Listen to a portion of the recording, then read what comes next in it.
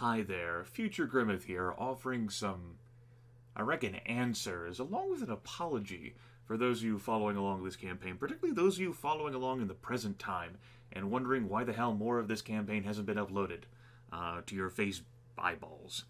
I could go into significant detail. I will skip the detail for you. In short, Grimith really fucked up the audio settings.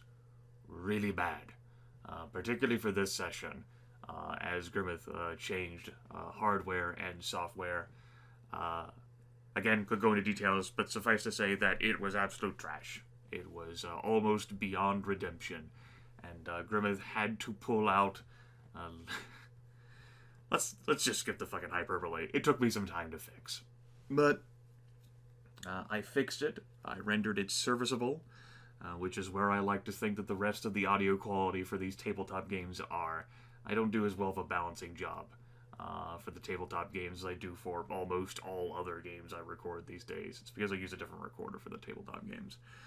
Anyway, hopefully this marks the end of heavy editing that I have to do, and I'll be able to upload these more regularly as internet connectivity permits.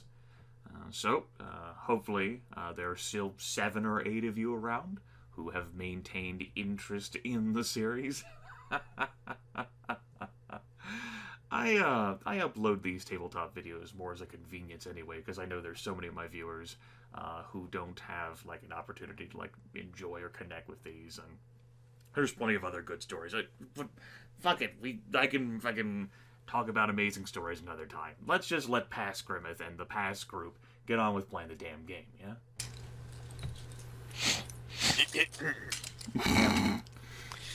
we go. Truly is a grimness miracle after all. Goger finally got this long-awaited and vaunted webcam to show off his things and stuff.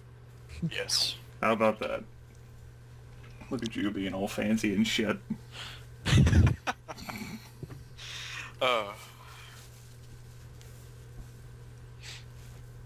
So how is everyone? How did you enjoy your fucking, I don't know, your holiday of pillaging and wanton slaughter?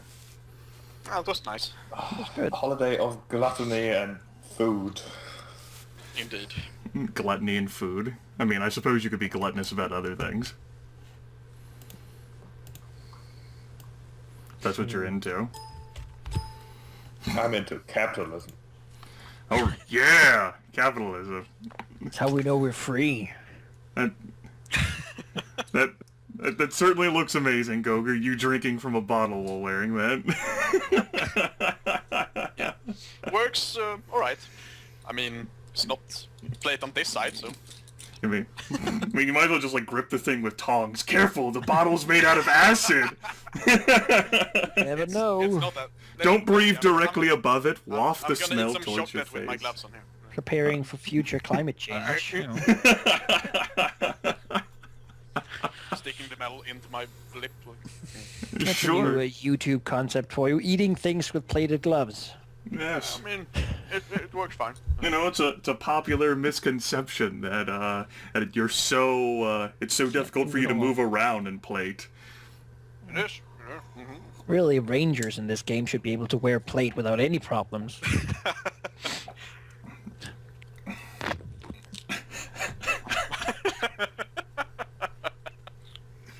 I mean, they are a bit big, like... No, they look good on you. It's totally a great size. Yeah. I mean, they fit well, but they take up a couple of the room still.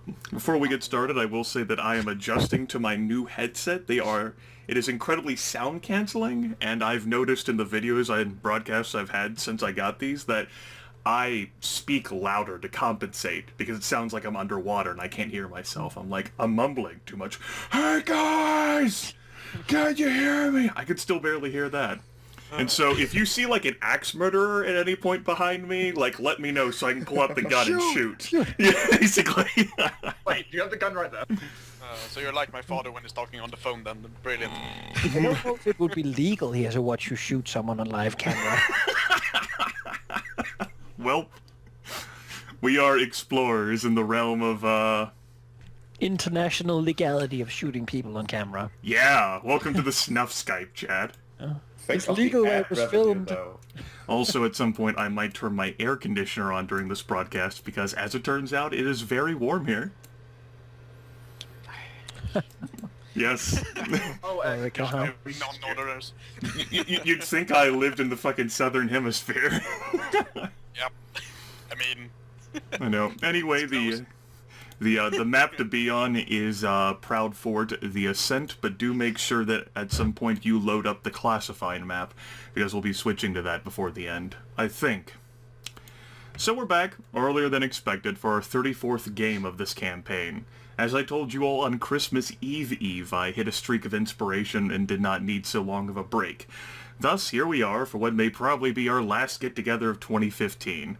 I reckon we might as well call this Miracle on 34 Session. Anyway, you folks did quite a bit last time, from escaping the Bitter Meadow Caverns to revisiting Creel Island. As of now, you are catching your breath on the outskirts of the Proudfort ruins. You traveled here on foot with the guidance of Jasmine. Dark noted that he is fighting a bout of Christmas food poisoning and will be engaging in limited discussion. I'm a troll archer who, according to popular opinion, decided to go back to his first love, fishing. Around you are the bodies of your victims, those who guarded the way forward, although the large hellhound managed to escape. You can hear cries of alarm spilling from the ruins, as distant bandits learn of your handiwork. The air breezes past you, smelling of freshly spilled blood. The late afternoon sun shines dramatically upon the ruins. To quote an idiom, you are in the calm before the storm. What do you do? We should probably move on. Yeah, staying here too long quickly would as simply possible. invite them to attack us, or take up too many defensive positions. I imagine we're going to find where we're, well, the Black Fang near the leaders of this place, this Frost Fist. indeed so. We should move on as fast as possible before Yes. we take up more defensive positions. Whenever the Dragon Empire got around to building Proudfort, they built it in a strategic position tactically. Not only does it have coastal access, but the keep itself and its ruins-due tower is built on top of a summit of a hill. As such, the ascent involved is you actually having to make your way up towards it. Now, Jasmine would be able to identify, even at this incredible distance, that the keep doesn't quite look as dilapidated as it was whenever she was last in Proudfort. So it seems that perhaps the bandits have done a little bit of rework on the building. Well, Also, Sheep, as I noted in the Skype group chat, you did not make a reroll for your lightning fork. That is true, because I'm not used to making recharge roll for spells. So I know. I'll do that now, I Believe guess. it? Yeah, go for it. It is a 16 plus, that's a fail. Okay. And, of course, your boots and Spymaster's cape are not active either. Goger's got everything on the table except for his Hammer of Faith. And Dark and Dwohurim know what they have. As for Tempus, I thought about keeping Tempus around for this session, but I think everything is properly balanced, so into the cube he goes. Dwohurim will sweep him up from the ground, where he, like, looks upon the... Imagine, like, we walk up, like, look upon the ascent, like, this is going to be one hell of a battle. And then Tempus is like... well, Single as time. always... I know. It's like every single fucking time. Okay. Remember that time where he rolled down the stairs down into Creel, and, like just a few days ago? The journey Yes, in fact. And we almost all died. Good Great times, good times. And someone did die. The journey into Proudfort is treacherous. The road is uneven, melted into slag in some places. Dilapidated buildings lean precariously, victims of war and neglect. And of course, there are the bandits themselves. Let me introduce you to some of them. Scattered, arrogant, unintelligent, but determined for fun, food, or profit. Maybe all of the above. Regardless of their motives, they will challenge your ascent. and in order to find and confront the leadership here, you're gonna have to go through the mooks. However, fighting several dozen half-orcs and gnolls would be an exercise in futility. You're an intelligent and capable party of champion-tier adventurers fighting disorganized adventurer-tier monsters who are terrible tacticians. You're also not fighting all these foes at once. They'll all be harassing you along the way, but they haven't mustered into one fighting unit. Thus, we're going to do a fail-forward group skill challenge. Your favorite, because I know how amazing this group is at skill challenges, where each of you tells me how you're fighting, bypassing, or tricking the bandit menace. Oh, I've got something for this, I think. Yeah, this is pretty versatile. Because Aurelia is very good at one thing, thanks to her, well, past, really, which is taking care of singular, slightly isolated targets. Okay. And clearly, with the bandits being so disorganized, some of them might have a moment of courage and bravery and wander around a corner, from which they might never return, because Aurelia knows exactly how to first of all quickly take care of something and then quickly get away as well. Okay, so say for example you're trying to intimidate these people, like the rest of the folks will come around the corner and they'll look at the body and go, oh. You know I'm gonna go now. Is that what you're looking for? Basically, yes. Okay, trying to do intimidation, I suppose, say through a dexterity thing by being a stealthy ninja fucker. So why don't you go ahead and use your dex mod plus your assassin of the Black Fang background. Alrighty. And your level. Okay, a 21 will be enough to succeed on this. That's Aurelia's contribution, picking off isolated targets who are so foolish enough to separate themselves from a group. Well, Dwohurim has done this sort of obfuscating or confusion tactics before when we were sailing into Dragonholm. Magic, however, doesn't like being wielded in the same way, although that doesn't stop it from being wielded in similar ways. This place has a lot of debris and dust and stuff like that, so he'll attempt to use his magical abilities to sort of almost in a cantrip-like way, calling down winds to blow up like dust and such to basically make it very difficult for them. He, like, assuming these things really do smell a lot and do, like, use their vision a lot, it'll make some noise to obfuscate where exactly we are. It'll make it hard to see, and it'll get dust in their eyes, and it'll also make it hard to smell us because of all the sand and like rubble and such being whirled around this wind, this artificial wind. Okay, so you're trying to spread confusion through the ranks of these disorganized, unintelligent mobs by blinding them and misdirecting them so they can't pinpoint you. Mm-hmm. Okay, intelligence modifier plus your magical background plus level. All right. And that is 3 and... Okay, These rolls. that needed to beat a DC 20, and that, as it turns out, is still a critical failure. All right. I'm used to this at this So yeah. I mean, it does happen often than more often than not. So I suppose apparently it just becomes more visible where the traveling cloud of dust is. Yeah, you know, Dwohurim, as it turns out, is making a lot of "you are here" beacons. All right. Sometimes I hate magic. Who else? There it works. I mean, Geráck can't sneak, and he can't really be stealthy in any way. But what he can do is sort of make a lot of noise and take the hits. So what he's gonna do is basically make the enemies focus their attention on him instead of the rest of the group. Okay. So in that case, I would like that using a charisma modifier for intimidation purposes, combined with a... What background would you like to argue? Let's see. What has he done that has made him really good at being obvious and loud? I mean, as the leader of the Frost Range Companions, he once assaulted an orc camp. I don't really know. Sort of leading from the front. That sort of thing. Yeah, but not really making a lot of noise and trying to get attention to himself. That's But he's not trying to sneak here. He's doing an assault. yeah, exactly. And So we're he's trying to following be an after. assault leader. I tell you what, I'll allow you to use that background with your charisma modifier and level. The DC will be harder, however, as it turns out it's difficult to intimidate some of these folks. They think they can take you, which is why they're coming for you. Right. Okay? Well. That is not a success. Dark, if you have a means through which to communicate with us, a way for Jasmine to contribute. Yep. I have some ideas. So Jasmine is very familiar. It's pretty familiar with the layout of Proudfort. She's been here quite a lot of times. Mm-hmm.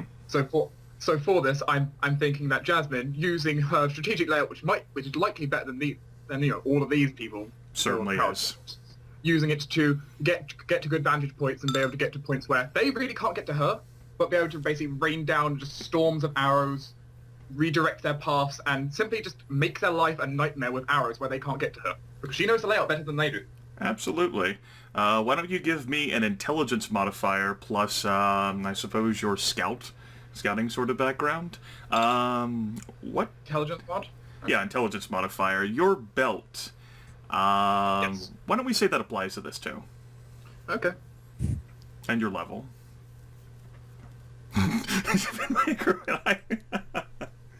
But it's my intelligence modifier. Unfortunately, my worst stat, but oh well. Yeah.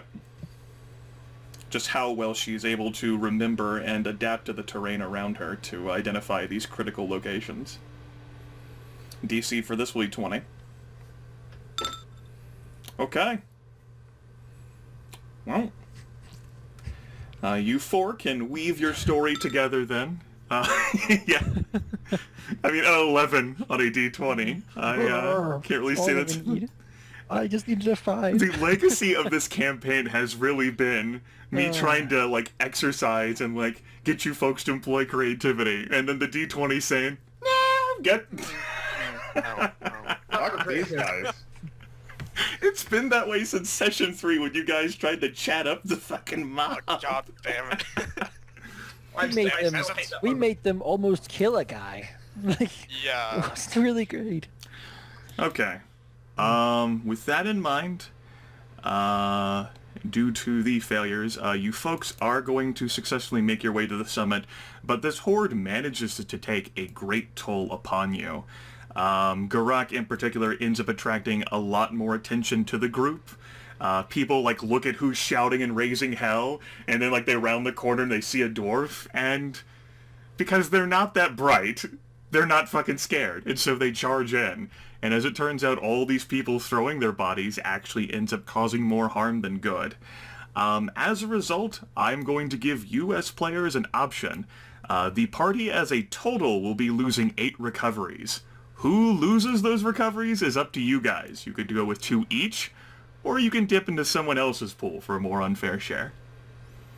Who has the most? I only have 3. God, Jesus. I thought we had more. Well, it's that early battle against those trolls and archers that actually really took a lot on me. Shouldn't have, but I'm also noticing that I have very few spells left, actually. No You lightning. went through both lightning bolts. Yeah. So, It's pretty bad. yeah. Also, I forgot to... Was my token updated properly? No, I got the extra recovery. So, Yeah. funny enough. But, I'd like... know what, I mean, don't want I'd to like take more to... than 2, but I can take 3, I guess. Yes, my internet. Yeah, I'd like to only spend 1, so I have 2 left for the battle ahead. I will take 3 then. Okay, I can spend 2, that's fine. I can spend 2. Just gain 1 extra. Suppose I'll spend 1. No one else wants to take 1 more, so that I cannot have 2 left? The thing is, I don't have a lot of hit points to hit, so I use a lot of recoveries. Sure. You do have... I'll spend 1. Okay, you folks weave that story together then. Explain how, through the summit, Geráck ends up taking his brunt of attacks, and how you all manage as a group to achieve what you desire. Dwohurim being the other very obvious person. I imagine Jasmine, she did like tactical stuff, is trying to lead us in the right direction. And lead the enemies by, Yeah. getting them to avoid arrows. Yeah. While I imagine like Geráck probably is like in the front, and Dwohurim is like behind him, like shielded by his like metal body, basically. as he sort of tries to like throw all these cantrips everywhere, as trolls and orcs just sort of flow out like a tide, smashing into us constantly, making it very difficult to do anything on our side. Like trying to hear Jasmine over the like calls of us and screams and roars and stuff. I don't know. Aurelia is supposed to just like out killing things and like the. She does work best when she's on her own, I think. Or at She least just disappears. We don't know where she some is. slight distance away, like in the flanks. Anyone who feels himself to be smart and tries to go like around the flanks just doesn't quite make it. At least some of them. But it's so much of a tide that Aurelia can't really do too much. Right, she, there's only a few opportunities for her to use, like, her General Slays the Horde abilities when she's out there trying to pick off lone targets. Okay. Despite enemy resistance, you reach the summit of Proudfort. You stand before the ruins of the keep itself, where the evening sunlight cannot banish the long, thick shadows. From this position, you're able to see most of the ruins, including the ramshackle harbor to the north. 2 corsairs sit there, unmanned, banners of the Frostfist fluttering in the wind. Off in the distance, beyond far away, you can discern half-orcs and gnolls trailing cautiously behind you. They seem thoroughly intimidated and have no interest in approaching. After you cut a murderous swath through several dozen of them, plus ogres, plus trolls who still think they're invincible, plus a few troll archers, you know, the mooks have been convinced. Jasmine, as I noted earlier, you notice that the bandits have somewhat repaired Proudfort's keep since the attack, which, after campaign time, has been more like 3 years ago. Scorch and claw marks still mar the walls, but at least the structure now looks fit for use. Looking up at the top, it's a miracle that no archers were stationed up there, because it would have been hell approaching the keep otherwise. From that vantage point, Jasmine would be a murder machine. The keep has no gate or door. Its long archway is open, thickly layered in shadow. The air around here is uncomfortably cold. What do you do? Well, time to be on guard, as we're expecting to be attacked by frost giants. Though they're probably not the most stealthy guys, generally. We should also Full-plated look out giant. for some traps or some such. I believe. Dwohurim doesn't think that these things are smart enough to lay traps. They might have others doing it. That's perhaps... I could imagine there being some trap. On our way here, like, I know we probably didn't have much time to notice anything, but on the approach as well, was there, like, signs that this place had been taken by force by the Frostfist? Like, blood splattered everywhere? Or... The only person who'd really be able to tell that would be on this front on Jasmine, considering how she actually knows what the fort, like, looked like after it was destroyed by the Red, but before, like, it was taken over by the Frostfist. The question here is Dwohurim will ask it, basically, if we knew that there were bandits here before, and that the Frostfist hasn't been here for long, but is this because like the Black Fang and him have like allied, or is it more like bruised his way in here? Like what does it seem to? In this particular case, I'm not entirely sure what kind of skill trick I'd make that, so let's obviate it there in this regard. It would be too difficult, at least by looking at the exterior, at all of the blood and gore that you folks have left behind, and all that half-orcs and gnolls and ogres and trolls tend to leave behind when they eat and torture goblins. Which goblins were running and screaming from you folks the entire time. Not even remotely interested in fighting. Just... like Magic Missile 1, just a little bit. Yeah, like... just sky, I fought a goblin! And meanwhile, like, an ogre's, like, scooping up a goblin and, like, throwing it at you guys. Like, you're not running away! But then, like, Jasmine spits it with an arrow. There's just too much, like, of a mess around here to determine whether the Frostfist is engaged in a hostile takeover. Alright, sure.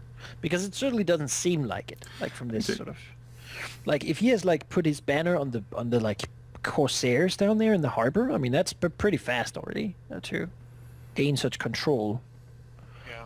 everything considered, from what we know at least. That city we left didn't seem to have been like burned for long. Perhaps you might have attempted to interrogate a few of the critters that you downed on your way up here. You did not mention it, and I can't say for sure. Probably not. It seems like we wouldn't really have the time to talk much. No, maybe we captured one at the last moment, but we didn't specify it, so It went quite busy during slaughter. Okay. I just wanted to state that the opportunity was possible. I just didn't hear it come out from anyone. Yeah. All right. Well, again, the keep has no gate or door. Its long archway is opened, thickly layered in shadow. The evening sun is out in the sky, and it is casting long shadows along the keep. And the air around here, thinking about it, is certainly colder up here than it was at the ascent at the beginning. And it's not that far up. I mean, it's a hill. It's not a mountain.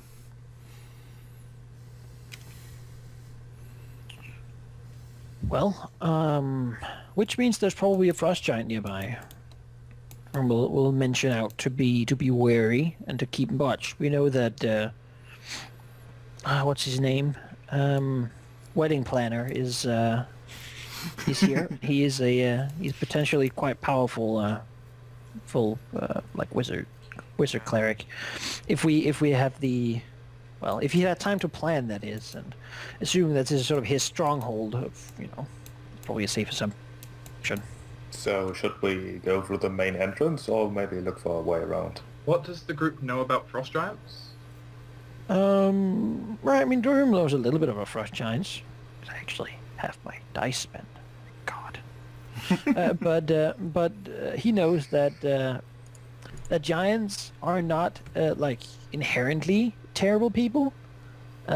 This one, however, I mean, generally they are very strong in proving. He'll say, he'll tell the group that they're generally trying to prove very much to their subordinates what sort of, like, basically their subordinates take a lot of look on what they do.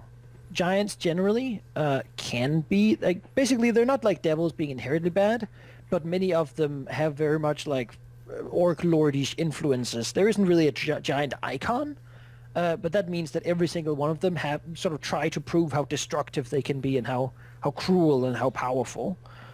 Giants are not as stupid as many other monsters, and they can play quite, like, they can actually try to trick you quite well. Generally, giants are impressed by cruelty and strength and, like, the murder ability. You should be wary about them. I would allow anyone who has unspent Dwarf King icon relationship dice to learn more about giants. With the caveats that any 5s that are involved may result in either obligations or incomplete or erroneous information. I'm not really sure. I know Goger is specifically torn because everything he has is 5s, and I pretty much told him that in order for him to get anything out of a 5, he's going to have to satisfy someone else's request first. Yeah. Because he's kind of known, he's got a bit of a reputation now as an oathbreaker. What do I know about giants? giants? As a dwarf. Whereas I do also know that Sheep has something with the Dwarf King. Oh. Do I have an unspent either? Oh my. You didn't spend any of yours. I don't have one from last. If I have one, then sure. What do I know about? Well, I did put it in the group chat. Why don't you take a look? But you said the 3. Is there nothing that you had for the Dwarf King? No. Okay, then you don't have anything for the Dwarf King. Then in either case, that would be, that was my erroneous memory. It's either you, Goger, or Tempus. Tempus? I suppose he would have something. He has a 5 negative, but... He did. Well, before he rolled up into the cube then, perhaps he would have shared his input on giants, and that Tempus wouldn't think that giants are all that bad, in part because they tend to be against dwarves. And Tempus has a bit of a sore reputation with dwarves, as anyone familiar with the Dwarf King would know, because Tempus has a negative relationship with the Dwarf King. Goger will supply that giants are generally considered to be pretty bad people. So giants, by and large, are known primarily and predominantly for their violence. They think that they are the original people, and the common races are their unworthy descendants. Hill giants tend to be the most common and also the absolute dumbest. They have a predilection, if you've ever bothered to like look through the belongings of hill giants you've slain, for carrying around like massive sacks full of like keepsakes that you'd find in a child's pockets, like shiny rocks or interesting bones, like little fucking knickknacks. Yeah. Then you get in regards to like the giant hierarchy, and every giant thinks that they're at the top. The frost giant, however, would be accepted to be the next in line. And while they are destructive, like most of their fellow giants, not all giants lend themselves to absolute horrible evilness. Frost giants are also capable of hospitality towards visitors. Those who can impress frost giants with talents, stories, or courage may find themselves welcome and safe in a frost giant's hall. Frost giants also gravitate towards the northwestern sections of the Dragon Empire, if they do appear at all, due to the intense cold. They do like to avoid the moon wreck due to the high magic flying around that region. It's still a highly volatile area, fit more for sorcerers than anything else, but they do go walking occasionally along the Frost Range. The southwestern section beyond Giant Walk tends to be more the realm of the fire giants in the magma keeps, and Cloudholm leads up to the overworld, where cloud giants and storm giants dwell, and no one really wants to deal with them. They're too powerful. Especially storm giants. They're pretty scary. Thankfully, they have an overworld, but every now and then, you know, like, flying islands do exist in the game, along with, like, clouds with actual substance. Like, there might be a cloud up there in the sky that's not actually a cloud, it's the home for a bunch of fucking asshole giants. They dump bombs down or something. Stone giants, if you ever encountered them, they love tying human-sized captives to great wooden pins and bowling. They go bowling with humans. Might explain how the Black Fang hooked up with this giant, though. At least Dwohurim will supply that he thinks it's unlikely that it has been sort of a long-term alliance thing. It seems like if they appealed to his greatness and showed that they were pretty good at murder themselves, then maybe, like, as a frost giant, he might be okay with like, I don't think... Dwohurim doesn't think that the Black Fang necessarily, like, ruling these bandits, more like working with them. Yeah. Not directly ruling, perhaps, but they are still influencing them to the point of, well, they might as well be controlling them. Perhaps. I suppose I that guess is an we'll angle have we to could see. work with. Frost giants have no particular connections to any of the icons, so certainly they could be in league with anyone. Has like, I don't know if I know this, but has there ever been a giant icon that we know of? Not that you would know of, no. Okay. Since they consider themselves like the original people, it might suggest that there was like a... Yes, certainly. giant. Certainly, there are storm giants who could perhaps be as powerful as the icons, or at least so. Like Multiples, huh? at least so rumors or stories would go. In the history of the 13th Ages, there have been giant invasions, and storm giants of that power would not be impossible. But they do also have their own world up there. The least thing we need right now, a giant invasion. Would be a Yes. bit inconvenient. Yes, individual storm giants are capable of grand plans and massive atrocities. But they also like rule up there in the overworld, and they could perhaps be crazy of doing one of those plans. Meanwhile, hill giants tend to operate independently, and they like to stick away from the Diabolist and Lich King because those have a tendency to snack on hill giants. Whereas the stone giants are the ancient enemies of dwarves, and will do whatever they can at any point to operate against dwarves, even if that means working with other people who also hate the dwarves. The Diabolist believes that she controls the fire giant's destiny. So, well, I just don't think we should underestimate this guy. Like, this Frost Fist. It seems like generally you think giant, you think they're pretty stupid, but I don't think that's necessarily true, so. No, they're So, if he is smart, how do we use that to our advantage? I don't know. There's Cloud Giants too, but Cloud Giants actually tend to level themselves more on like the good field. They have like magical treaties with the Archmage. They engage in some parlay and exchanges. Damn it, Tempus, how do you learn all this? Survivor of the Dwarven Games, man. They had like, you had to pick the giant you wanted to fight. Anyway, yes, there's your basic rundown of giants. Frost Giants, as the name says, don't try to use cold-based attacks against them. They are vulnerable to fire, meaning that your crit range would be expanded.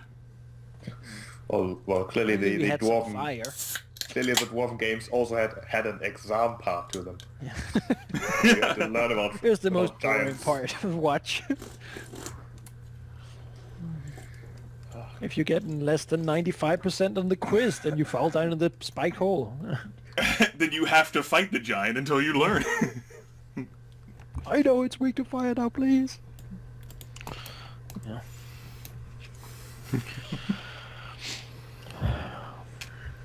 I think that barring any other Well, I mean, approaches, we just press on. yeah. unless The we thing want to is, find another like, if we fight him like on the top of this mountain, if we beat him here, like, these bandits pretty clearly use his mark and like follow him, right? Yeah. So if we beat the leader, maybe that would like help to like split them up. I mean, you just Okay, kicked you- the shit out of the mooks on your way up here. The No, four no, of but, you. I mean, we can't go and kill all of them. You certainly cannot go kill all of It's a them. future thing. Yeah, If and we they kill them, will like, harm if we kill him less powerful people. like in front of them, maybe then they will like, they will Like- scatter or something. Or we could become the new leaders. You are Aurelia, still that being would be a watched out in the terrible distance. idea. There's like an... Think of what we could do with an army. Yeah. Invade Dragonhall with like 60 bandits. Yes. I don't think they're up for that. This is like a whole metropolis of basically bandits. And organized ones. Yeah, so organized that you mowed them down. Well, we will organize them. Train them in dwarven shield fighting. My new background as leader of Proudfort bandits. Often had to train Oh, god people damn it. into- Well, as a leader of the Proudfort Bandits. This is not what I meant when I said I want to reclaim my heritage. Like a bandit queen Oh god. of the Council of Dwarves. That sounds like a Vote sweet about the alternate class. And I just suddenly looked at Skype at Goger.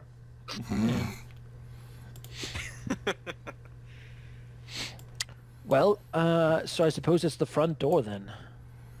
Yeah, although there is no door there. Oh, well, I mean, that makes it easier. You know that there's no one hiding behind it. But how can we knock? On the wall. You know, it would be so much easier if assassins knocked more often. Hello? Hello? Do you mind if I come here and kill you? They're like vampires, they have to be invited in. Oh, God. Turns out that's impractical. Yeah. Please invite me in! So I suppose we, like, walk onto the summit. Well, you actually are already there in front of the keep right now. Oh. Then we walk in. Well, I suppose they're in the keep. So. Okay. Goger walks in. You guys, well, Geráck does, not Goger, because he's not personally there. And I would like to welcome you all to a surprise round from the NPCs. Well, As you walk into the shadow. didn't see that coming. Because as it turns out, those shadows were not exactly all as advertised, and the sun wasn't quite angled the way it should have been to portray some of those shadows. All prepared. Standard actions to hit people around the door. Luckily, surprise rounds aren't that brutal in the system. Yes, the surprise rounds, the enemies will get to nominate one of their team to go, and they'll get to choose a group from initiative. I will go ahead and roll their various initiatives now, and give you a description of what the hell you folks walked into, Geráck head first. Make sure they're numbered. Let's go ahead and number them.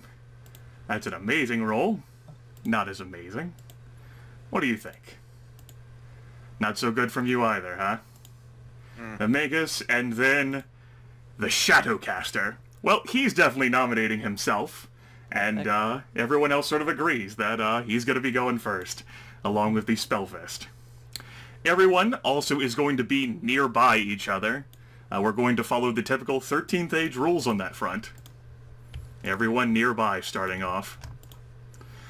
Alright. As Geráck leads the way into the shadow, you hear a malevolent sort of giggling as the shadows themselves begin to twist and suddenly spread apart rapidly. It seems that in your eagerness to press into the keep, perhaps after the challenges you dealt before reaching the summit, you did not notice the shapes that are pressing out of the walls and from behind shaded rocks. You did not think perhaps that frost giants could be so stealthy, but indeed, as they press out from the rock and shadow and appear before your eyes, well, hot damn, maybe they can be stealthy after all. They're certainly not as stupid as the orcs and ogres are.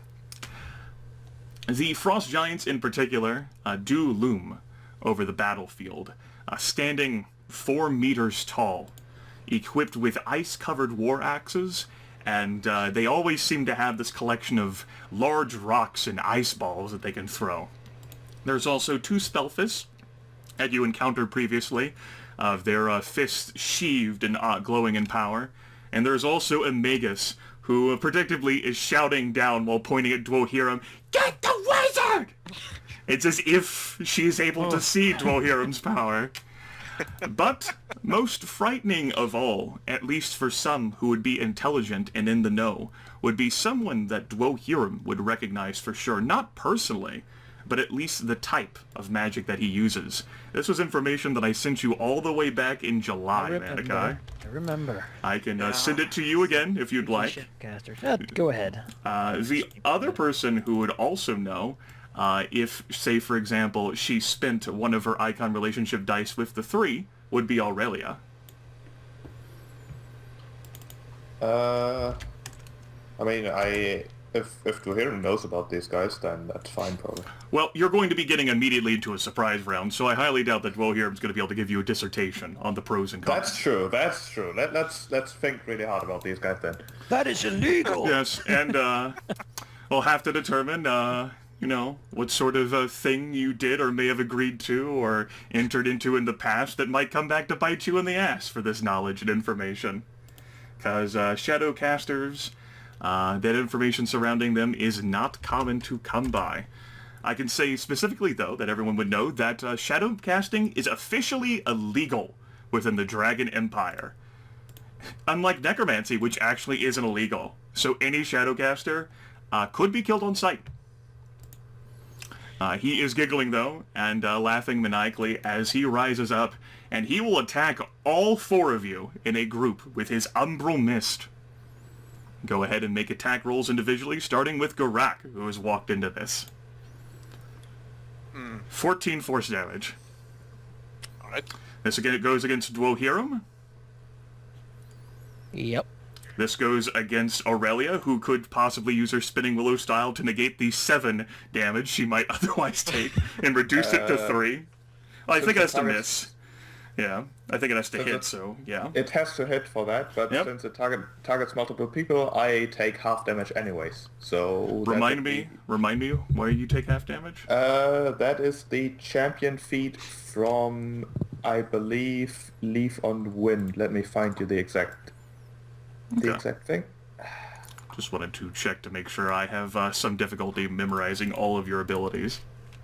That's There are a few of them. understandable.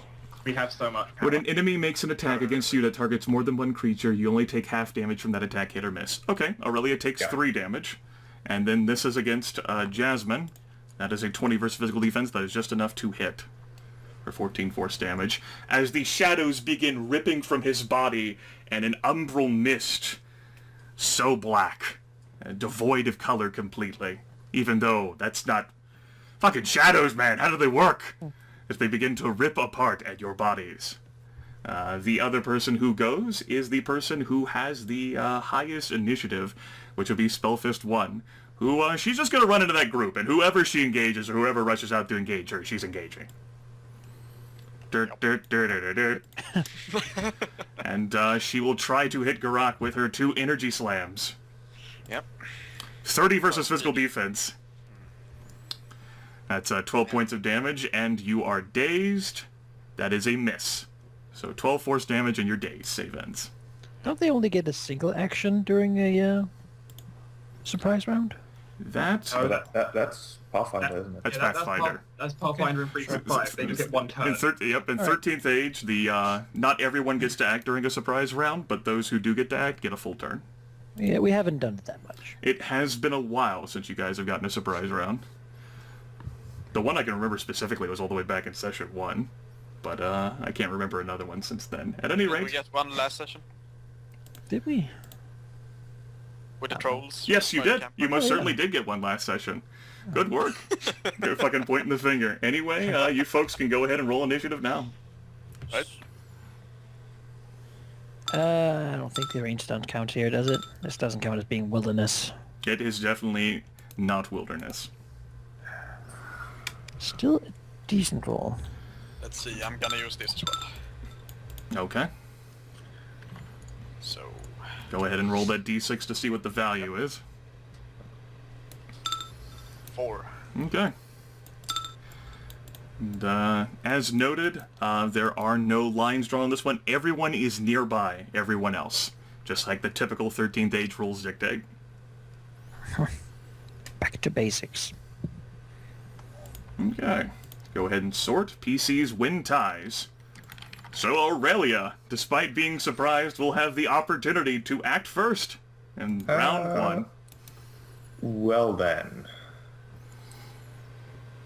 They are all nearby, meaning I can do a lot of things. I'm not too worried about the spell fists, I think. The Maguses are probably the most dangerous thing here. Yeah. And the Shadowcaster, who I don't want to touch. If we get the Magus, that'd be Maybe I great. should.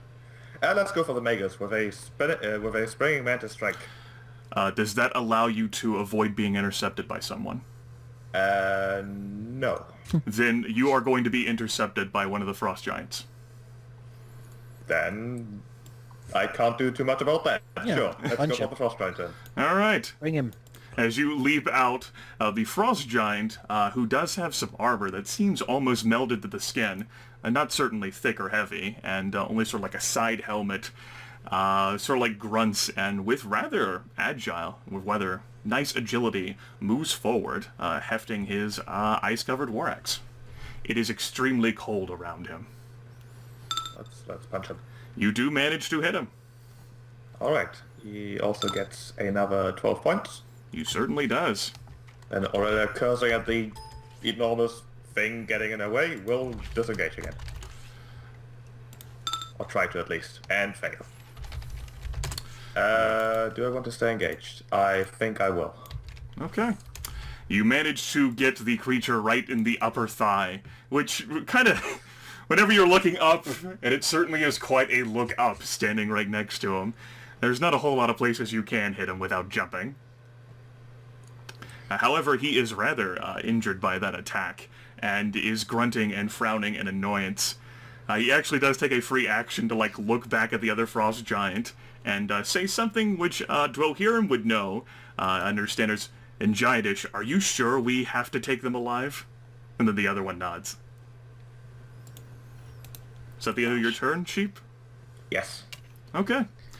Human Spellfist, who moved in to engage Geráck. He's dazed. She's going to keep pounding. Another 2 energy slams. That will miss.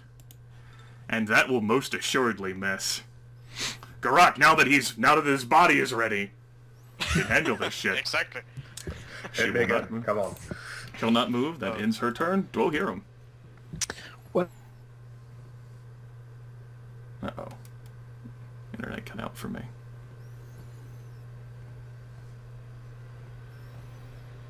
Oh, god damn it. That's not good. Aye, that's nice and convenient. Oh, my internet cut apparently hiccuped there for a few seconds. I hope you didn't declare what you were gonna do. I did. I'm gonna Do you use, what? Do you have any other denials left after that? No, I only Because have that sounds incredibly useful against more dangerous opponents. more dangerous opponents. Yeah, I mean, it's a we're spell not check. done here I after this. thought I'd be hampering people more than I would But Auxilia is a sorcerer, and we have Ezekiel, who's like a cleric dude, and denying those if we fight them. Their MD are gonna be super high. The thought is that I can actually hit these giants with it. I mean, it's up to you in the end, but yeah. I'll be using the denial now, I think. Okay. They're all certainly in a group, so just roll 1d4 to see how. We don't have enough. One. Well, that's disappointing. Oh. Was this I guess- evoked? No, it can't be. Okay. It's against mental defense. Right. You are correct. It'll be against that guy then. Okay. Just to have an effect there. One is much less than I hoped. Sure. Right. Let's see, how well do I actually hit now? Okay. I hit with that. So that is a crit, however. Yeah, as it turns out, a critical 20 does manage to hit the Frost Giant's mental defense. For 60 damage. And he's hampered. Times 2, 120. Oof. Go ahead and describe the mental barrage. He's staggered, but not killed. He's also hampered. Yes, he certainly is. Well, sure. Dwohurim sort of moving into the shadows, and then like fucking Spellfist pounces out and like begins to like punch Geráck basically 4 times before he even gets to react. Aurelia flying in, like sees this giant blur out of the shadows, and he just sort of turns towards it and focuses in his mind, closing eyes, reaching out with his hands, but feeling the mind of the giant as he begins to barrage it with basically just like filling its mind with despairs and fucking it all up, giving it an extreme constant headache that makes it very difficult for it to think or do anything that requires a lot of attention. Yeah. He actually, as he begins screaming and like blood begins to run out of like his nose and lips, he'll like scream back at the other giant, "Are you sure we have to take them alive?"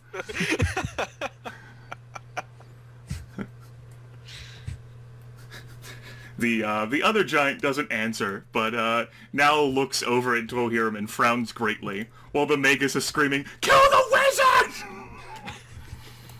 Anything else you want to do in your turn, Dwohurim? I mean, I suppose brandishing Hex and Blade and prepare to be engaged with people. Okay. Because I don't have any more range stuff now. Alright. Jasmine, it is your turn. I will... Kill the wizard, Jasmine. Well, yeah. Don't shoot at the Shadowcaster. He's not really susceptible to that. Shoot the wizard? I can shoot their wizard. Kill the Magus, perhaps, or the giant, just to I'm thinking reduce the the number giant. of targets. Yeah. Yeah.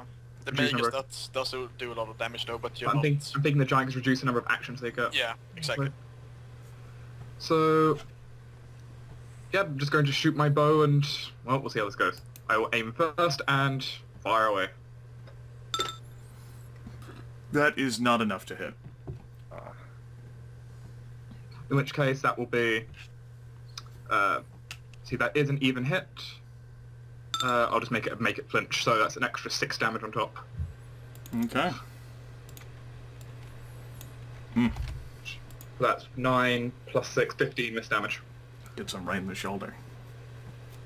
Anything else? That's it. Okay. Geráck, go ahead and save against dazed. Yeah. You're safe. Right, good. Take that away. And let's just try to hit the Spellfist. With, yeah, sure, why not? Alright. Battle use of Smite Evil engage. You Yep. smite. As it turns out, she is in fact smitten. 40 points of damage. Get wrecked. You got a challenger? Don't really see the necessity in challenging her, but might as well. Alright. Well, I mean, she might have tried to leave. Yeah, she might. I mean, you've seen these folks try to flee and save their lives before. No Yeah, escape. strong no mercy, yeah. That is something I like to play through. Anything else in your turn? Might heal myself, actually. We have too many 5s to let anyone run away.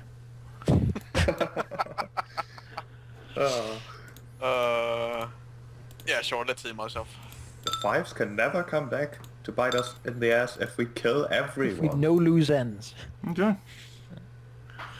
Back to full. Anything else? Nope. The Shadowcaster, like, looks over, like, at the corner at the Magus and says, "Not my problem!" Like, looks back. He, gives, Dwohurim a little look. It's sort of like a shrug, basically.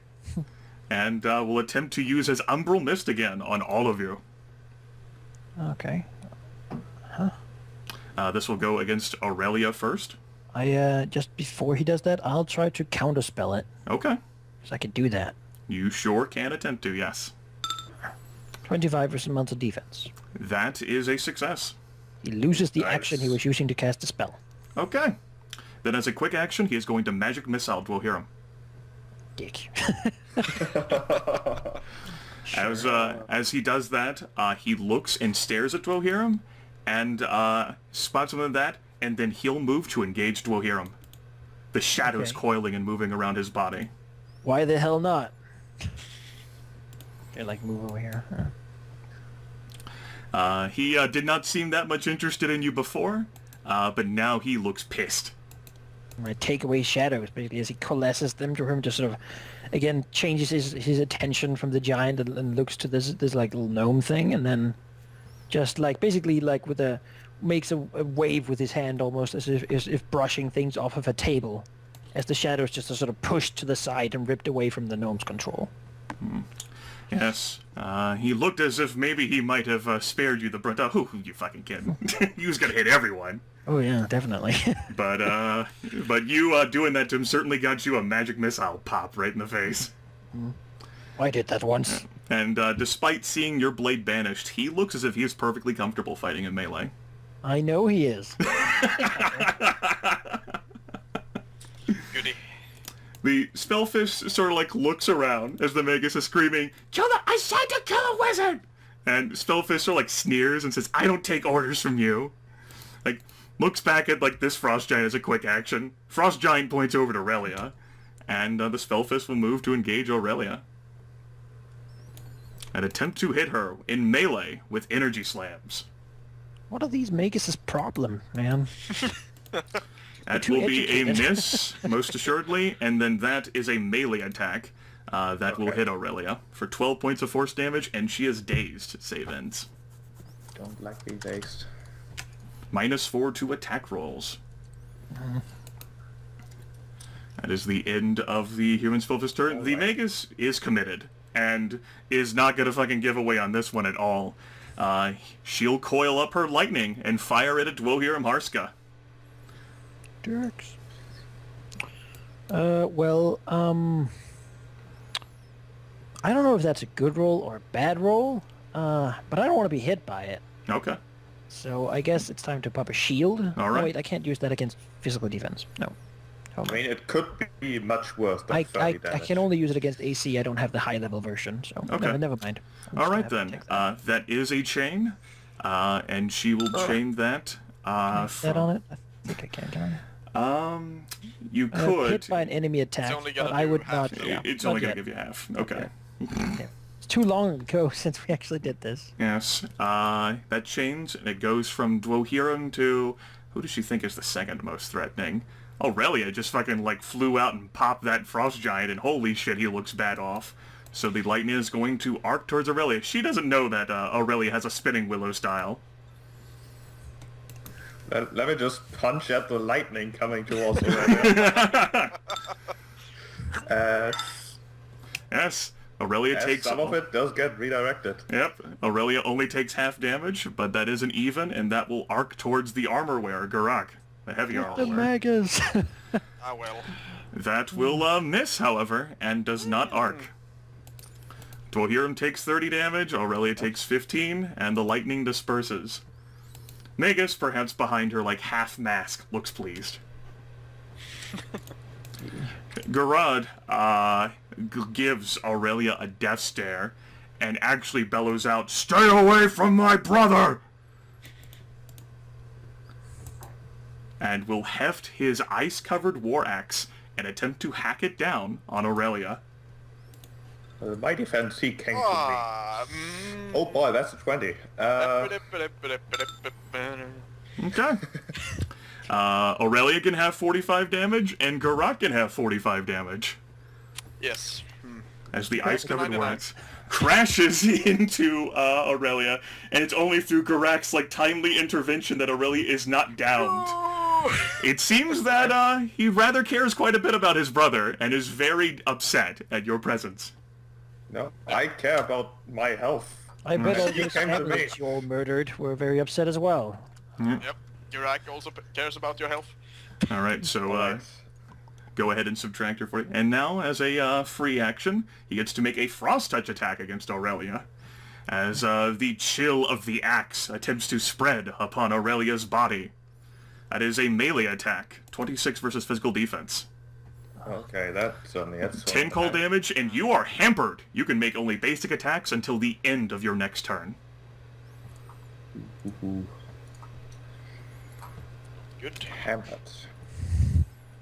At least I can disengage. I shouldn't say that I can disengage without problems, because then I'm going to fail. I'll definitely hit It them. is now the staggered Frost Giant's turn, who did look a bit conflicted, but after seeing the valiant rush of his brother, realizes that he could not attempt to surrender or even flee. He will lift his warhacks and attempt to chop down at Aurelia.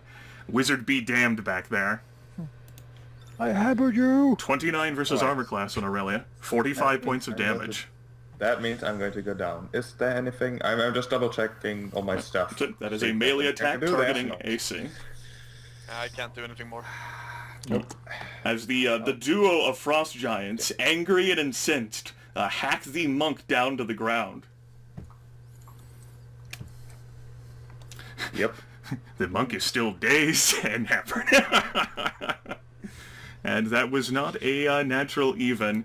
The Frost Giant, heavily bloodied, actually looks away, looks at his brother, and his brother will actually say to him, in Giantish so Dwohurim can understand, "Leave this battle, we'll handle the rest."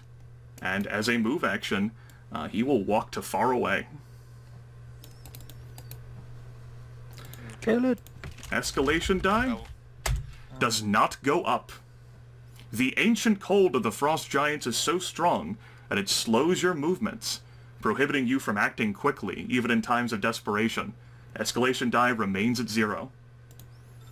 Aurelia, let me see here. Go ahead and make a death save, That's not a success. and go ahead and save against your dazed. Oh right, I get all the saves added. All right, you're no longer dazed. And the hampered? Or Yep, just- it hampered ends automatically. No save against that. It ends at the end of your Okay. turn. And at the end of your turn, you failed 1 death save. We're no longer a hampered corpse. You're no longer hampered. Yes, no longer hampered and die. No.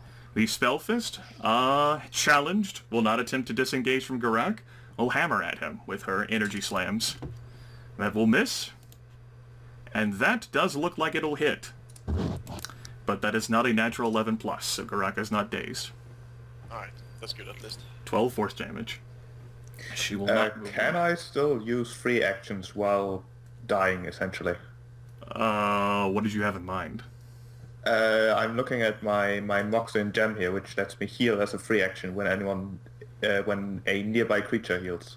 I would say that because of that gem and its particular properties, I would allow you to use that. Okay. I would say typically no, but considering how that's supposed to bounce off when someone heals, I'd say yes. Spellfist will not move, being challenged. Dwohurim's turn, who has been challenged in a sense by the Shadowcaster, whose spell he dispersed. I think I'll use my... man, I really don't want to spend recoveries, but I don't really have an option here. Yeah, you kind of need to. So I'll use my quick action to use my once per battle heal Okay. ability. All right. Which allows you to spend a recovery. And Sheep, if you want to activate your Moxian Gem, you can do that now. Yes, in addition to that, I would also use the larger recovery of the Belt of Giant Health in addition to that. All right, if giving that you a is possible. D12. Sure. Go All ahead, right, go for it. that's then 60, 12... With the caveat, of course, that you waking up right in front of these two might cause them to want to chase after you and make sure you really go down again. Well, That's fine, Okay. I think. you're a big girl. Uh, You already rid of us one of them, right? that's not as much as I hoped. Alright, so as far as I remember, these guys are very resistant to weapons, but I don't know if that also counts for blowing them up with magic. It certainly does. Oh, fuck, man. There's one primary weakness that Dwohurim knows. That would be, I believe, fire. That's why the Scarlet Serpents were able to terrorize that entire gang of them. Which I don't have any of, I think. That would put you at 41. Whenever you heal in 13th Age, it puts you to 0 first, and then you go up and hit health. Okay, I wasn't sure. I don't have any fire. Does anyone have any fire? I think I think Sheep has like one possible attack that deals fire. I have one, yes. Sheep. Well, Aurelia, burn the no... Oh, you're kind of tied up over there. And I believe Sheep goes back to his opening attacks as well, since he missed a round of attacking. Yep. We should have had fires for this fight. I should have like fire breathing. I don't know. If he's fucking immune to everything, does he have a weapon out? It looks like his actual weapons are shadow extensions of himself. Right. But he does threaten me. He most certainly does, yes. Alright, fine. You could damage him, but you're pretty much going to have to overwhelm his ability to compensate for pain. Yeah. So, some sort of resistance. My rolls, but then again, I just got a 20, so I shouldn't complain too much, I suppose. You got that one out of your system on the skill challenge. Yes. That tends to happen with you. Let's see here. Is crescendo? No, it is not half damage on a miss. Alright. Because I'd really actually rather fight, like, blast the giant and the spellfest and help Aurelia over there than this damn Shadow Gnome, but... Let's see, I do have Dimension Door. I apologize, it's taking a little bit of time, but it's okay. kind of important that we do a real smart thing now. Sure, I agree. Which I could cast as a move action to go anywhere I can see nearby. Yes. That is. I could engage with those and then blast them with a... I was thinking an empowered crescendo. Dimension Door is a close quarters spell, so you would not provoke. Also, I have a sword that makes me okay anyway. That's true, you also do have Hexen Blade. What was that, Geráck? Do you have to engage to that? Um, Crescendo? Yeah. Let's see. Yes. Alright. That is a melee spell. I basically go close to them and then blast them with energy like point blank. Alright. But I could attack both of them. Basically, is the benefit. Yeah. With it. It does use more of my resources, but I mean, we kind of need it. So. Yeah, we might actually lose this fight. So. He'll do a little bit of a, you know, like a cheeky sort of a wave to the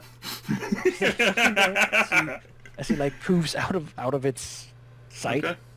like poofs over here as he looks at Aurelia, basically I suppose siphoning off of his healing. Yes, as she lies prone on the ground. Yeah, but he appears to strike at these two foes. All right. -2 attack penalty to both. -2 attack penalty. Okay. Yes. Who are you attacking first? And I will empower it. Okay, Or got it. evoke it, I should say. Yes, evoke it. Yeah. So it will do maximum damage, Okay. which is not that much, but it is. It's the only thing I've left to power. So. So maximum damage is like 40. So 24 plus 2, so it'd be Against 26. the giant. Okay, that is a miss. Okay. Here we have against the spellfist. That is a miss as well. Pretty crappy rolls, actually. Well, then they both just take damage equal to my level. Okay, they both take damage equal to your level as the evoked spell sort of fizzles out as you come out of the dimension door. Meanwhile, the caster is like, "Where did it go?" So like looking around. Not really a move I've practiced a lot, but you know. Oh. All right. Well, there we go. That's my turn. Okay, Jasmine, Not as effective as I hoped. you're up. Anyone particular you guys want me to shoot? I think this guy, so Geráck can... Free him up. Yeah. I mean, really, also the Meg is a pain in the ass, so Yeah, that's a lot of damage. he does tons of damage. If you could do something to tie him up, then I mean, I can hurt the Magus. could you engage him? I could engage. Then shoot him in the face? Because You- he can't cast ranged spells in melee. But That you is- could that just is correct. Shoot If- him in melee, right? If the Magus were to cast ranged spells in melee, and that is certainly a ranged spell, Jasmine would get a basic attack as a free action. Sure. And, I'm a basic and defensive Jasmine does not provoke so long as she's only engaged with the person she's shooting at. Yeah. You run up and shoot him in the face. Point blank. It's the unexpected archer charge maneuver. As I will aim, and I will, as I close in, fire my arrows forth. The Magus's eyes widen. That, however, is just a miss. The Magus at the last moment is able to twist her body. I miss, you say? It is a miss. Quite a high AC there. It is unfortunately quite a miss. Quite high AC, so that'll be 12. 9 damage? Yeah, 9 damage. Okay. She takes the 9 damage. I can't do make it flinch because it's an odd roll. Yeah, so destabilized by the fact that this fucking, like, armored, like, fighter, ranger, archer, what the fuck hell, charged up into her face. Anything else on your turn?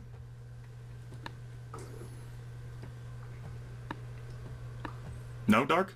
Are we done? That's all. Okay. Geráck, you're up. Yep, Could you try to that's- challenge this guy? I mean, I need to kill the Spellfist first. Can't you just disengage? I have a -4 to disengage at the moment. Ah, Because, can you just you can't just cancel that, can you? no. Oh. It would kind of be I mean, insulting and there degradatory. There are ways, but I don't think I can at the moment. You could try to disengage. You can anyway, right? end your current challenge and start another when you hit a different enemy with an attack, assuming Yeah. you hit with the -4 penalty. So So, Geráck would have to say disengage, and then hit someone else with the -4 penalty. Yeah. Or try and do a range attack while provoking a basic attack of opportunity for free. Yeah, with a -4 because I'm challenging another one. Yes, and even then you couldn't pull out another challenge, because you have to hit it with a melee attack. You can only cancel your current challenge. Yeah. So it's better that I kill this Spellfist first, I think. I suppose Goger's question of, is there any point to challenge the Spellfist is now coming back. Exactly. This is what I feared. What happened? The regrets. Oh well. Let's try to hit the Spellfist. Well, you can still try to disengage without losing Yeah, anything. but I right? will have a -4 to disengaging and a -4 to hitting anyone else. Oh, and Yes, else. Okay. like yes. Kill it. Yes, that certainly does hit her. Oof, that is enough to stagger her under the weight of your powerful Warhammer strikes. Good. Take it. She takes it. And she looks Give her very the incensed Warhammer. and whipped into like a morale frenzy. One frost giant pulling back does not affect her. There's still like another one looming ahead. Anything else you'd like to do with your turn? I should heal again, I feel. Why not? Gotta use your other usage of heal? Yeah. Okay. There's no reason not to. Except for the fact that you have a 1 recovery dangling there. Yeah, but I mean, I'm still gonna lose, have less hit points, so. Yeah. Yep. I can't refute that. And I'm also gonna use my oil on my armor, I think. You gotta convert your move action into a quick action to do that, then I take. Yeah. Okay. I think I'm gonna have like nothing to the other battles, but if I'm gonna engage the frost giant later, I'm gonna need it. I think I wouldn't bother with the oil for this particular fight if you only have one. Alright. Let's see. Do I only have one? I think I do. Yeah, I only have one. I do have the holy oil though, but that's not gonna do much here. So in turn, you want to try and attempt to disengage anyway? What do you want to do with your move action? Nah, I'm just gonna stay here. Okay. The Shadowcaster, what are you gonna do, crazy motherfucker? Grimith doesn't know off the top of his head. Grimith is gonna roll a... I don't know, let's make it crazy. 1d100. Okay. The gnome will be... That are you? The gnome will be committed to going after Dwohurim. First thing that he's gonna do, as a quick action, is pop Dwohurim in the back with a magic missile. Not much I can do about it. Nope. And then the Shadowcaster will move to engage in this clusterfuck of bodies, only going after Dwohurim. And he will attempt to cast, well, not cast, this is actually a direct melee attack, Your Regret. That is a miss against Dwohurim's mental defense. And that is also not enough to meet the natural 11 plus hit or miss. The shadows spread out from his arms and attempt to cut into Dwohurim's mind. Thankfully, he is resilient enough in the ways of mental activity to shield himself from the brunt of the psychic action. He ends his turn with a huff of disappointment. The Spellfist will actually look down at Aurelia. Oh. No? Alright. Would you really punch someone who's down? You know? The Spellfist would, as a matter of fact. Lean down. She'll get a +2 bonus to her energy slams. Melee attacks. That +2 is not going to save you there, lady. That's what you get. And then the second one, even at a +2, is still a miss. Aurelia is able to, like, roll to the left and roll to the right. The Spellfist looks disappointed as, like, the Magus is, like, screaming from around Jasmine's shoulder, "Get the wizard, you stupid cunt!" The Magus will attempt to disengage. She will succeed. Got that 20 out of the way, too, huh? Damn it! I was about to call out my threatening ability, but I can't be a 20. If you hadn't made her forced to do that, that would have been an attack roll. That would have been an attack roll, yes. It's true. It's true. Indeed, 60 damage would have been nice. It's true. It's like I can't get around. You know, with it's DC 13 to get away from me. Yep. 14 to get away. I did recall your threatening. I did forget how much the penalty was, though. But yes, a 20 does trump the penalty. The Magus will still be in nearby as basically she sort of like moves away, and she will fire lightning into this giant fucking clusterfuck because she knows to get the damn wizard. Hold on, one. You want to know why? She casts spells. That is most assuredly a miss, though, and a natural even hit's required for a chain. The spell just sort of like fizzles out into the shadows in front of Dwohurim. Hey, watch where you're aiming back there!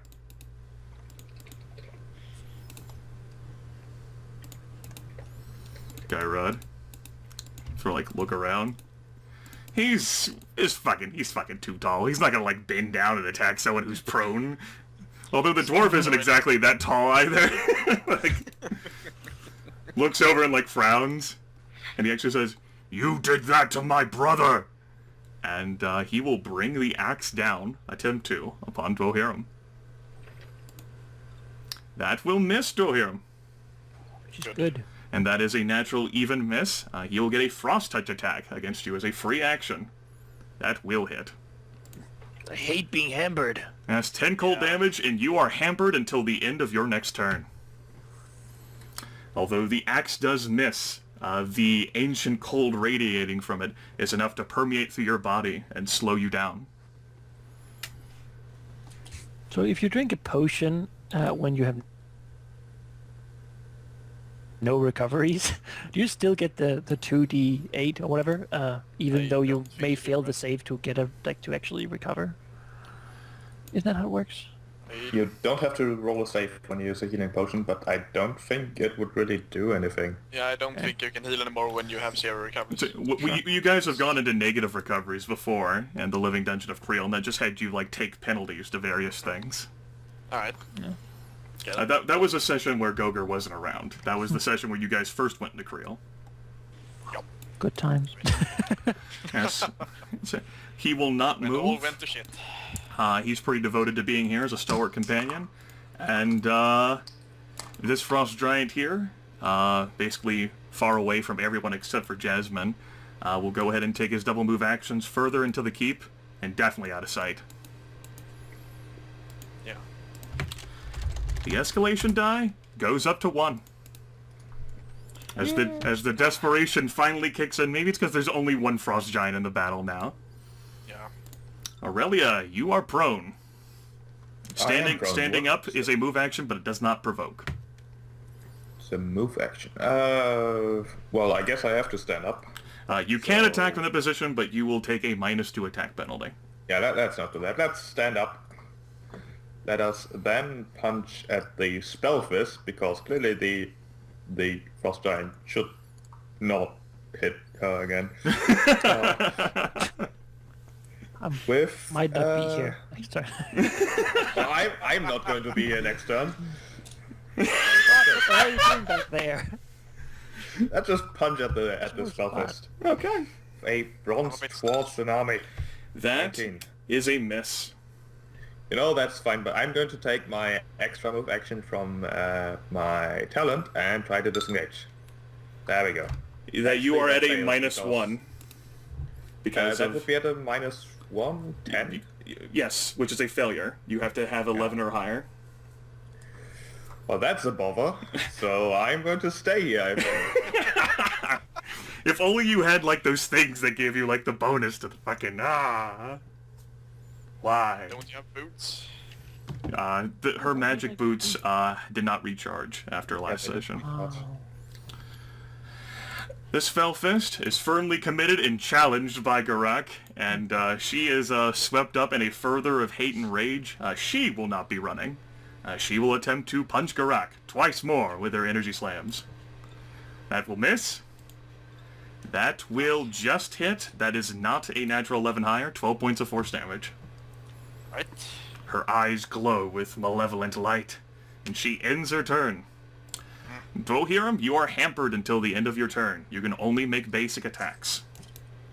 You can do things that aren't attacks, like, say, drink a potion, but you can't cast any spells.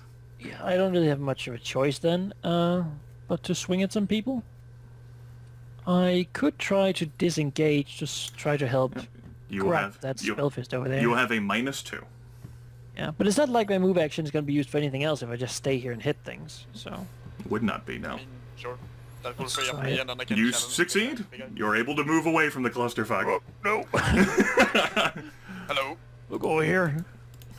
He's gonna get in there, damn it. The Shadowcaster like over his will. head. Stop moving from me! You're the one who started this! And then just strike at that thing. Yeah, that hits. That hits. That is enough to almost down her. Severely wounded and bleeding, damn it. she stands. Damn it. Oh, She slashed. she doesn't have that much health left. You can't do any more damage to her, right? I not while being hampered. No. Can only do basic attacks, and I don't have a basic attack as a quick action. That would be pretty good, but no, sadly not. So I guess that's that. I can't even heal myself now. No. So, End of your turn, you are no longer Yeah. hampered. Jasmine, somehow that fucking Magus, through like quick flips and ninjutsu shit, managed to escape from your threatening aura. sure. Not for long. I mean, even if she does roll another 20, at least it's not one used to attack you guys, right? It's true. As I'm going to continue pressing my assault, I guess, against the Magus. Okay. Try to shoot her in the fucking face. Yeah, that hits. That hits. That is what roll? It's a 12. Even says. I have no special ability for a 12. That is enough to stagger the Magus. And it takes a point-blank arrow to the chest. She screams. And she stops chanting, "Get the wizard." The half mask sort of like falls off her face, and unlike, say, misdedicated Spellfist up there, she looks very well like she would book it, given the opportunity. And just She did not flee. enjoy that. She did not enjoy that single arrow. No. Geráck, you are up. Yeah. Yes, I will try to finish the Spellfist off then. Okay. Should maybe use a Smite Evil to make sure, but nah. That's, No. That would cut into your daily uses. let's But if you miss only because you didn't use the Smite Evil, you missed by 1. Well, at least you deal miss damage. Maybe that's enough. 7 damage. 7 damage is not enough to kill her. She has 5 hit points remaining. God damn it, Geráck! What the? How'd you ever leave the Frostfist companions? She is barely standing, her bones God bruised. fucking damn it. And battered. I mean, you had to roll below average to miss, and you did. I mean, a 9. Just a few when she saw this. I hoped 7 damage would be enough. Yep, she had 12 Also, hit that should points. be 6 But damage. we have because I learned that didn't these use my Spellfist macro. are basically the damage soaks of this I was wondering, I was like, shit, you're level 7? Yeah, that's 7 damage. I forgot to change my 6 damage. macro last time. Okay. So it should be 6 damage. Okay. Anything else you want to do in your turn? Be sad. Okay. Yes, she is barely standing, like one of her arms hanging limply, but the fire burns in her eyes still. She has been challenged after all. Yeah, she has. Meanwhile, Why did I do? Shadowcaster, he loses interest. Good. He will go. Chaotic, that mage. He will give Dwohurim a parting shot of magic missile, Jerk. and then as a standard action, he will use his Umbral Mist ability and go in against all of you. This will go against. I might as well just start with Dwohurim first. That is just a hit for 14 damage. Then we'll go to Geráck. That is a hit for 14 damage. Yep. This is against Aurelia, who will only take 7 damage and maybe even with a successful save, 3 damage. Hey, you got that one out of the way. Do you want to use a key point to convert that into a success? I'm debating whether or not the key point is worth 3. No, I'll take It's not 7. worth it. Okay. And then this is against Jasmine. That is a miss against Jasmine. As for moving, he like shifts a little bit so that he can be in the center while his shadows whirl around. He likes it. It's pretty fun. Damn asshole. Spellfist, well, was grazed by Aurelia. No, you won't climb on top of Aurelia. That's bad. That sounds like it needs a dexterity check. One of those hateful misclicks from you. I know. She'll attempt to slam Aurelia back into the ground. A melee attack. Yeah, that's a hit. That's also a natural 11, so you are dazed. And then you have 2 instances of daze on you. And not a lot of hit And points. way too few instances of hit points. I know. That We really only had one battle before this?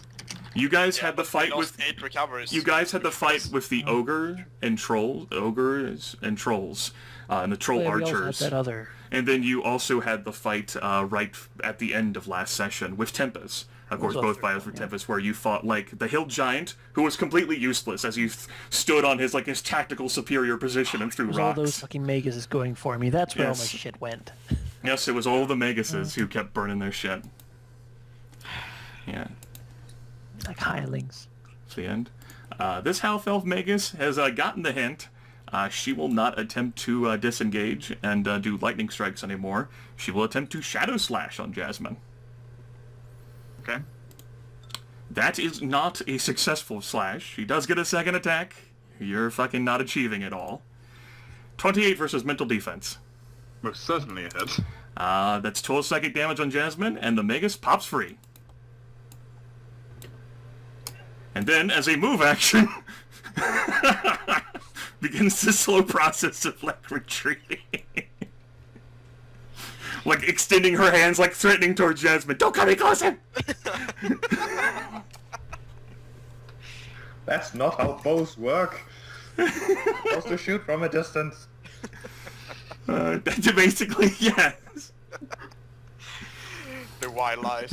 But at least to Jasmine, she actually, the Magus looks like she's pretty damn tempted to run on this one.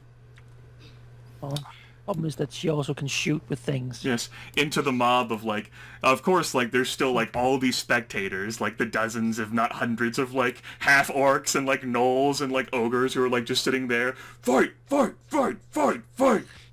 She's kind of Random looking back at that, ooh. I'm just imagining the random goblin thrown into the fight, just get run over.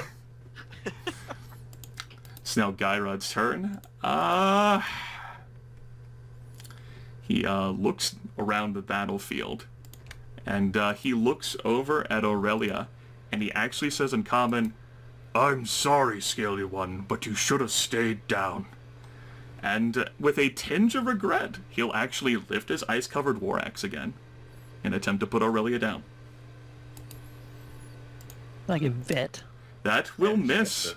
That is a natural even miss. He gets a frost touch attack as a free action. 20 versus physical defense is a miss because that's Aurelia's strongest defense. Aurelia this time is able to avoid being hampered as well. Perhaps the frost giant's heart was not in it after his passionate defense of his brother. Who, by the way, is fucking gone. The escalation die does not go up this battle. Gyrod's presence here is just too overwhelming. The cold energies permeating through your skin. I don't think I'm gonna get to use my lightning hammer. Aurelia, you have 2 instances of daze, which of course you save that for the end of your turn. The frost giant appears to perhaps have spared you because his heart wasn't in the attack. Although the Spellfist has plenty of heart. Oh, she is a bit confused by how the giant is acting, but she'll accept it, defiantly accept it, and will bravely try to disengage. And succeed. Yes, even with the -1, that is enough to succeed, only just. Alright, let's Kill this fuck thing. off. Fuck off over What? here. No, I need to heal. Oh, I'm at 10 hit points. Yeah. true. Okay. And using a potion is just a standard action. Yes, sure is. Then I would like to use one of my champion D healing potions. Okay, get an extra 2d8. The healing point cap is 60. Well, you were not 35. hitting it. Okay. Anything Alright, for a quick and- action? No. Okay. 1, 2, nope. Okay, still 2 instances of days. The Spellfist, fucking still challenged on her last fucking legs. Fucking Jesus. 6 hit points. Just die already. We'll fucking try to punch Geráck. We'll hit, and actually... Wait, Oh? I'm gonna use this. Alright. We'll, Do my best. We'll hit for 12 points of damage, and Geráck is dazed. That's 3. That's probably gonna do it.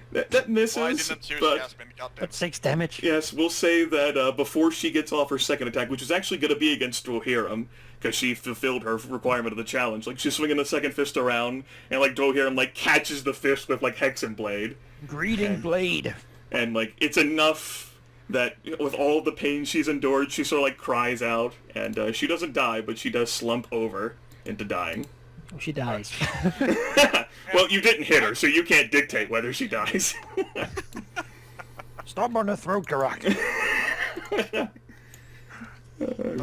She is no longer an effective challenge. Dwohurim, it's your turn. Oh, I'm thinking potion. Might be a good idea, yeah.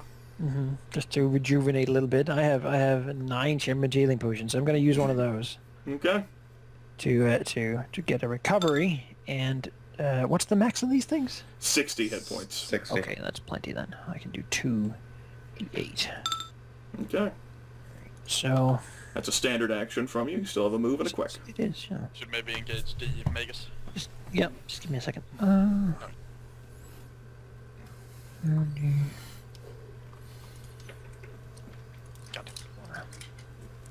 That poor Magus.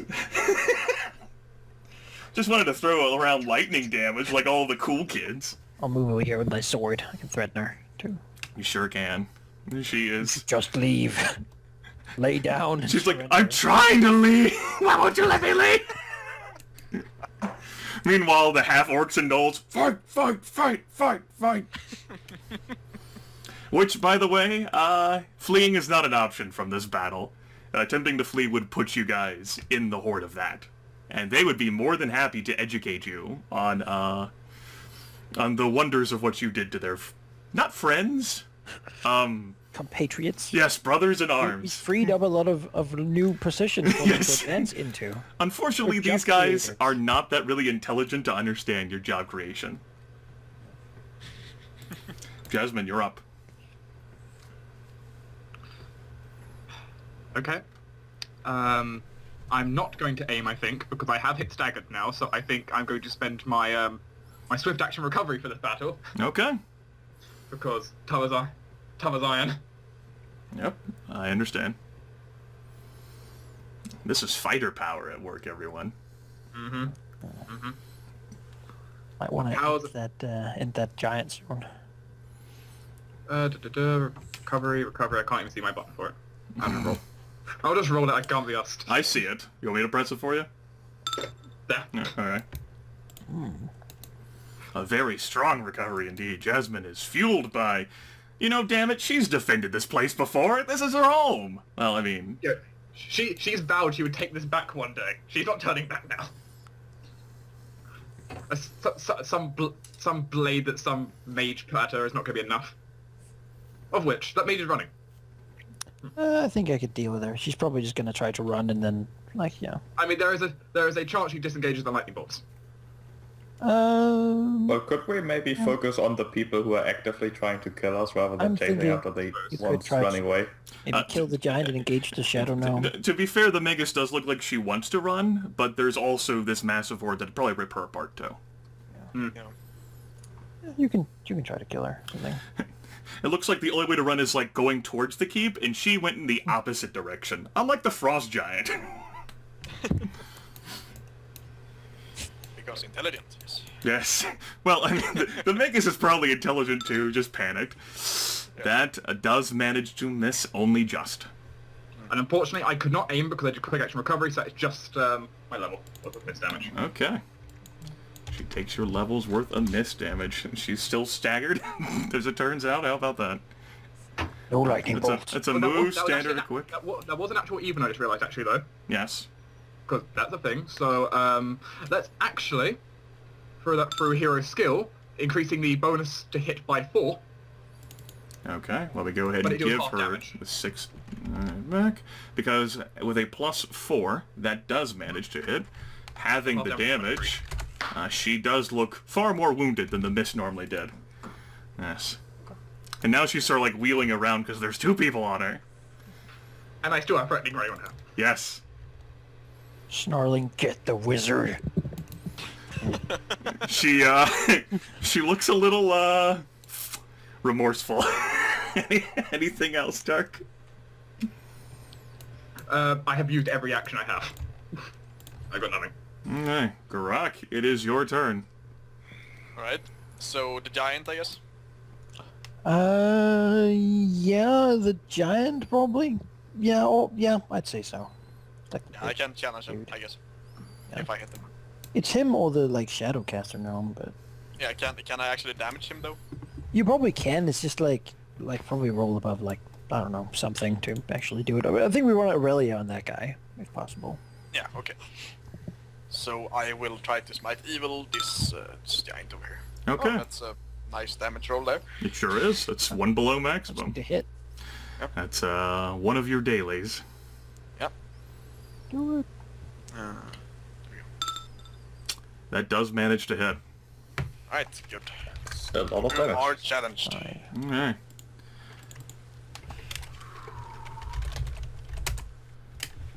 It is, I was thinking, go ahead. yeah, I was thinking about using my oil against this guy because it does do a lot of damage and it does target AC, but It is rather telling for the strength of the Frost Giant that not even after Geráck declares that he is going to smite this creature and puts all of his weight into the swing and fills himself with the power of the gods, that the Frost Giant, though his thigh looks mighty bruised, is still not staggered.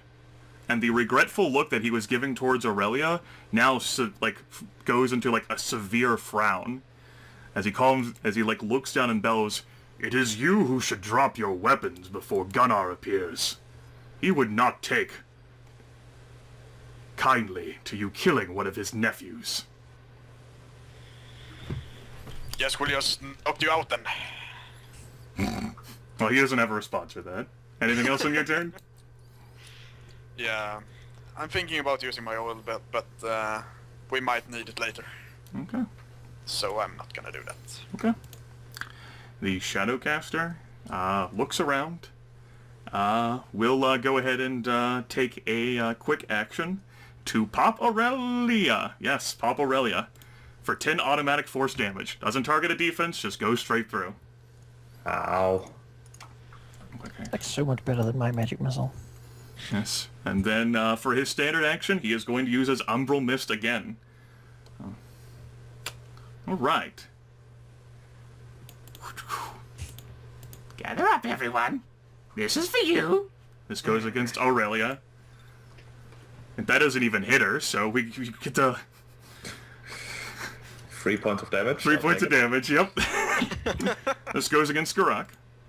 That's nothing. Not even miss damage.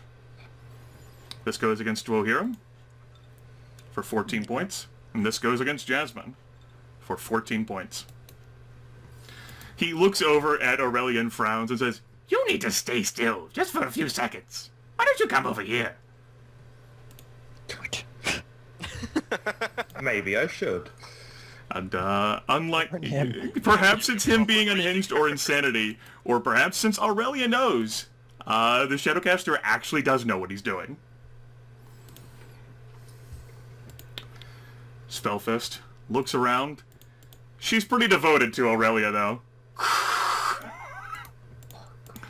Will rush past the Paladin, leaving the Frost Giant to deal with his own problems, and attempt to punch Aurelia with her energy slams. That's 24 points of damage, Well, okay. and that's a miss. So 24 points of damage, and you have a third dazed effect now. You could do I am this, Aurelia. so dazed. You should. We need your fire. You need to make a collection. Look at all the dazes I have. Head spinning so much. Alright, that's the end of her turn. Half of Magus is not even gonna fucking try to disengage. Would she lay down? No. Frost Giant's still here. She'd get fucking eaten. This will go against Dwohurim with a Shadow Slash. 26 versus mental defense. She pops free from Dwohurim. This will go against Jasmine. That will miss. She's still engaged with Jasmine. She curses. Damn! It's not that easy to get away from me. She will attempt to, what is it, a -3 to disengage from you? Yep, she has a -3 to disengage from me. She succeeds! Takes a move action and goes over here. Now realizing that maybe she should head towards the keep. Guy Well, Just running around in circles. looks very cross down at the Dwarf Paladin. And, will actually say, as he's swinging his axe, I think I've seen that helmet before. What? 26 versus armor class. I You ate your lie. brother. 26 versus armor class is enough to hit Geráck. 45 points of damage. God damn it, should have used the oil. And that is a natural even hit, so he gets to make a Frost Touch attack for an extra 10 points of damage, and Geráck is hampered. Good thing he literally does his Warhammer shit. Yeah. Still, that's 55 damage. Giant Slayer. Geráck. Basically, this entire combat is full of regret from you, Goger. Like, shouldn't have challenged, should have used the Smite Evil on the bitch. Now should have used the oil on the armor. Well, fuck. He's still gone, as it turns out.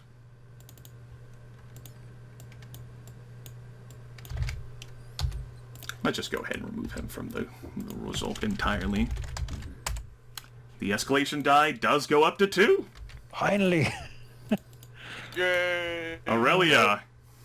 So just to be completely here, guys, I have 8 hit points, I have 1 recovery, and triple dazed, and then in 3 rounds, if I use all my actions every round to attack, I can maybe do like 3d6 points of fire damage.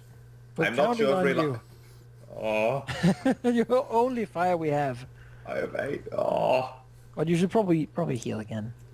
I Yeah, you should.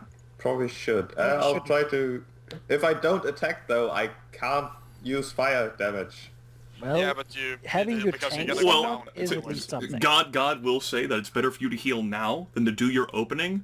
Realize that you go down, or, you know, you have to, like, stop and heal, so that you can't even transition into your fire. Okay, I would like to try to disengage first of all. Okay? No.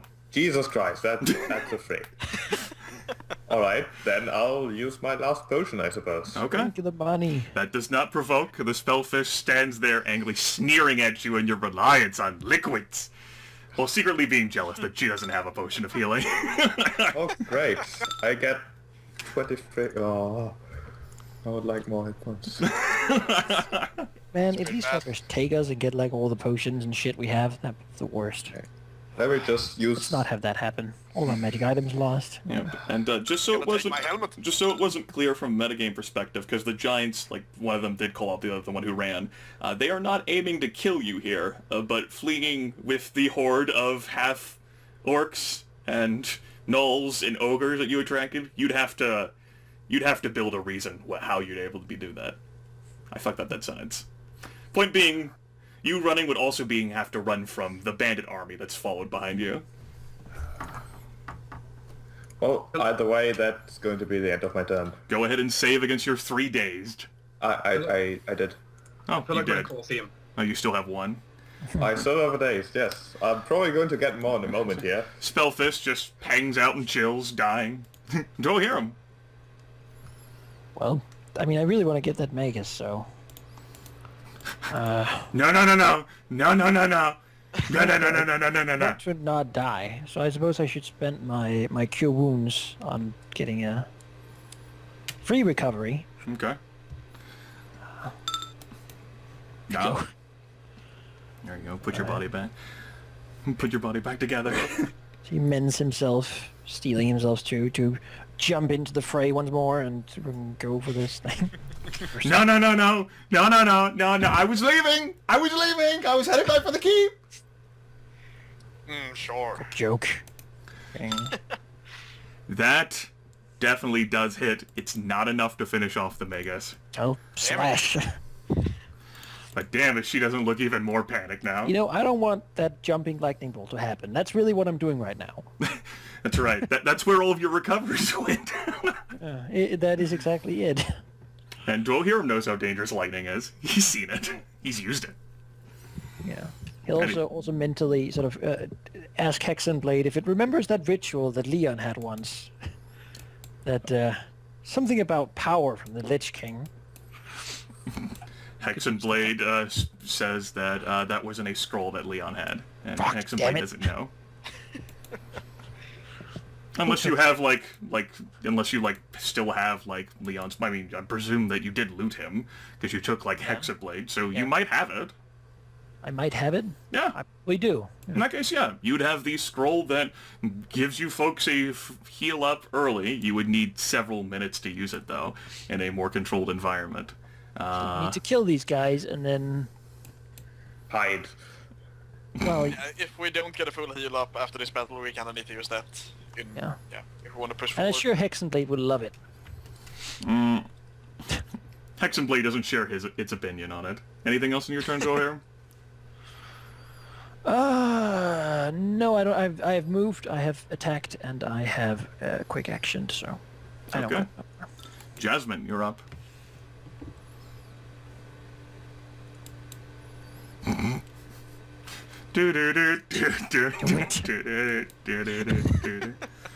Well, Half Elf Magus, you had a good run. It's like the run's ending, though. That is not a run ender. That is a No, miss. that's not end the run. That is. Does 9 miss damage do anything? You didn't declare that you were doing your aim, but sure, I'll still allow you to do the 9 miss damage. It's okay. I know you didn't use your quick action. She is barely standing. Fuck. No, she is doing the same kind of tanking that Aurelia is doing at the moment. Just running away and hoping that... Except this enemies lady's punching us disappear. twice every turn anyway. Oh, She actually is doing that too, yes. She doesn't have the privilege of healing like some player Where's that characters. action economy? 2 punches and still moving. God. How dare she? Well, that was a move, quick and standard. I assume you don't have anything else, Dark. Geráck, you are hampered, but you only make basic attacks. That's not a save ends effect. That ends at the end of your turn. Okay. But I am gonna have to drink a potion. Okay. Because one more hit and I go down. Yes, since you do know how much damage he does, knowing that he heals 45 is concerning. Yeah. Could use your oil now, but Yeah, I could. And I think I'm going to, actually. Okay. And then... Standard action to drink, like quick action to like rub your eye. Try that again! You've never seen this helmet before! No. just smashes the bottle on top of his helmet, runs down all over it. Alright. Let's see. 41.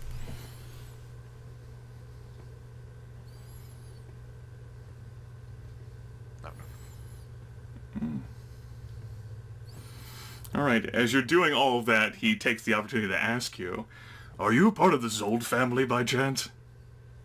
How do you know that name? The giant just like drops like the angry expression and actually allows like a small like a satisfied look to cross his face. Oh my. They're clever bastards. Oh, God, no. Anything else on your turn?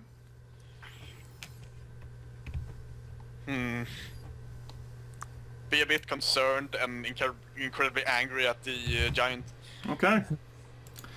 Known Shadowcaster is fucking having his own damn party in the middle of everything. Woo! Holding his own personal shadow rave. Let's see here. What do you care about? Well, I mean, he challenged Aurelia, and Aurelia didn't come after him. He instead drank a potion.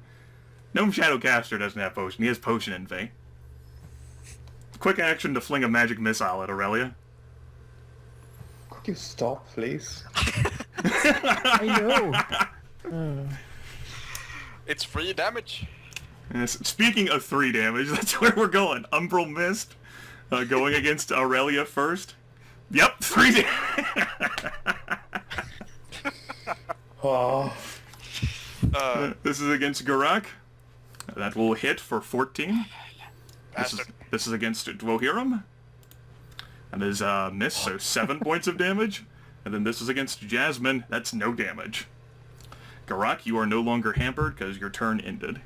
Yeah. He sees no fucking, like, reason to move at all. He's like, he thinks he's got this in the bag. He's sort of like laughing and cackling. And perhaps the thought might cross one of your minds that this is the reason why the half-orcs and the gnolls and the ogres are staying away. So if he dies, Yeah, if he dies, we're gonna get... everyone Rushed by lose 8 mobs. recoveries. Human Spellfist 2 is going to stick with it and attempt to slam Aurelia with an energy slam. 25 versus physical defense for 12 points of force damage. And then the second one will down Aurelia again. With 2 more dazed effects. Oh, great. Triple days dying. That's More fire. And negative How many 6 hit 11 points. plus have they hit you with at this point? too many. Like 5? It's been quite a number. As the Spellfist, like, brings in again, and then sort of like, as a quick action, she, like, lifts her arms up into the air. And then, she'll, like, turn away. She'll, like, remember what happened, like, the last time, how Aurelia immediately stood back up, but, she's actually gonna go help, the Frost Giant. Yep. Half Elf Magus. Whoop. Whoop. Nope, still there. Okay. She's just gonna look straight ahead at the Frost Giant. Bring out her left arm to slash at Dwohurim for 12 points of psychic damage. And bring out her right arm to slash at Jasmine. And just hit for 12 points of psychic damage. She pops free from both of you. She moves away. Heading even closer to the keep. Geráck, looking down at Geráck says, "Oh, Uncle Gunnar is going to enjoy you. Hold still." And he'll bring down his war axe. He looks rather invigorated now, though he's still not trying to kill you. If anything, now he's highly interested in this battle. Could you stop being so interested, please? That is Oh. 90 points of damage. You can do this, Geráck. Remember, no. Oh. Oh. Goger just like hangs his head. Just believe in yourself. Oh, he dropped. Yep. Out. That puts him at negative 18, I think. But hit so hard he disconnected. No, he's still there. He's hanging his head. And follow that up with another 10 points of damage to like hamper and freeze Geráck to the ground. Just because he's a dick. Guys, I need time to do the ritual. And then as a move Use action, my oil there. well, it's I mean you certainly might be have back up in this battle. you certainly have extremely high armor class. It's just a fucking 32, but it's a 20. Like you see that even with a 20, his attack roll still isn't that much higher than your inflated armor class. No, but... Yeah. And as a move action, the Frost Giant will move over, and, well, although you two are clumped up, he'll actually go for the person who did that to his brother and say, "You two should lay down your weapons. I would not want to treat you as I did the inheritor of the Zold dynasty." Could we have like 10 minutes to talk about it? You have until Uncle Gunnar gets here. Could we not fight? The escalation die goes up to 3. His terms are, you put down your weapons and effectively surrender, or he's going to try and put you down. Well, I mean, we wasn't really thinking surrender, more like we get 10 minutes to pull off some bullshit and get a full heal up, and then he gets to not I don't win. think he would let us use, Negotiate for 10 scroll. minutes. No, like you don't want to let me do a 10-minute ritual. Probably would. Aurelia, go ahead and make a death save. I don't want to be looted by these things. That is a failure. Go ahead and make your 3-day saves. Oh. Okay. Do one again. Oh, I think you're down to So 2. does my failed death save from the last time carry over? No, you start on a new track. Okay.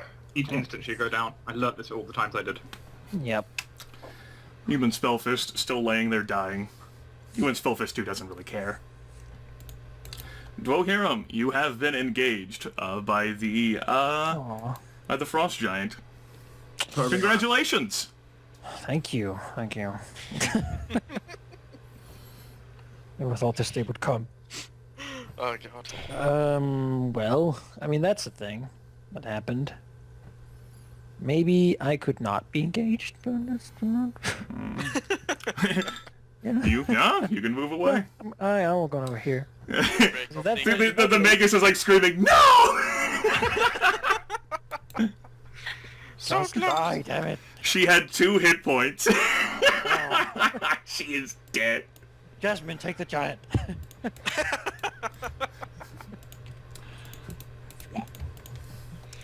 I don't have any quick actions left, so... The giant looks over at Jasmine and says, Be smart, please. I don't want to have to put you down."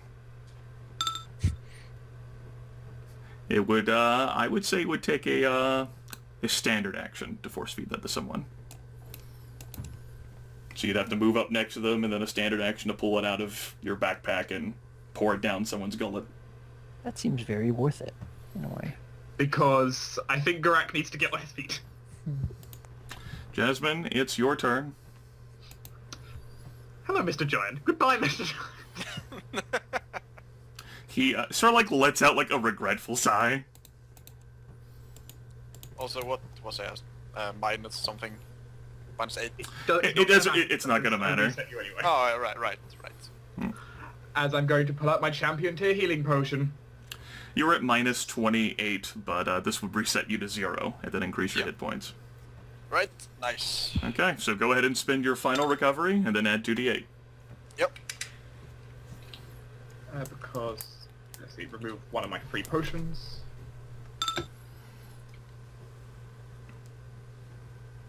And, I mean, well, as I was, as I was running over here, maybe there's something I I could still do because I do have my terrain stunt, and I believe we're on initiative. We're on number 2 now. You're on 3. escalation die 3. Oh. So perhaps, with the well, the keep itself, got decently up. The keep itself has been, decently repaired, but the outskirts outside of it is still not the best, right? Still a lot of repair work that would need to be done in theory. A lot of rubble around, a lot of various things, causing problems, right? Perhaps using some of the rubble to basically dislodge some of it, and well, this dust could be terribly bad for the giant's eyes, I'm imagining. Okay, sure. You can say like a 1-round daze. Sure. All right. That seems so. The frost giant, like looking towards you with a regretful look, suddenly finds himself surprised. It's like fucking like debris and shit. And a sudden burst of dust comes out of the wall from the arrow shot. He, despite his severely injured condition, you can hear a sigh come out of there. When will these people learn? like he's thinking, like, I'm trying to be as reasonable as I possibly can be, even after they almost killed my brother. Yet here we are. In self-defense. Anyway, that's my turn over.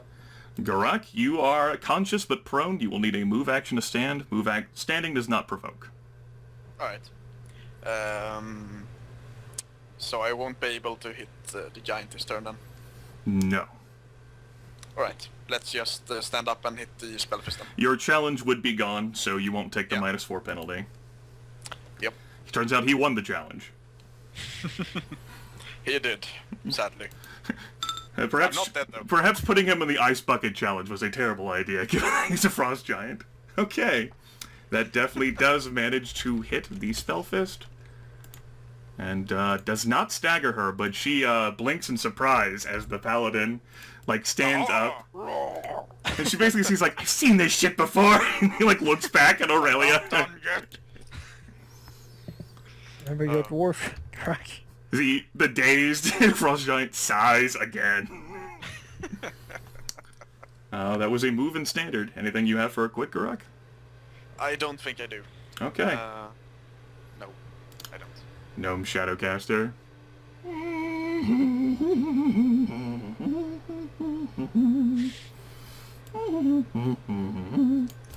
Move action to relocate himself here. No. Nah, he'll engage someone. He will engage Jasmine. Little pretty passing around the liquids. Why don't you give us a kiss? Your regret. 20 versus mental defense. For 20 points of psychic damage, that is not a natural 11 hit. So, just 20 points of psychic damage as his shadow arms extend and rake at Jasmine's mind. There is regret. That is the end of his turn. Spellfist. So hisses, stay down! No! Oh! Yes! 12 points of force damage and Geráck is dazed. Save it. Remember you're a dwarf, Geráck. Yes. I am, but I don't have any recovers left. And it's not free for him. Why haven't you taken that? That's the best feat ever. Well, there are other things I need. So I can't use it right Apparently. Yeah. now. Grimith, I can't go to negative recoveries, or... Let me fucking look up the section regarding that. It has been, 6 months ago since this was last relevant. I think the last time we went into negative recoveries, we had it work, but we took -1 to all defenses. Let's see here. Well, that would be worth it. Try it again. Where is it? Recoveries. No recoveries left. In the corner case, in which you're supposed to use a recovery to heal, and you have none left, you get half the healing you should get, and take a -1 penalty to all defenses and attack rolls until you get a full heal up. This penalty stacks if you burn multiple recoveries you don't actually possess. So, you can go ahead and do it. Say that's your best shot. You get half the healing, and a -1 penalty to your attack rolls and defenses. Attack rolls as well? Yes, attack rolls and defenses. Alright. Need to push through this battle. Yeah, so I'm gonna do that. Burp and rip. Okay. That's just pathetic. Round down for everything. So 22 hit points. Yep. So she punches you and you gain health. Yep. And she's pretty sure that's not how that's supposed to work. Magus is definitely dead. Geráck looks over and surveys the battlefield. Sighs, looks over at the Dwohurim, looks back up. So shrugs. We can parlay. How about that? You don't want to continue. We don't want to continue. Maybe we could just be allowed to leave. The frost giant actually says, as he's approaching, "Leave? I don't think they would allow you to do that." Jerking his head back at the dozens of half-orcs and gnolls chanting, "Fight! Fight! Fight! Fight! Fight!" 27 versus armor class. 45. Let's have him re-roll that with Okay. Yeah. That's two. That is a miss then. Good. And that is not a natural even. Your shield, your last second low-level shield, is able to bounce off the mammoth axe. The frost giant doesn't actually show that much in the way of emotion from that. He just appears to be weary. He's not alone. The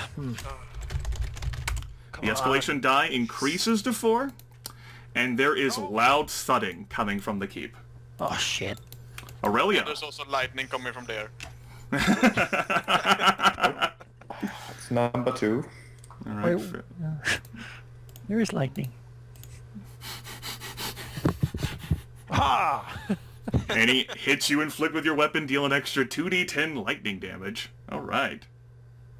No. Yes. No. I thought you meant to me. All right. Go ahead and make a save against your daze too, Sheep. Unless you don't want to. Yeah, I would like Alright. to not be dazed while dying. There we Okay. go. I'll see. I can die in peace now. Force feed you a potion. Human We need bodies Spellfist up still right hanging out. Dwohurim, you are currently engaged again by the Frost Giant. Let's try to escape that as a thing. Oh fuck! I should have used my ring when I got missed there. Mm. I keep forgetting it only works on a miss.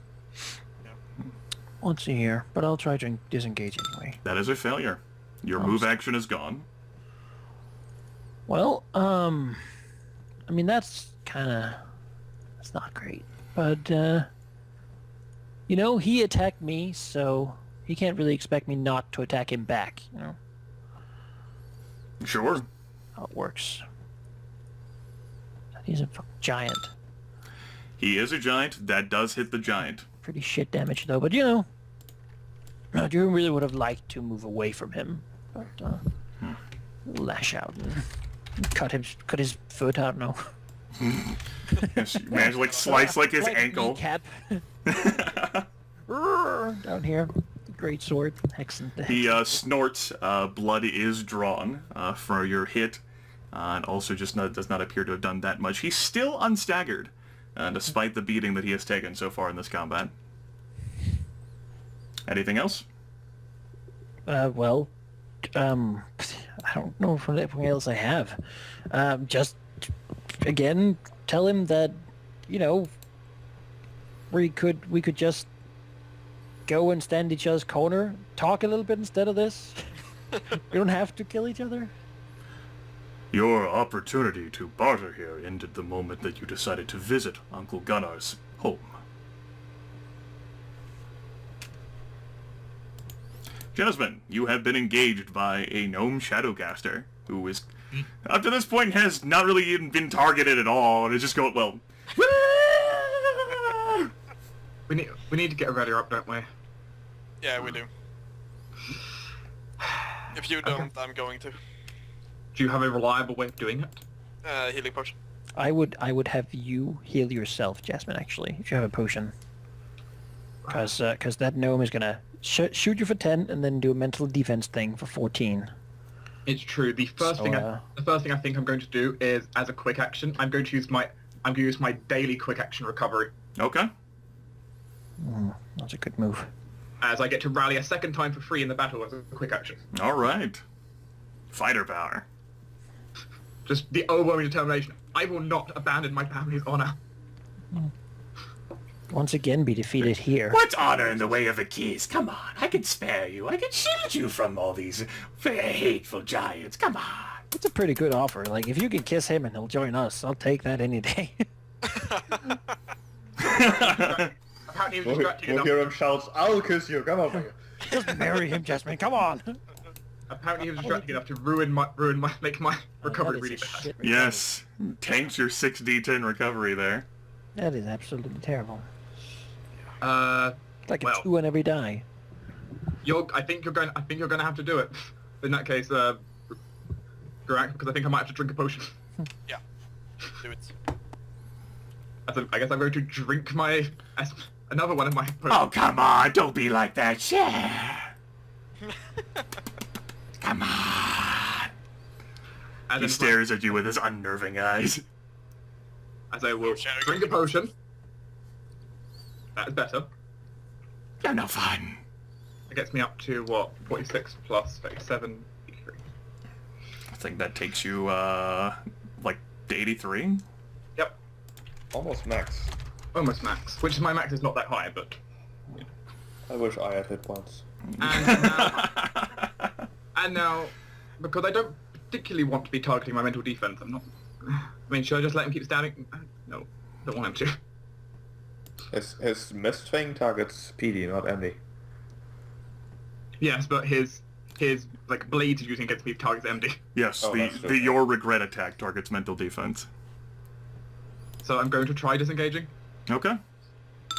You fail. I'm too pressing to disengage. Okay. Too committed.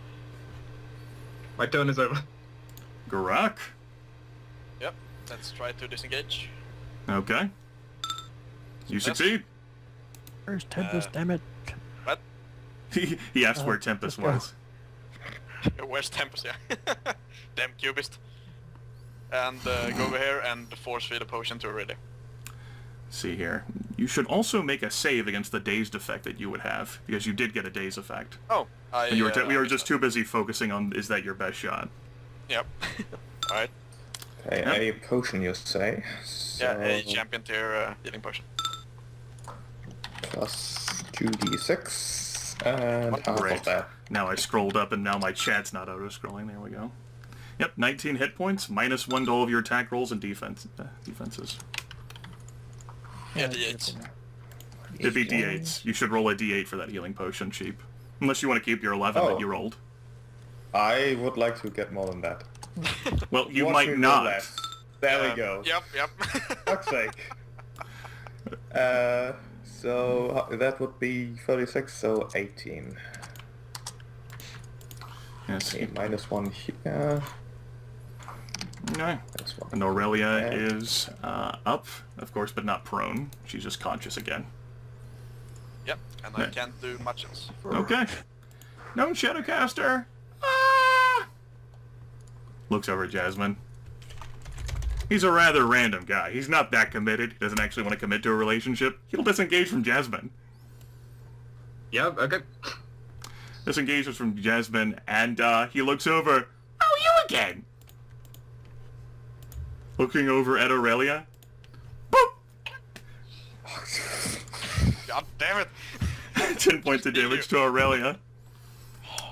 And then, I said you should come over here. Why haven't you come over here yet?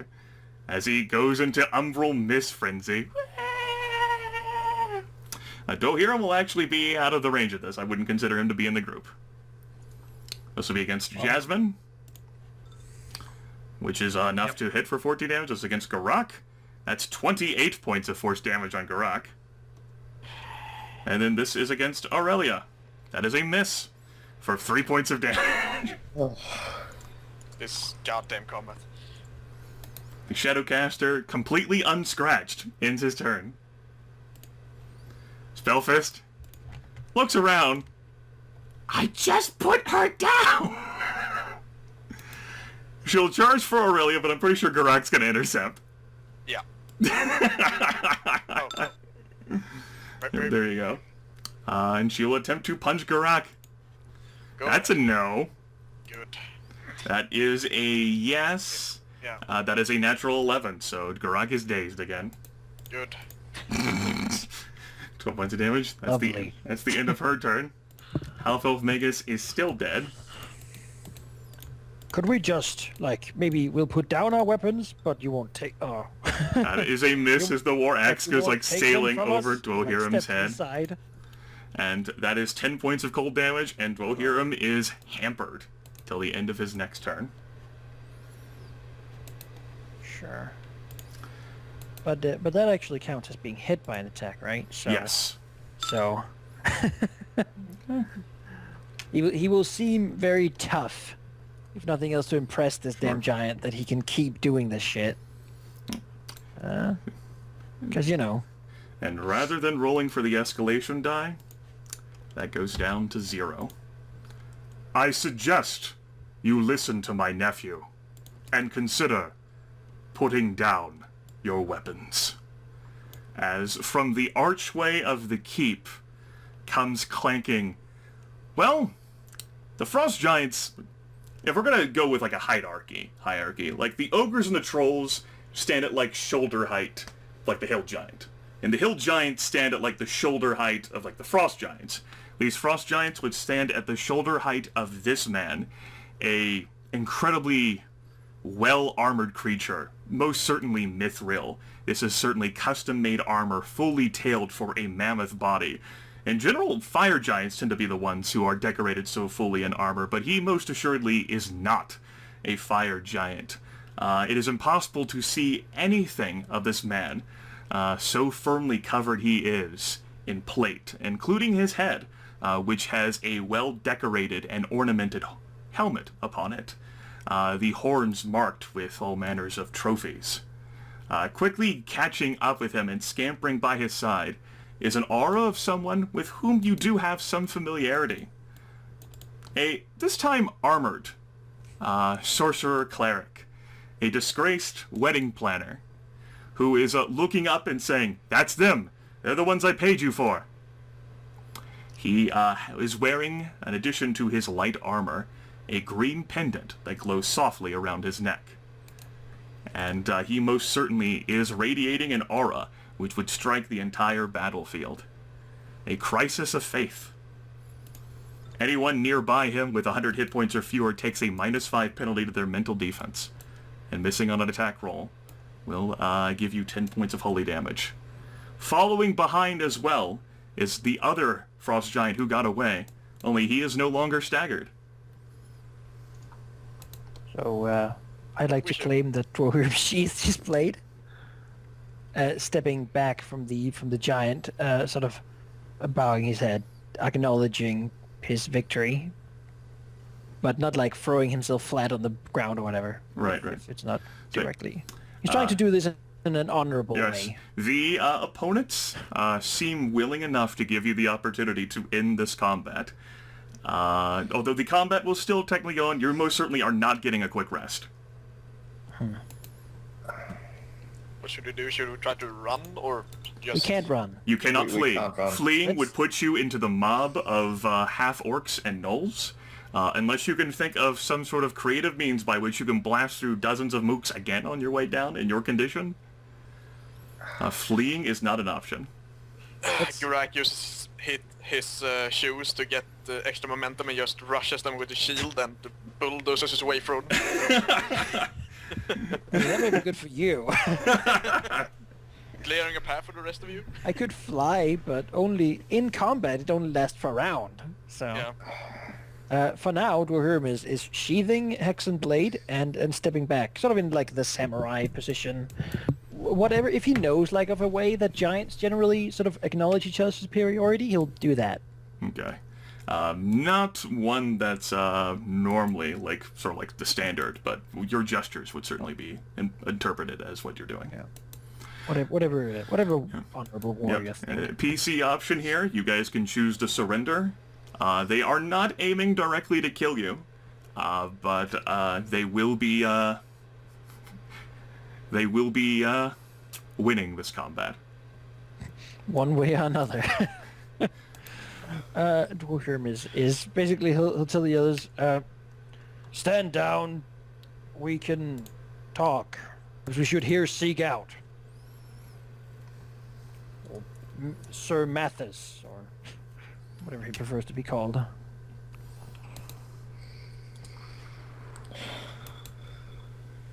It's up to you as a party. The enemies have certainly proven their worth. We can't win here. We might as well surrender rather than get our head beaten into Surrender doesn't have to unconsciousness. be dishonorable. There is no honor in dying in war. They have proven themselves pretty well. I mean, we don't really have an option. We do. You Geráck certainly doesn't want to surrender. could throw yourself on their weapons. These guys know his heritage, and that can't be good. At that point, then, if the party is in agreement here, however frustrating it might be to suspend combat temporarily. Until we all, with our heads on the block, your combat begins. They all coup de grace you as a surprise. I don't think you'd be surprised.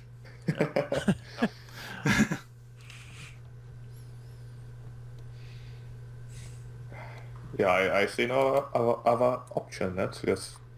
Yeah, if we can't run, we have to surrender. In that case, the Frost Fist, as he must be, for there is certainly no other creature as intimidating looking as he is, and the, you can hear, like, the gnolls and, like, half-orcs, like, cheering, Frost Fist! Frost Fist! Frost Fist!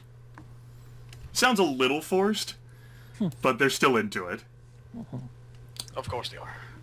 Frost Fist steps up a few bits, and he'll call out, "Good work, Shadowcaster. Now, stop waggling those."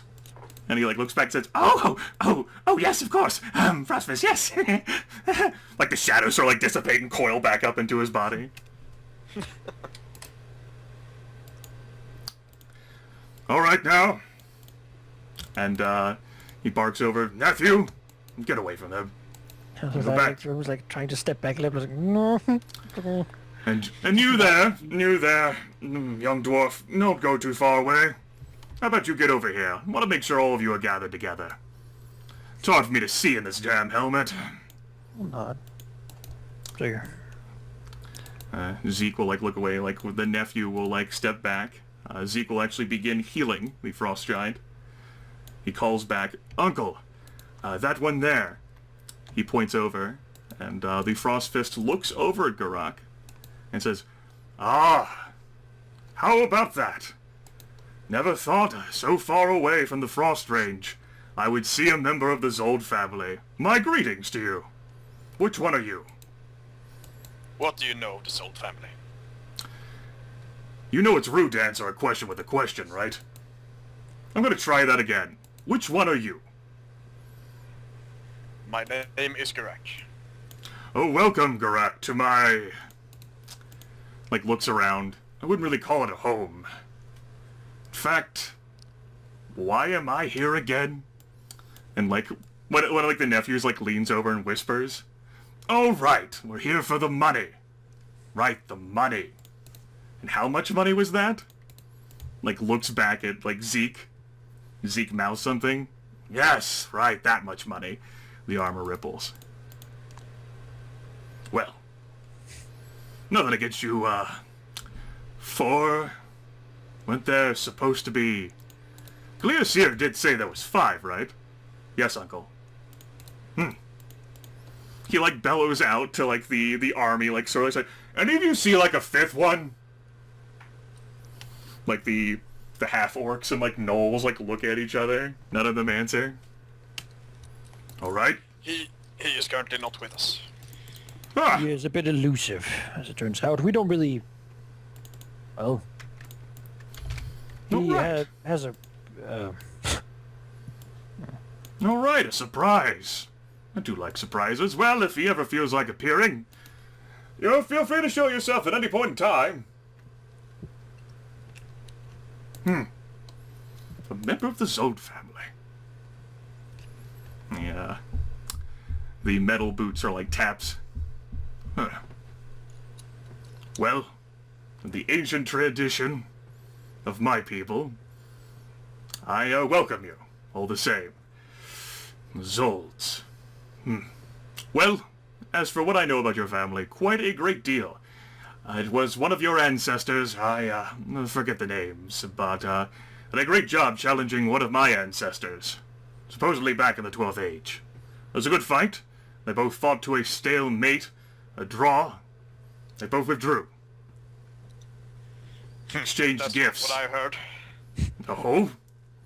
What is it that you heard, then, inheritor of Zold? That my ancestors killed them, of course. Oh. How about that? You hear that, nephews? The nephews, especially the one who's getting healed, they both laugh too. Though it also sounds a little forced. Geráck scowls at the leader. Well, I tell you what, then. You're looking a little rough around the edges. But, and the plates flex, I'm not feeling exceptionally brutal today. Zeke frowns notably. Now, theoretically, supposed to have you captured and, what was it? Delivered on a Corsair back to Dragonhall, right? Zeke frowns even harder. But I'm willing to be sporting about this. In the ancient tradition of my family, as well as honoring the Zold history that not even its inheritor wears, and I assume you must be inheriting it, for you do wear the ancestral helmet of the Zold family. Even though you might not be worthy enough for the task, young pup.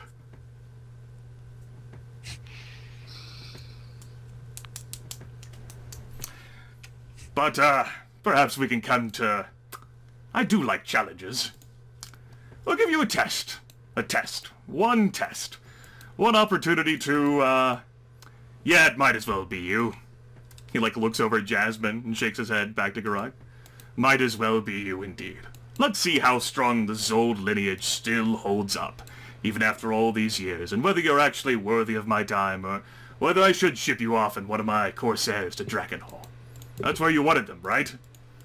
Zeke is, it looks like he wants to glower at the Frost Fist and is only managing not to do it because he's the Frost Fist.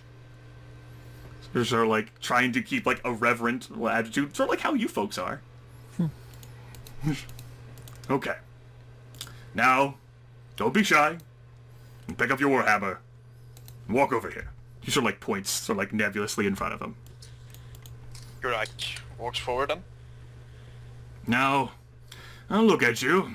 A bit worse for wear. Your dazed effect would have worn off. Yeah. Look a bit worse for wear. Do still have the Zold strength. Alright. Now, it's been a good long while since I've actually had a challenge worthy of my name. And certainly you, even with the helmet, you barely come up to this guy's kneecaps. Yeah. Looming down with his mammoth war axe. So, I'll give you a shot here. I like to do this for folks who are worthy, and I do think someone of the Zold lineage would be worthy enough to get this one chance.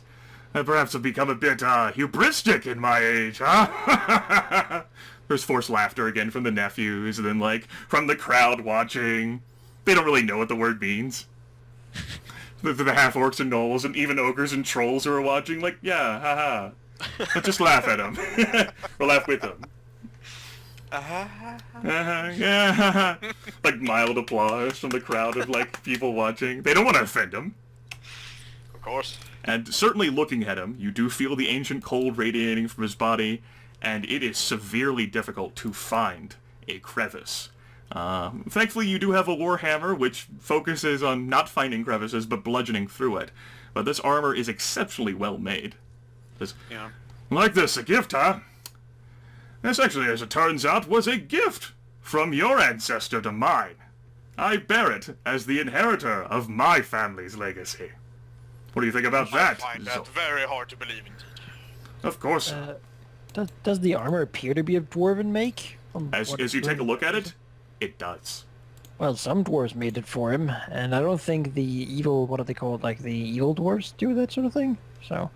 The Darrow would not be into that, no. So look at, Geráck, and sort of knowing that it's not him being spoken to, he'll have a sort of respectfully low voice and say, you should not be so quick to throw away the honor of have created such a beautiful artifact, really. There's like sort of like on the lines of like one of the thighs, like the stamp of like a dwarven maker, perhaps a master smith with the sort of like an MZ. Rune.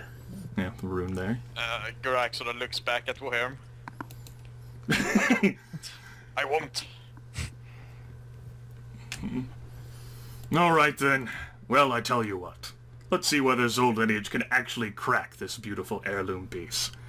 I'm going to give you one chance here, Zold Inheritor.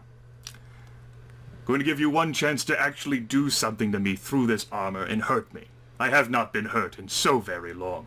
If you can hurt me, you're free to go. But of course, I will go on about my business, and as a matter of fact, I might even leave the area. I'd take my money. I got paid. We'll just say that, change of plans. Now Zeke is, like, scowling and, like, frowning so heavily right now. But, standing next to, like, the kneeling frost giant, who's still taller than he is, he's actually not arguing. Alright, so, my work here is done as a mercenary warlord. Should you actually manage to hurt me? One try. If you can't, then on the boat you go. I will gladly try to. Lightning bolt his kneecap. Okay. Hit the back of his knee or something. So this would actually not be an attack roll, but instead be a skill check. We can go ahead. Fuck. Fuck. Yes. You're not in the tenseness of combat. Measures his neck too. You pretty much have the luxury of like measuring this out. We will have fail forward in place so that even if you do fail, you can still hit him just with a drawback. Primarily that he might be giving you a retort in the form of his war axe. Alright. The skill DC is equal to his armor class. You could use your strength modifier as well as your level, certainly. As for background? I mean, as the heir to Dragonkin Keep, he has certainly learned how to find kinks in armors, or basically where to hit them to do the most damage, as his noble training as the heir. If I may come with a suggestion here, you have some relationship die that you may be able to flex into something you could use here. Maybe. Like, they may be fives, but hey, I mean... it's a kind of a desperate situation, but... The Yeah, problem with can I that would really be... use them, though? The problem with that would have be to that... justify it by saying, Yes. like, maybe you had like a master smith take a look at your hammer and like... See, the problem with that is also that I put Goger on notice that any fives he wanted to spend would also have to be justified by him doing the thing first. Because twice now he's gotten information and useful knowledge, and then not... He didn't return the Intellect Devourer, and he didn't come back with the sword. Sure. He's burned his bridges. So it's basically have to be something I already did, which is... You could, like, pay the guy. And that's definitely not how fives work. yeah. So I don't think I can No, actually use... I would allow you to use your air background with your level and your strength modifier. The skill DC is his actual armor class. Success means that you won't actually get hit by a retort, and you'll actually manage to Impress him. prove yourself. Yes, impress him. A failure means that you can still hit him, and you'll just take a rebuttal, or you can choose to miss him and not take the rebuttal. Alright. In which case, you're all getting on a boat and heading for Drakenhall. Well, Geráck will Don't do certainly that. try anyway. Don't fucking roll a 1 or something.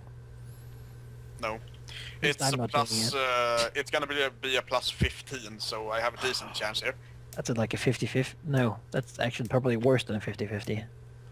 Well, it's still a plus 15, it's not gonna be any better than that. Yep. I do believe that's actually better than you making an attack roll. Yeah, it is. Certainly is.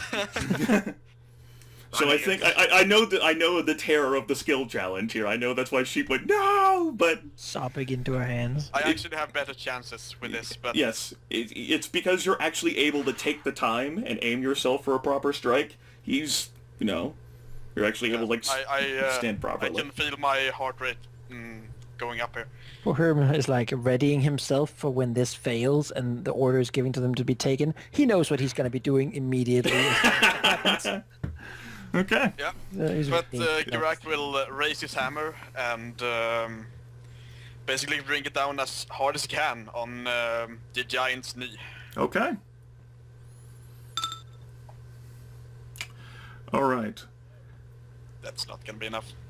Geráck, the inheritor of the Zold dynasty, fueled by anger and like the thoughts of like his family lineage being affronted in such a fashion, and the fact that he could possibly be wearing dwarven make armor, this fucking frost giant lifts up his warhammer, fueled by his family and whatever else, like the great gold worm, and brings it down.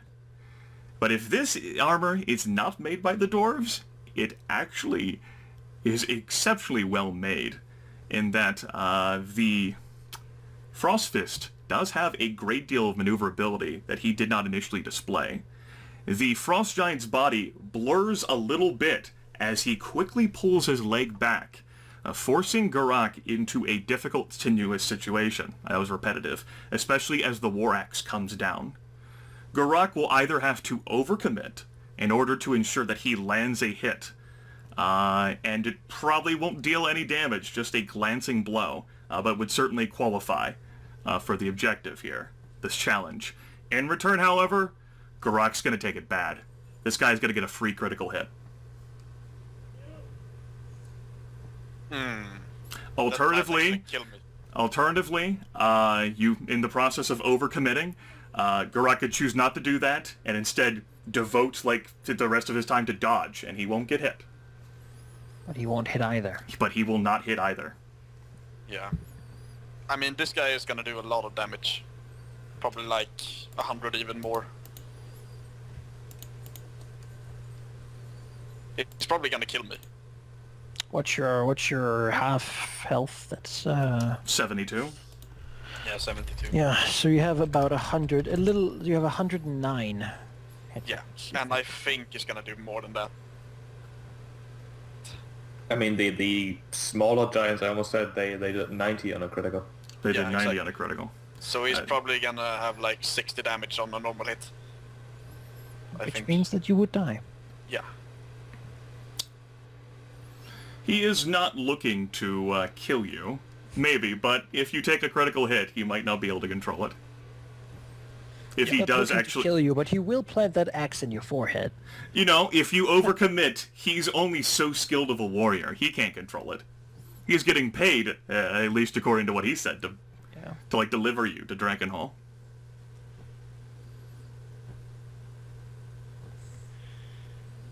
His hand is like resting on his neck. I always imagine now, just for Greg, Hogwarts just frozen for a second of like, what do I do? One of those moments. And then the session ends, and we'll see Nick. And I will punch you all. From one cliffhanger to another. We spend like the next 90 minutes thinking about this. Well, it's really like Sadis is, It absolutely is. position. I mean, I could sacrifice myself and sort of save you all, maybe. I don't know what he's gonna do if I die. But still hit him. But yes, This is fucking hard. Geráck Zold is a competent enough fighter, having trained for so many years, the Frost Ranges and as the heir, that he can recognize this immediately. His attack was, for whether it was due to his anger, or whether it was just due to pure underestimation, he did not put the proper thought into. Maybe he didn't think the Frost Giant was actually that fast, but that leg immediately went swinging backwards. Yeah, And- I think he actually thought that the Frost Giant wasn't gonna move, just take the hit on his armor to see if Geráck could break through it. So he wasn't expecting him to move it at all. That's quite possibly the case too. So he And- cheated. He didn't say he wouldn't move it. And Geráck can also tell, because the Frost Giant is certainly telegraphing the move, that the War Axe is living up, and it is coming down. Geráck, as noted, to repeat it, he can overcommit and make sure that he hits. but he will be taking a critical hit. Alternatively, he can, seeing the War Axe, say, you know what? I'm gonna elect to miss this one, and say that I wasn't good enough or whatever, and we're just gonna have to proceed from there, having failed this challenge.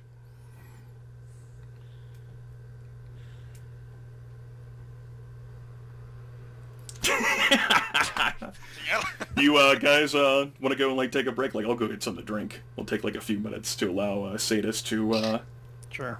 contemplate this one. Let's prolong our Right back misery. as well. Hey, this is great, isn't it? Choices and consequences. I know Goger likes this. Let's be honest here. I did not expect us to even like get this chance to choose, because this is a skill thing, and that means we lose.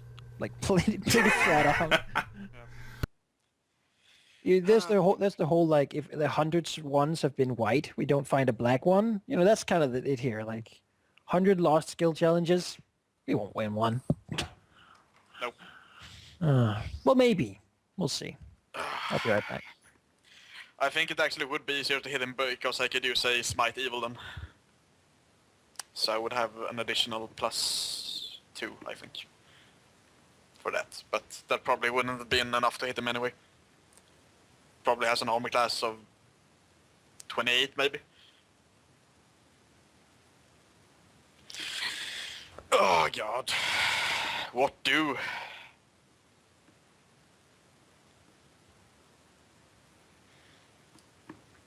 I mean, I don't really know either what's gonna happen if I hit him, but I die. Well, I think this would be one of the situations where you should just ask yourself, what would Geráck do in this situation? Would he try to prove himself no matter the costs, or would he try to maybe only, like, kind of try to hit him and try a lot and also get hit? Yeah. You know, do you do this Geráck will probably, half-effectively or with full effort? Geráck is incredibly angry at this moment, and he would probably overcommit in that case, actually.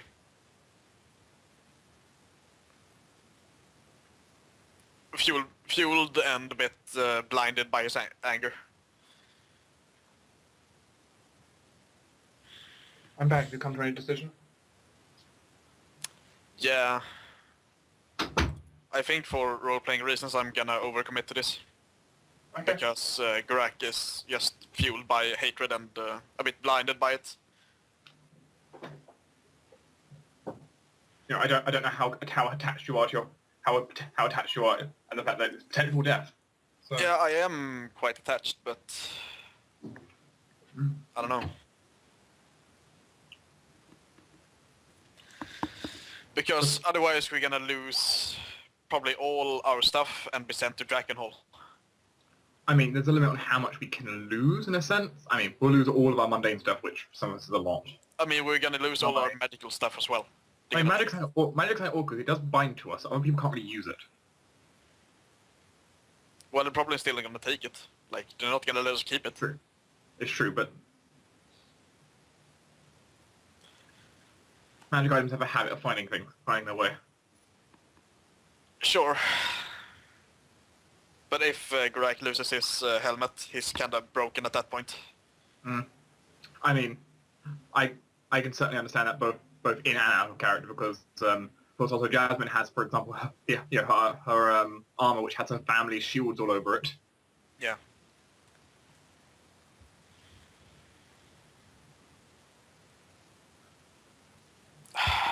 I'm back. Hi, Manaki. Why couldn't the roll just be a bit higher? That's Well, why it I've was been, a skill challenge, of course. this is what I've been thinking for the entire combat. Because just a few, better rolls, and so much could have happened. So it wasn't just me thinking that our rolls were uniformly terrible. They were. I But rolled a mine were 20. kinda good though. I would know. Oh no, since I've had Jasmine in combat, I've only rolled above a 16 once. I think you've really been underperforming with her, actually. I'm like, I have. like you. I thought you had like all those double shots and stuff, but you've never done that. No, I've done it once because I've only rolled a 16 or more once. Yeah. Yeah. That I think that's very telling. But generally, like, look at these fuckers. And then It's- 8 recoveries down to 1. Yeah. Well, And I've had like other abilities which I haven't been able to trigger because we've never, the escalation dice has been like always we at all lost positions for us. Tempus. Yeah. if we had Tempus in this fight, it's probably gonna... It probably gone. If we had Tempest, But there would have been we more. just need time enough for me to I don't know, like bolster us all with the power of the Lich King, and none of you know that that scroll exists, so you don't have to feel bad. Yeah, it's true. Yeah, there's a lot of things we could have done differently. All the information was stashed away within Leon's tome.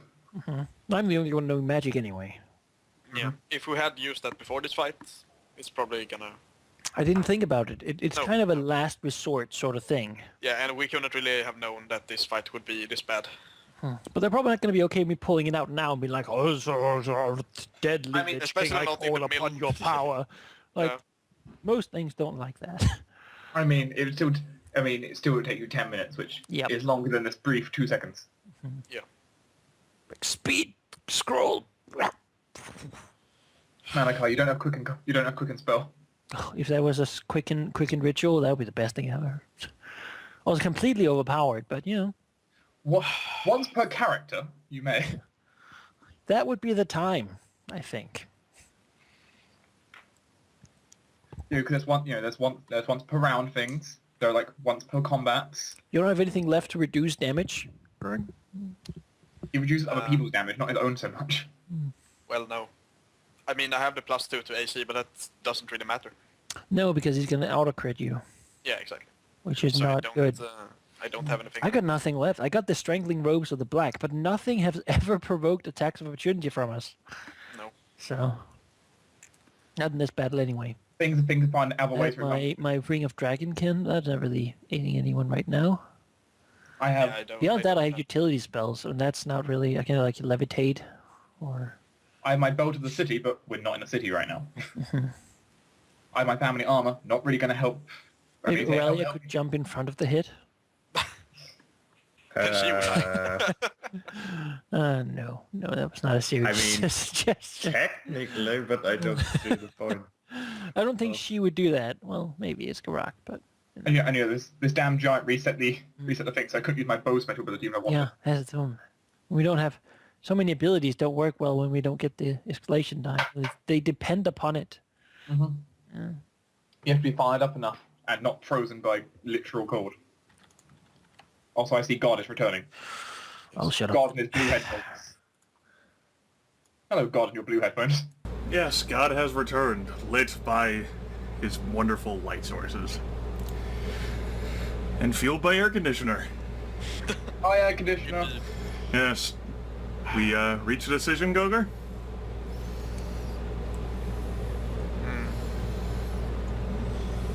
I mean, also, it's a bit overpowering.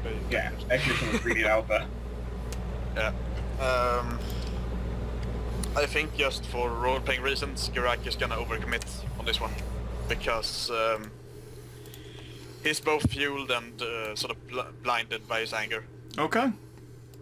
So that is what he's gonna do.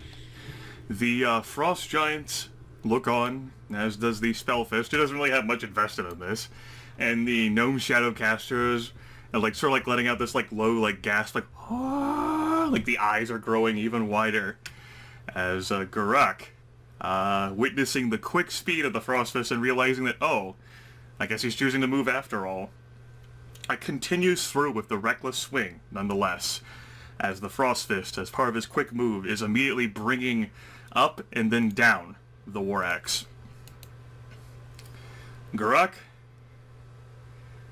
before he's hit by the axe, is able to press the steel of the Warhammer right into the mithril against that kneecap, enough to hear the Frostfist grunt. And then immediately after, the War Axe chops straight into Geráck's back. However, and the viewers at home will get to know exactly how much damage the Frostfist does, that is not enough to kill Geráck, even in his weakened condition. I won't tell you the exact negative hit point value, though. But you're definitely out. And it is close. Alright. Good. Geráck goes to Must not dying. expected that. Yep. Geráck goes to dying. Everyone sort of stands around for a few seconds. having heard the clink, and like the gnome Shadowcaster like looks over at Frostfist like, Well, did he hurt you? I saw the clink. Frostfist stands there with dramatic effect, slowly lifting up his war axe that he put into the dwarf's back. And he says, Well, Inheritor, I suppose you're actually worthy of the name after all. Alright, nephews. Those are heading back south. The nephews blink. Both say at the same time, What? Yep. It's not warm enough. It's not cold enough here by the Midland Sea anyway. I heard it was getting colder. Apparently that's changed. Maybe it'll get colder next year. We'll try visiting back then again sometime. Isn't that right, Train? Train's like, No! Don't go! Come on, Train, get this out of your system. I can't seriously carry on a conversation as the Frostfist with you out there. Train. Tension and suspense. Yes, Train. Tension. Frost giants have very strange pets. Yes. Frostfist says, Alright. And so then he calls out to the army. Any of you want to come along and actually get something meaningful done with your lives? We're heading out. Week's time. No more pillaging around here. Maybe go, Gotta be something out for us further to the south that I haven't seen yet. It's not cold enough here anyway. And Zeke actually stands and begins splitting. But you were paid... you know... Details, right? Like... You didn't actually think I'd follow through with that, did you? I got your money. What are you gonna do about it? Zeke sort of like blusters and sputters. And he says, You will regret the day that you have crossed the Black Fang. The Frost Giant's like blink in surprise. Now you see here. And then as he's lifting his war axe, Zeke grabs his necklace and teleports away. Damn magic. That's not honorable at all. We know where he is at least. Far away. All right. No, I suppose he is. Suppose you can patch him back up. No, don't be shy. Step up. Push a potion down his throat. Alright. Get a champion tier healing potion. Alright. I'll take you to -2 recoveries. Yep. For half that. 20, 24. 2d8.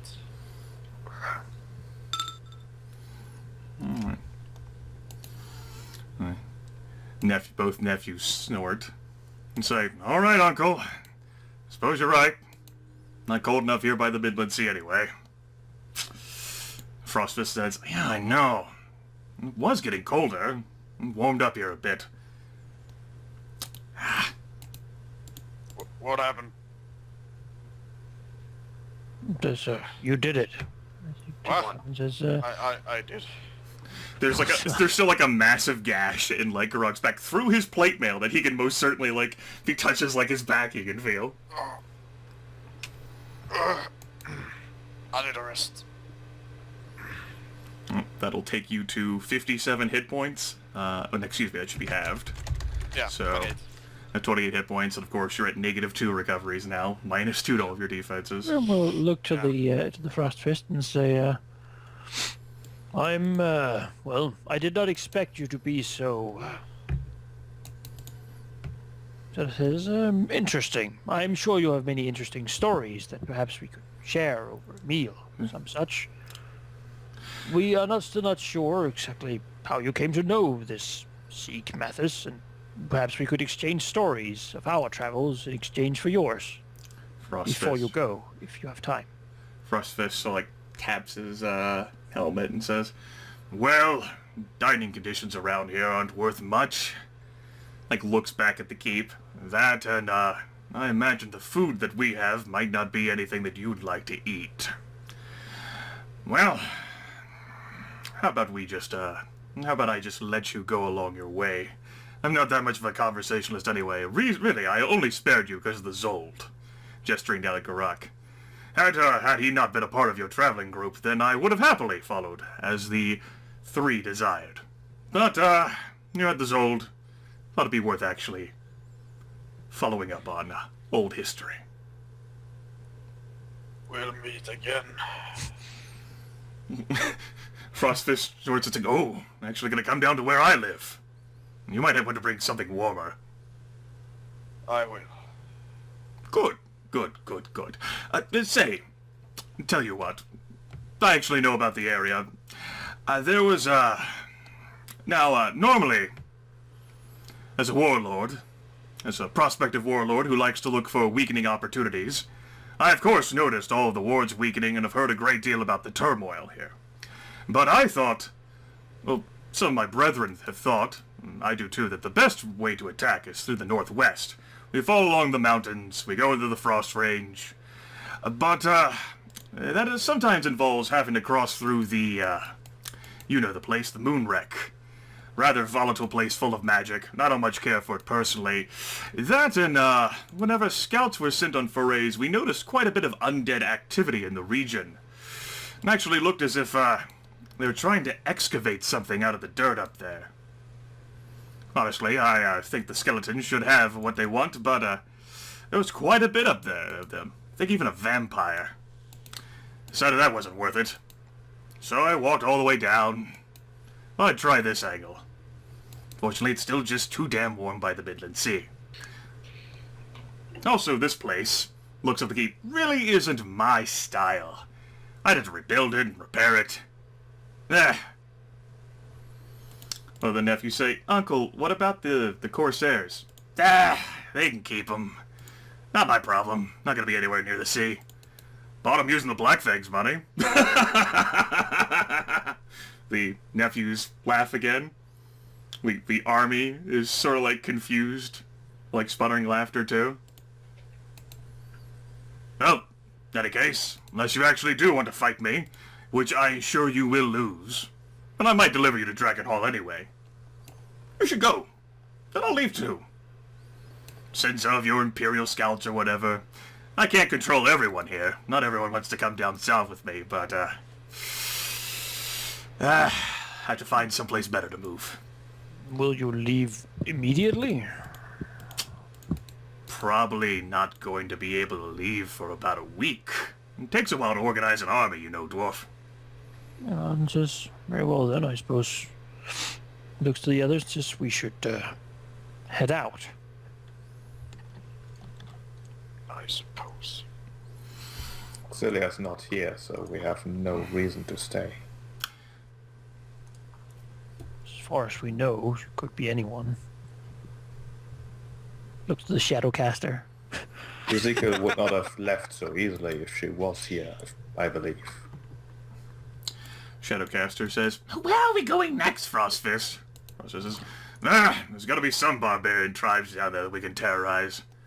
Find something or another. And Shadowcaster's like, "Oh, goody." Having, of course, been hurt all of 0 hit points during the fight. Alright. Begin to make his way, you know. Does the huge mob seem to want to eat us now, still? The huge mob does look tempted, and the Frostfist says, "No, let them through. Give them, like, say, I don't know. It's so hard to coordinate, you bastards. You're so damn stupid. Give them a day's head start. Like, it's... looks over at the sky. Yes, the day.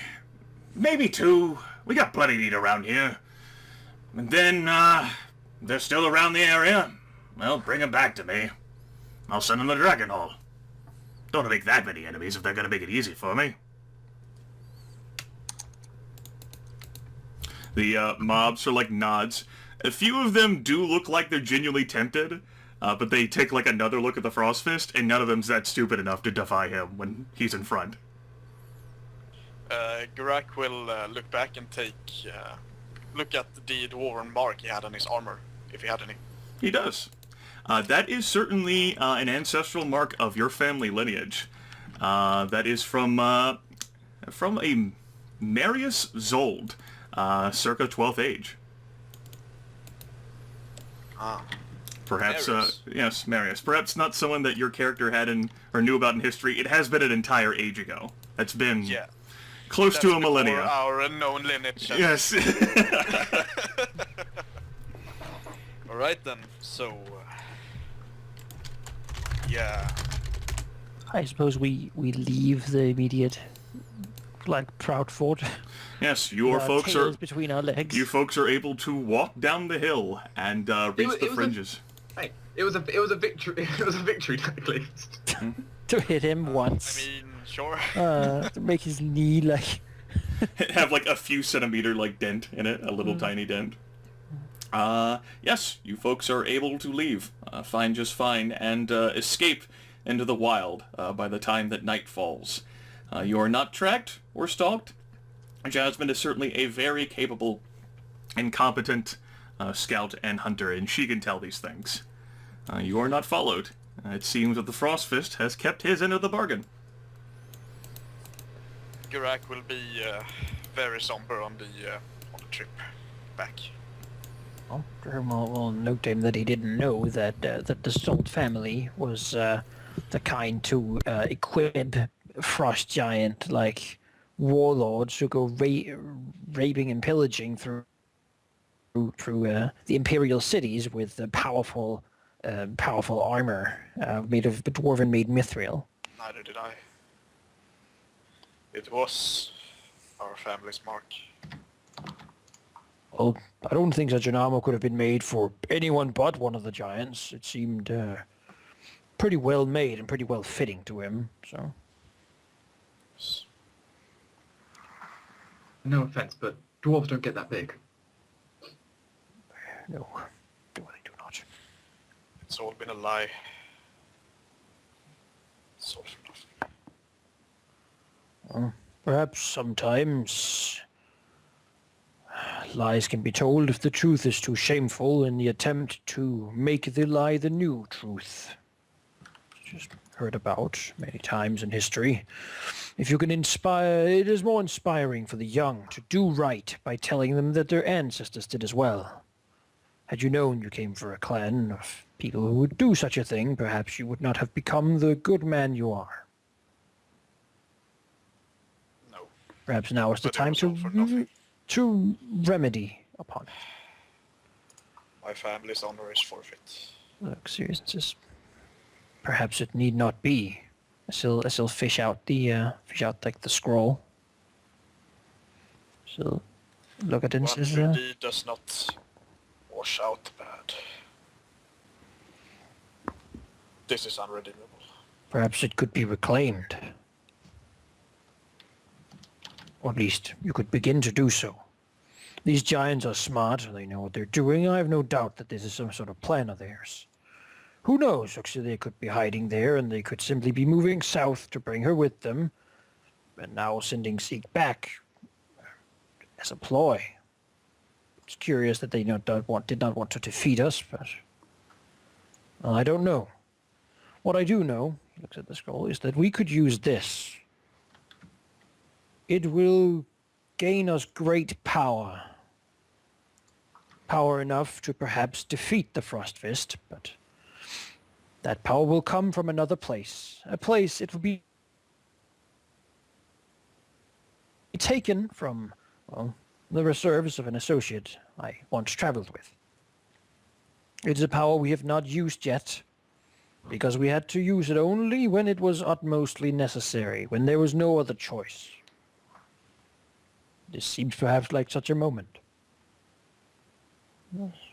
But what is the point? The Frostfist is leaving this place, meaning that the bandits will no longer be a problem. Ezekiel has disappeared, presumably to Dragonhall.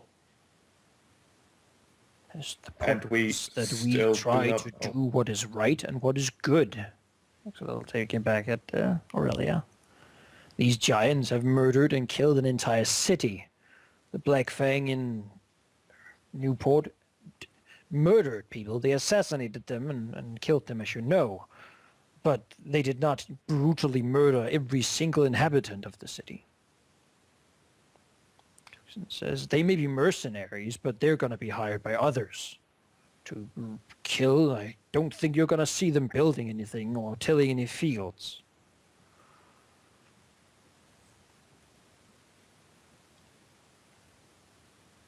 So you wish to use power from a questionable source to Do get what what? is right. Justice? Geráck does not seem to be listening, by the way. Just has wandered off a bit, staring into, like, nothing. Aurelia does look for a moment like she wants to argue, then frowns, shrugs. I don't think I would recognize what is good if it stared me in the face. He stares Aurelia in the face. Says, it would seem not. He looks to Jasmine. How much would you do to reclaim this place? That plus the previous mention of the Black Fang murdering people in Newport have got visible reactions, cracks from her, just showing her expression. Hmm. These are things very close to home for her. Mm-hmm. It has built who she is. Yes, And- perhaps you are right. Yeah, Jazz, for the idea of reclaiming this place. Jasmine, she doesn't know the truth behind the power, and maybe it's best she doesn't know. Aurelia will turn to Geráck and say, even though he's not really listening, Geráck, is this right? Would that be doing good? What would? She points to Dwohurim. Slaying the Frostfist. You shouldn't listen to my judgment.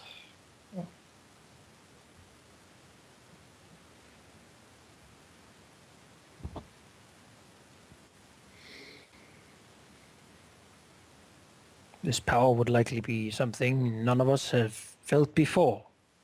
But it would be, as I understand it, as great a power as perhaps a month of resting, rejuvenating. You would be at your best.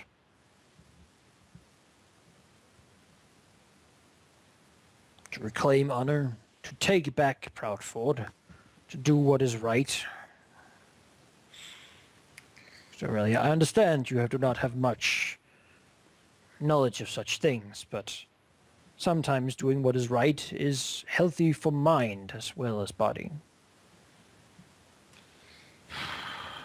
At least killing the Frostfist would be something we need to do, I think. To me, it seems like this decision all comes down to a simple question. Would we regret doing it more than we would regret not doing it? Mr. Geráck, could you live with leaving here empty-handed? To let this criminal go, knowing that whatever he does, we could have prevented it? If we actually can prevent it, then we should, by any cost. Any cost, or not. Giants are a scourge of the realm. Too strong, too powerful to be ignored, and too smart to be easily defeated. In wars of the past, only strategic geniuses have ever defeated them.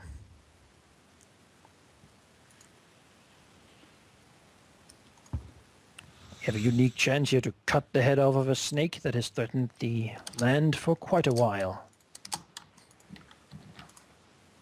Had we done this earlier, perhaps thousands of people could have been saved.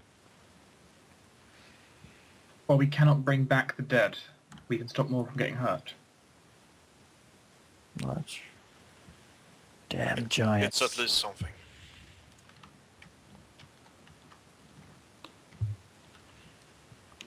If you wish me to perform the ritual, it will not take long.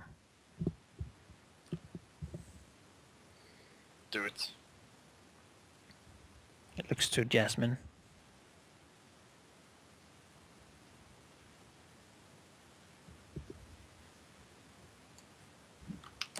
Like, while clearly convicted, she's fueled by enough passion that she'll agree to this. What'll she say? Well, I'm kind of looking to Dwohurim after, Geráck has agreed.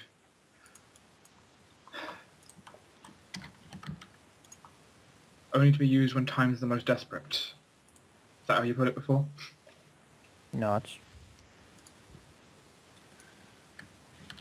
At least I would certainly consider this a desperate moment.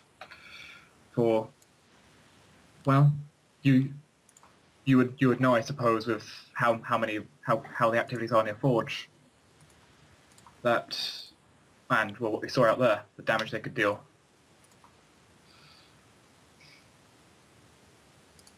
Oh. Well, nod. Then he will prepare, go a little away from the camp and prepare the circle as the ritual details. Preparing to draw upon the power of the Lich King, to infuse it into all of us with, basically just, I suppose, grabbing as much as possible, or trading it for whatever untold price it might have. Everyone that you want the ritual to apply to will have to be nearby. Durham can stand around, or whatever the ritual details. It's not really something Durham has designed. Yes. So he will read how it's done first. Yes. The ritual also does seem to be a bit more time-complexing, at least to Dwohurim's skill level, and that is in part because he has no inherent ties to necromancy, or to the Lich King in general. Still, after an hour of dedication and brute force efforts through intelligence, he could make this happen. Mm-hmm. I can also perhaps, maybe just because it would be fitting, use my utility spell to speak directly with Hexenblade, and perhaps have its aid in this, as it might actually know more about necromancy, sort of directly applied. It most certainly does, and I think it is very fitting that you chose to utilize that.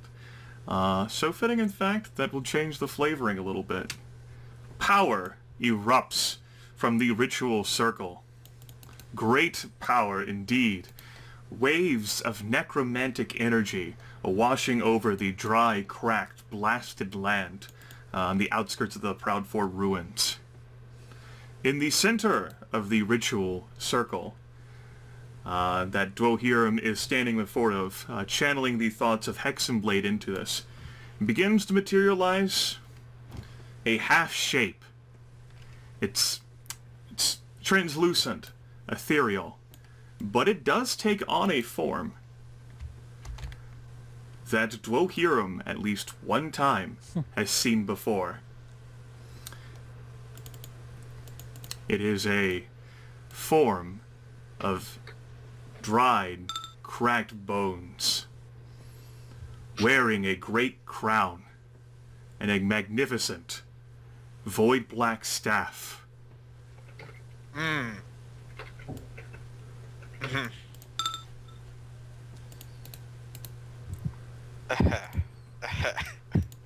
Of course, you can click to see exactly what it says on the tin, the image. Not the description, but to just see how he looked whenever he zipped across Drakenhall ever so long ago. The translucent shape looks around the four of you and says, I see where his scroll went. nope. And the spirit jerks a skeletal hand, and Hexenblade immediately abandons Dwohurim, flying right out of his clutches into the... And that's where you have gone too. Hexenblade severs its connections with Dwohurim. Alright, Dwohurim keeps channeling the power.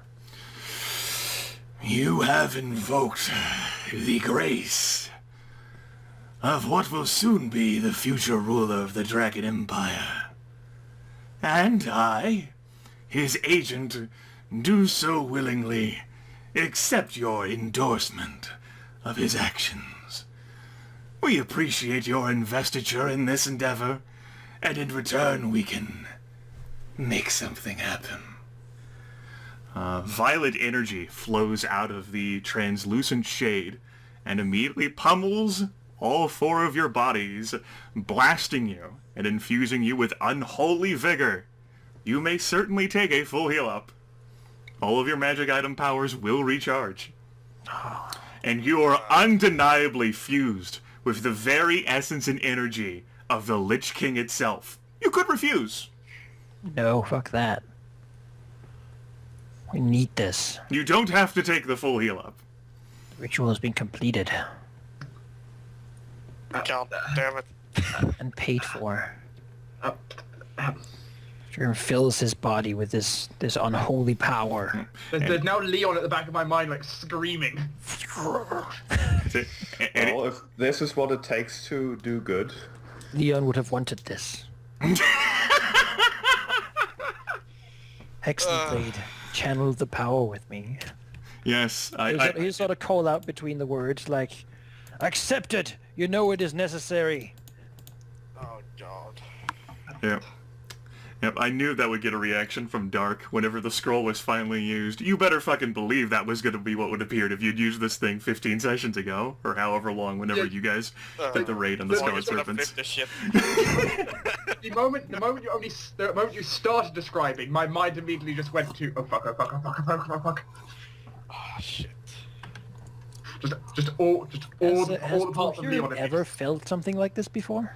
Well, in his long history, it depends if whether he has been infused and, like, blasted back into, like, total health with, like, full recollection and memory of his spells before in his entire life. No. Well, then there you go. Because, let me tell you that this shit doesn't happen, where, you are infused with, a sliver of essence of an icon, and that completely restores you both body and mind. Yeah. At the cost of maybe a little something else. You know? Yeah, Geráck just sits there in the circle, and after the ritual is done, he sort of snaps out of his dazed state and just realizes what he actually has done. So, does anyone reject this? Would be my question. I'm considering if Jasmine would reject, actually. Oh. Now seeing the source of his power. Yes, this is a pretty blatant, like, declaration, as you're, like, filled with unholy energy. There's no disguising who you're getting this from. You know, Jasmine refuses. Okay. Sheep? I'll accept. Is, Geráck just in, like, just judging by how you're describing that, Goger, it sounds like Geráck's gonna accept. Yeah, he's just gonna sit there and... He's desperate. Yeah, he's just in a dazed state at the moment, so he doesn't really realize what's going on around him, and he just accepts it. The violet energy comes to a halt. The translucent shape looks around, slowly nodding, says, Good. You four have fun. Leon says hello, Dwohurim. You know, and says, bring him my best. The translucent shape looks around one more time, then looks down at Hexenblade that's holding, that the translucent is holding, and then gives an unnerving stare at Dwohurim. Interesting. And then the ritual magic fades away. And We're just drunk with this power right now. And Lord Zarza disappears. As he just leans back a little bit, sort of trying to not cackle. What little wildlife was in the region, you guys were pretty much not in a tree area anyway, has all fled. Or died. Completely vaporized by the necrotic power. Aurelia and Geráck. What have we done? Just... I did not know exactly what would happen.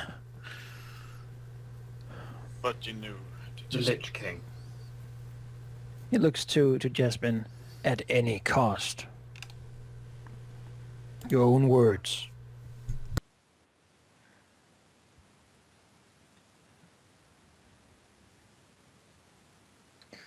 What interests me more is what he said. The future ruler of the Dragon Empire. Does that make him an enemy of the three or an ally? There is no other option. No one. Oh, the Wizard King bows to no one. And no one can ally of the dead. They are certainly enemies of the three as much as they are enemies of everyone else. But we should not waste time. Do you not feel it coursing through your veins? I do not know for how long this power will remain. We have done it now. We should not waste it. Really not. Do not channel it into the land. Channel it into your enemies. Wield it like a weapon.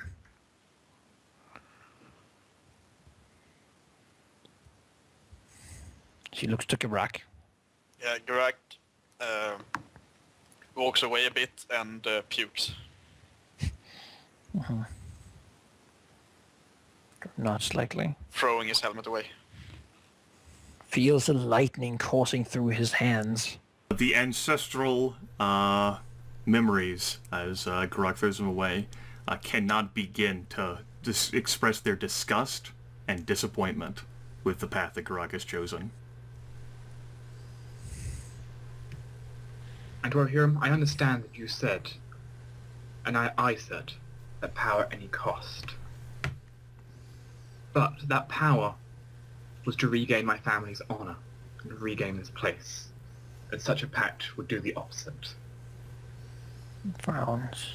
It says clearly you have a different understanding of any cost than I have. To reclaim Perhaps my we could have family's... fought the three for a little longer and seen a few more of your allies and friends die. You will have gained an understanding of what Dwohurim, at any Harsca, cost you will means. stop your words right there. I have lost entire platoons and my entire family. You will not continue this line of sentence. Frowns. Then perhaps I have misspoken. I simply could not see how that could have been when you were unwilling to. Just as. Let us not dwell on that then. I am a bit riled up by this decision, but I do not wish to second guess myself now. There is much work to do. Just know when the day comes, if you trade more over to him, I know the Emperor still holds my loyalty. You're not. We're all loyal to the Emperor, or the King, or the Archmage. With your allies, looks to the circle, perhaps some more than others. Exactly. Regardless, we're here to slay an enemy of the Emperor that we would not otherwise have been able to.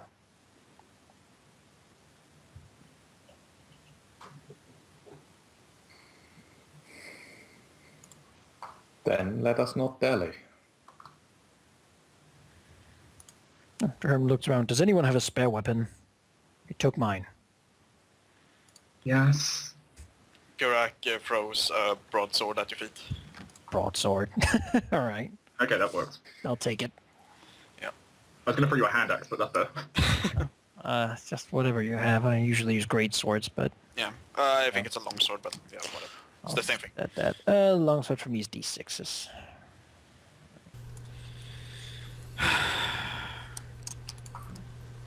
Geráck then picks up the helmet and actually walks over to Jasmine with it. The helmet is radiating, it's continuing to radiate its disgust at Geráck. Choosing, it did not, Geráck was in such a daze that any sort of, screaming it might have done at him. Ultimately the helmet doesn't control his actions because he's not overwhelmed with magic items, quirks. Yeah. But, basically, from the ancestral radiation is, being upset over discovering the Frost Giant is one thing. Accepting the power of the Lich King as a paladin and dedicated servant of the Great Gold Worm is an entirely different situation altogether. Yeah. You could have taken this up with your family and your ancestral lineage. You know how much of a disappointment your father is. But this? Yeah. Jasmine, you're the only one here with your honor intact. Please, give this helmet to my sister. I do not deserve it. Browns, perhaps using it for a little while longer. No. So enemy is defeated. Be quiet. I understand, Geráck. As she opens her bag and will take it from you. Frowns at his allies, looks to Aurelia, see how she feels. Aurelia looks very confused with an expression that clearly says, I thought we were doing good. What?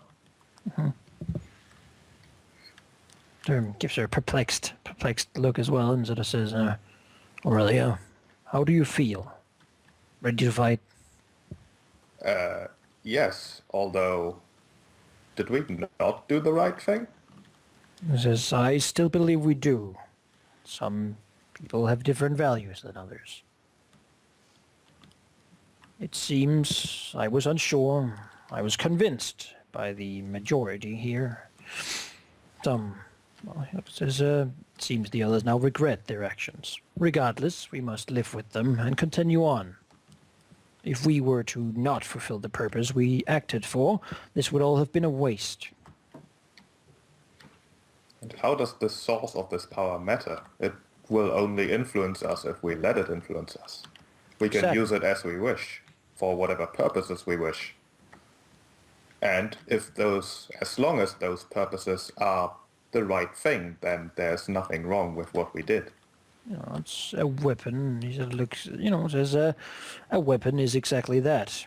You wield it in some way, and if this smith is a terrible fire troll who's very happy that you're using it, well, at least you have it rather than someone else. Geráck will look over to Aurelia and say, I hope in your time you find your redemption. If I somehow survive this, I won't be coming along anymore.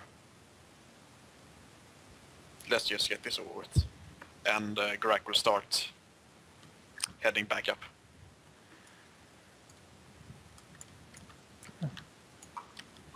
Or we'll follow him. Yep.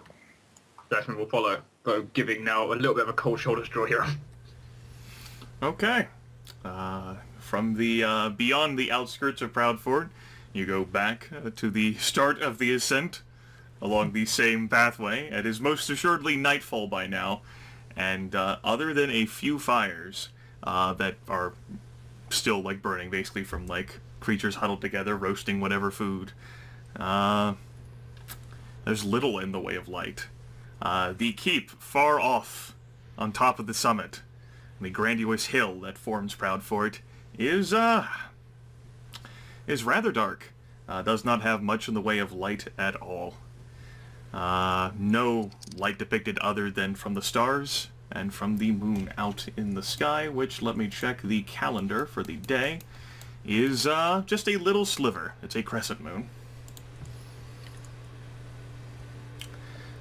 Trekking up the road, should you choose so, will actually not result in a challenge, although you certainly do attract a crowd of half-orcs, gnolls, and ogres, and trolls, who are sort of like looking at themselves confused, like they thought this was the end of it. And so as you're going up the ascent, they're slowly like walking in a crowd behind you guys again.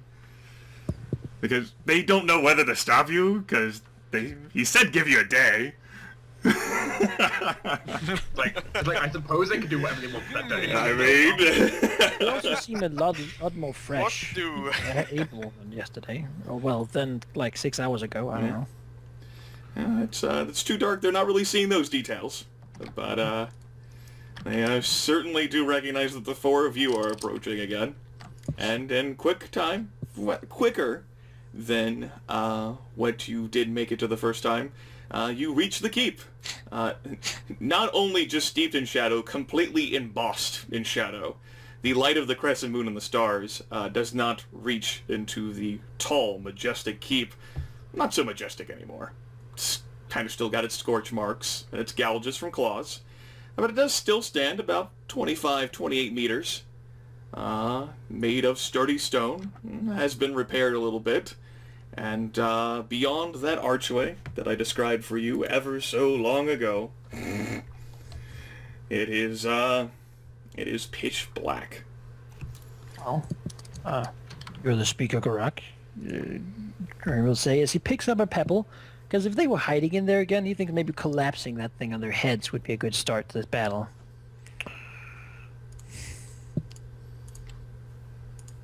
You're the commander here. Geráck will say nothing, he will just walk straight in. Alright. Geráck walks into shadow and into darkness, disappearing from view. It is almost impossible to see here on the first floor of the keep. Okay. That. It is still... Make me a magic background skill check using your intelligence modifier and level. Sure. Let's see here. That would be that. And that, and then that. Your light barely radiates anything more than a dim candle within the keep. These are not natural shadows. They must be awful projections from the Shadowcaster.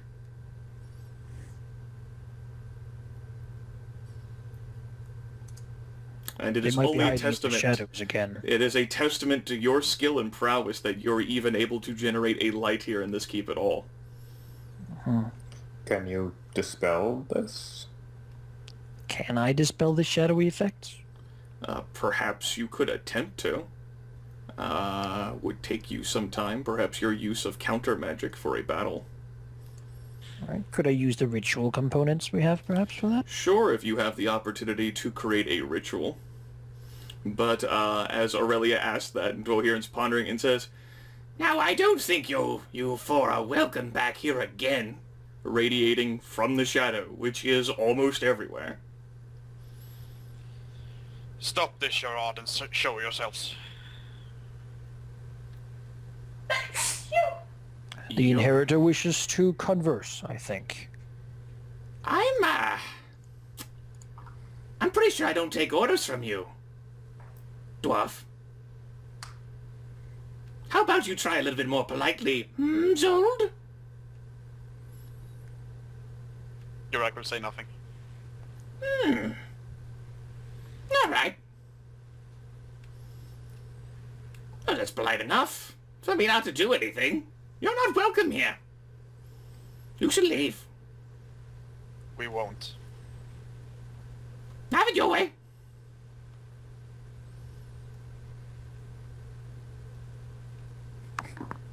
There's the Dwohurim. Magic missile the darkness. I think a thing takes like 3 minutes.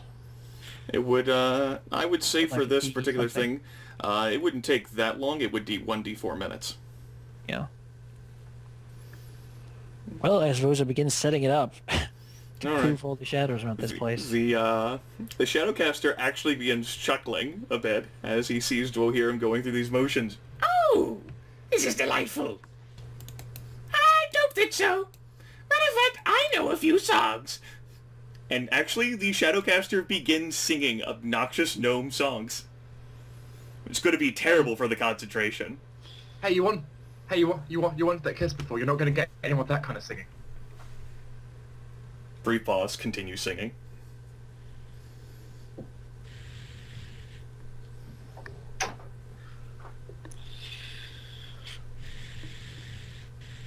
Well, we know how great my rolls are anyway. Yep, this will cancel out the bonus you get from special ritual components. It's pretty hard to concentrate on this. Alright, so let's be the same roll as I just did. Should I just roll now, or do you want to roll duration Go first? for it. Go roll duration first. Need to see how long this 1d4 takes. minutes. 1d4 minutes. Okay. A long time. You know, it's really hard to concentrate. And certainly the crowd outside, hearing the amazing singing, is like drawing like closer. Although the shadows are choking the interior of the keep, you can look outside like the few sort of like windows in the archway, and you can see like half orcs and gnolls trying to peer in. So now I can poof the I guess shadows. Geráck will also try to light his magic torch to see if that does anything, but yeah. Okay. Well, we'll just use a fail forward here in that case. Dwohurim begins to wrestle using his counter magic in order to try and dismiss the shadows. And you hear the gnome snort, and then he actually begins to wrestle you back. But eventually, after a few more minutes, the shadows disappear, and with that, him being in this room also disappears as well.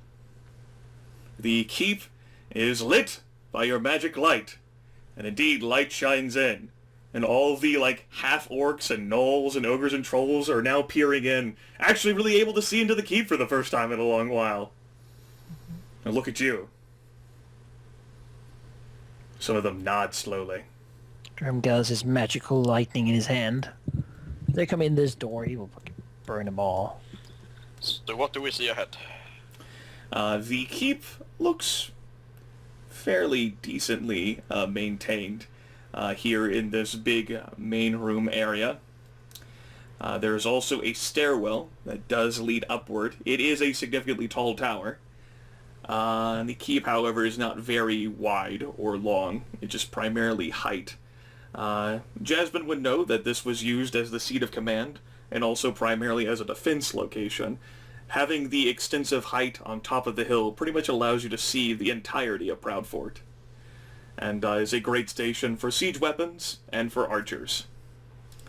Your extensive time spent here, though, does attract quite a bit of attention, as from outside, you will actually hear bellowing the voice of, "What's this all about?" And you hear, like, some skittering, chattering, "Oh, boss, Shut up, goblin! You! What's this all about?" So Frostfist is out there. Looking out. Looking out there through the horde teeming masses of half-orcs and gnolls and ogres and trolls. Sure enough, and hill giants, as there's a few of them gathered around too, returning perhaps from a feast, are the looming shapes of the 3 frost giants. Geráck will head towards there then, I guess. Okay. Stand in the archway. If no one stops him. Home defense. Oh, prepare to engage, basically. Yeah. That's not the copy tool that we use. Spells ready on lips. Okay. Let me go ahead and I need to assemble the army.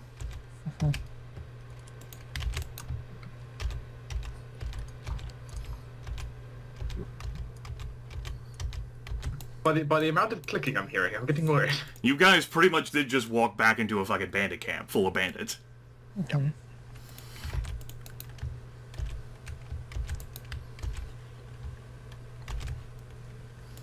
There's 2 of you guys, and 2 of you guys, and some of these guys, and 1 of you. Alright.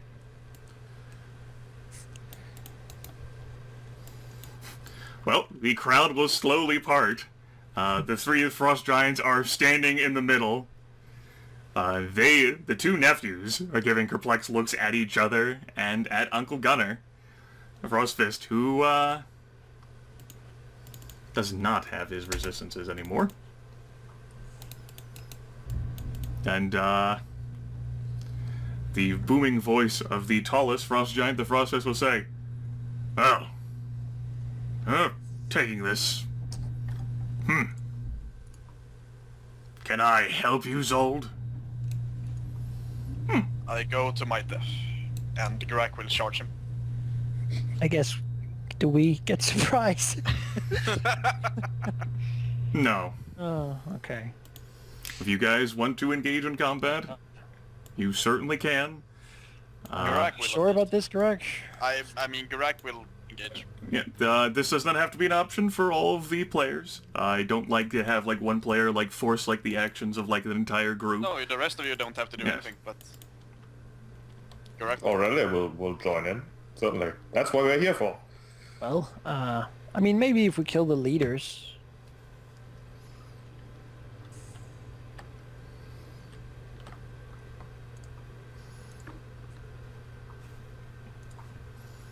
I mean, what other plan did you have? We did this whole thing to engage them, and now we're engaging them. Yeah, the hope was that we'd be a little more in That we could our... only face these 3, but yeah. I suspect the mooks and stuff will fuck off when they see their leader fight. Perhaps. They did before, so. That ain't happening.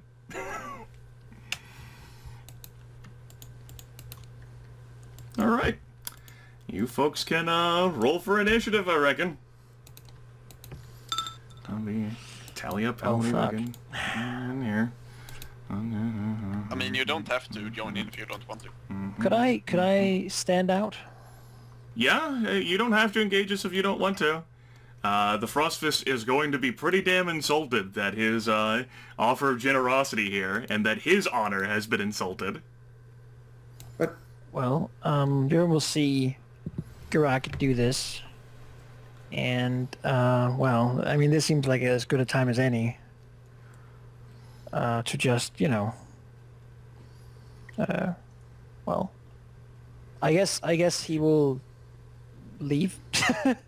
Okay. Expect when we came back here. Describe Manaki. Well, this seems like as good a time as any for him, really. So he will reach his hand into his into his sort of cloak, and armor, and grasp something around his neck, and then he will begin uttering the words that will to channel his power, and now the power he has gained, to basically poof. Dwohurim does just that. You certainly had the opportunity to prepare this beforehand. Dwohurim disappears. You had a teleport amulet, or Yeah. maybe you don't. Okay.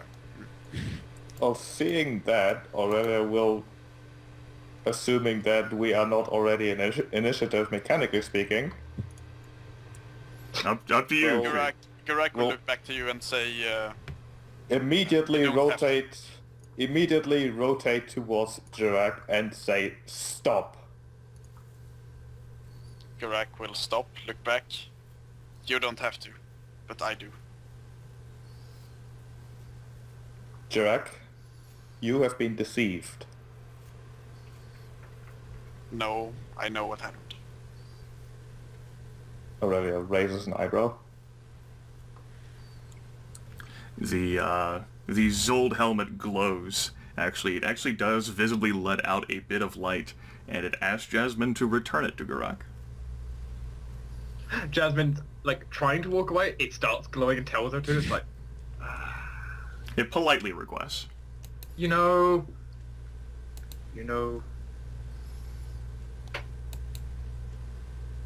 Steps. All of the bandit army horde is completely befuddled. They're looking over at the Frostfist, who looks like he's lifting his fucking axe, but he's not moving. Aurelia will turn towards the Frostfist and the armor and say, we once again thank you for your generous offer at letting us go, and I wish to apologize for this misunderstanding. There has been an event that needs to be discussed. Frostfist One will that say, does not concern you. Frostfist says, well, might as well discuss it here. Take your time, and where you actually know what you want to say to me in the future should you stop by again. The helmet will actually begin radiating warmth at Geráck. And the ancestors will say, they don't really communicate that much with thoughts and words. But they show images of atonement, of walking a path to redemption, like how Geráck has been trying to lead Aurelia this entire time. And show an image of, say, Geráck charging forward. I know Train. The train killing Geráck. Serious time, Train. Is the train shaped like a giant in full blade? Yes, it sure is.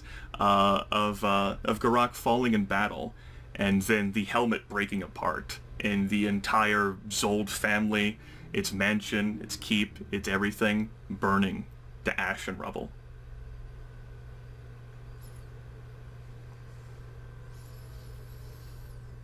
And although it doesn't do much in communicating with words, just with thoughts and feelings, the words do form in your head. If you die, this legacy dies too.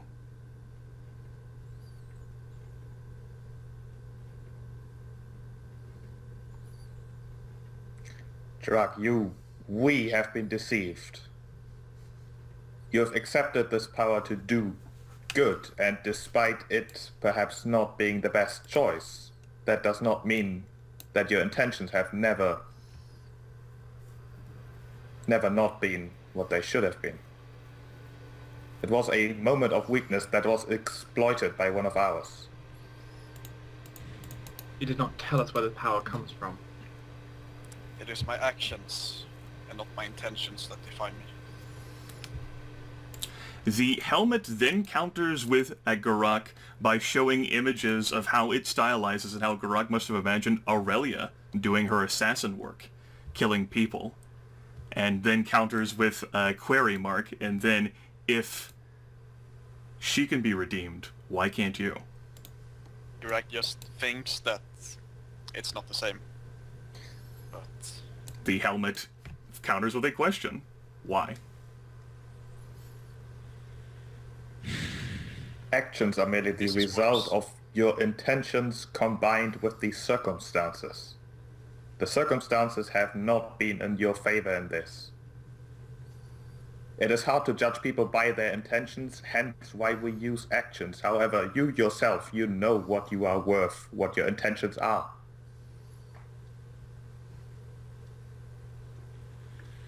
Geráck stands there for a moment, sort of thinks back on his past, on his childhood, his sisters, his brother. The helmet reminds Geráck, showing him an image of her sister imprisoned and captured, and then Geráck breaking into that prison and saving her.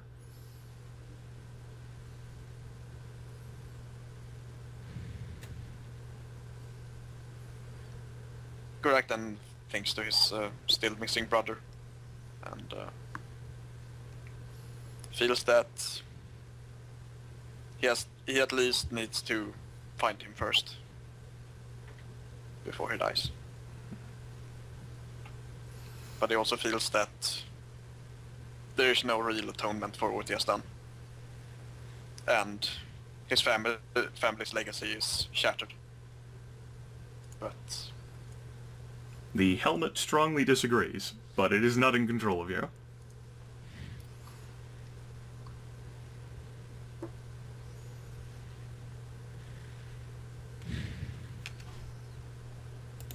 We have also make the reached our... wrong- Yes, we have. Yes. No, I need Skype Premium. My immersion. My immersion. Geráck, if you make the wrong decision now, then it also means that his deception has succeeded. Do not give him that satisfaction. whose deception? Raise an eyebrow. The Frostfist actually chimes in. Your dwarf friend, the wizard. He's gone. Teleported away, just like Zeke did. Geráck looks back. There's First moment he has realized there's a cube on the ground. Yes. There. Jasmine will take the cube, just subtly. Yes. Geráck Yes. is then filled with rage instead. He has offered us this power, led us here, and then left us, so that we would make the wrong choice and most likely perish. Congratulations on confusing an entire bandit army. If you were to attack now, I would give you surprise. Yay! Still not doing it. like it's not all of them, but it's still like the trolls and like the ogres and like the half orcs and the gnolls are looking at each other. Both the nephews are like looking at the uncle.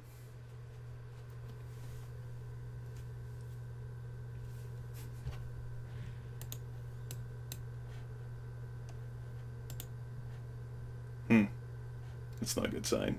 Everything appears to be frozen. One thing to consider, Geráck, is if you were to fall here, what would that achieve? Compared to what could you do? A while back you did I believe you spoke how you set out on this journey because you were looking for someone or some people. Damn, I forgot that muting Skype doesn't mute my actual microphone so that you guys have been capturing my air Would conditioner. falling here do more than rescuing them? I'm sorry. On behalf of all the viewers, I'm sorry. My brother, and I need to find that treacherous bastard. Revenge is a good motivator. let us leave. And Geráck begins to leave and hoping that the Frost Fist won't attack him.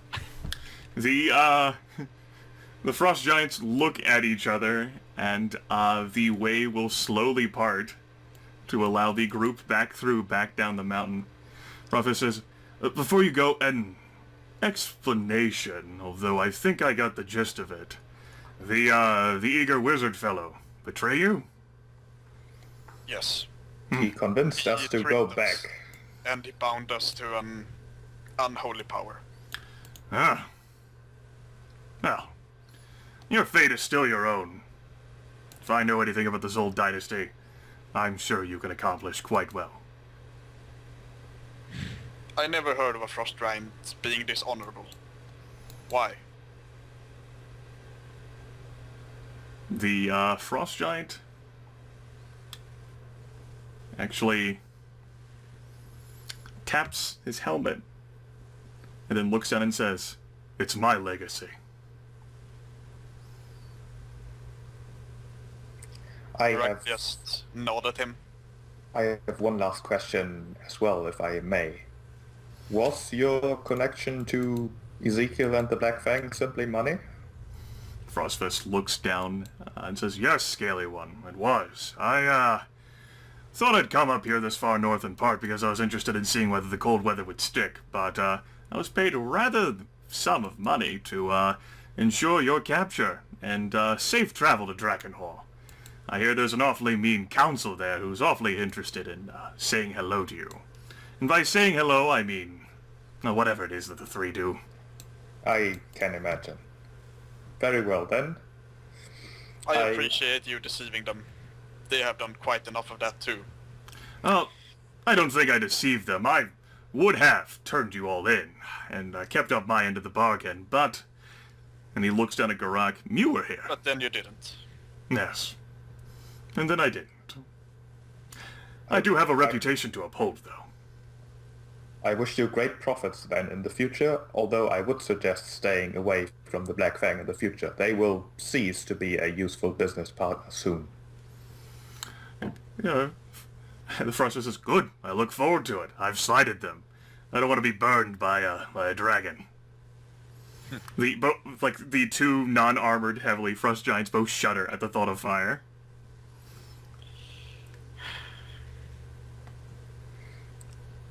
We may meet again, Frostfist. I expect that to happen at some point. Inheritor of the Zold legacy.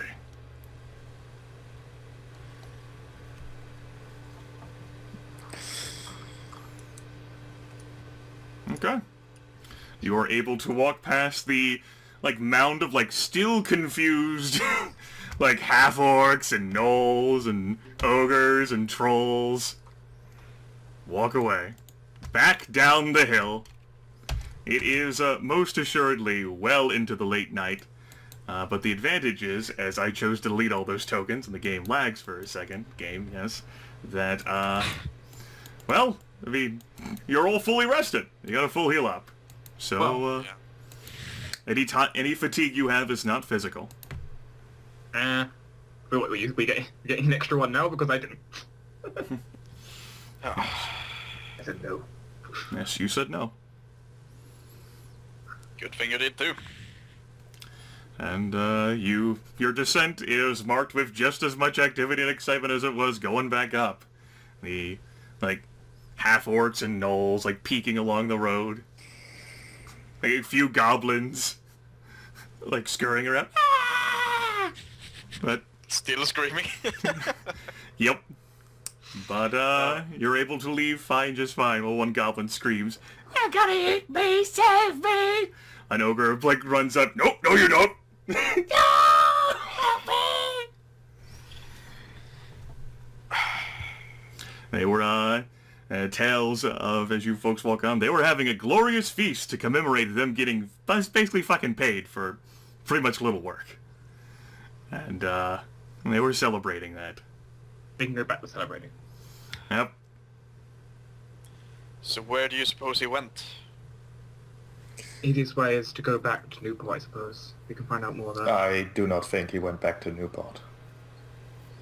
Where do you think he went? I would hazard the perhaps far-fetched guess that he went to Drakenhall. Dragon. Well, still the best thing we can do is go back to Newport for now. Yes. We'll see if he went there, and we'll follow him. Today really did not go as I expected. I expected to be able to cross a name off my list and not have to add another one. Well, in a sense, you did. Looks over to the bandit camp in the distance. I did. Auxilia was not there. True enough, but maybe it wasn't a name you crossed off. But well, depends. We didn't have to fight the giant in the end. Not We yet, did at not. least. Looks to Geráck. And when they're moving out, perhaps a garrison could be established here. Yes. Oh, well, perhaps the city can reclaim this and make it safe for traders again. How fittingly enough that, lore speaking, that these events happened in the early morning of Growfest the 7th, which is Fool's Day. Right on the calendar. You'd think that the GM sculpted that, but no, he didn't actually. Or you've been working meticulously with Manaki. I don't work. I do know what I'm doing. At any rate, you folks are able to venture. You don't make it more than halfway back to Springford, though. A few days on the road. Before you are accosted by 3 very large and powerful air elementals. They have been directly summoned and sent personally by Lord Teraptus, and they are to carry you straight back to Newport. This is not just Lord Teraptus, but this is also the Imperial Governor Arthur Tristan. But we have adventurers waiting for us. They will be contacted and notified. Okay. Yes. Don't just leave adventurers here like really These elder elementals are have been ordered, and they are rather insistent about this. They will be carrying you straight back to Newport. Carrying us. Yes, carrying you. Okay. Don't have arms, though. Hey, you guys at least know how it feels to fly. So, have you ever wondered what it was like to be inside an air elemental? Probably like a tumble dryer, isn't it? Well, these guys are large enough that, and they're rather skilled enough at their flight, that they can keep you mostly stable. And your trip definitely does go far faster under the care of these skilled and natural flyers, air kind of being their thing. Geráck does still not like being carried. Well, It's wrong. It's better than them using earth elementals. Maybe. yes, that would not go so fast.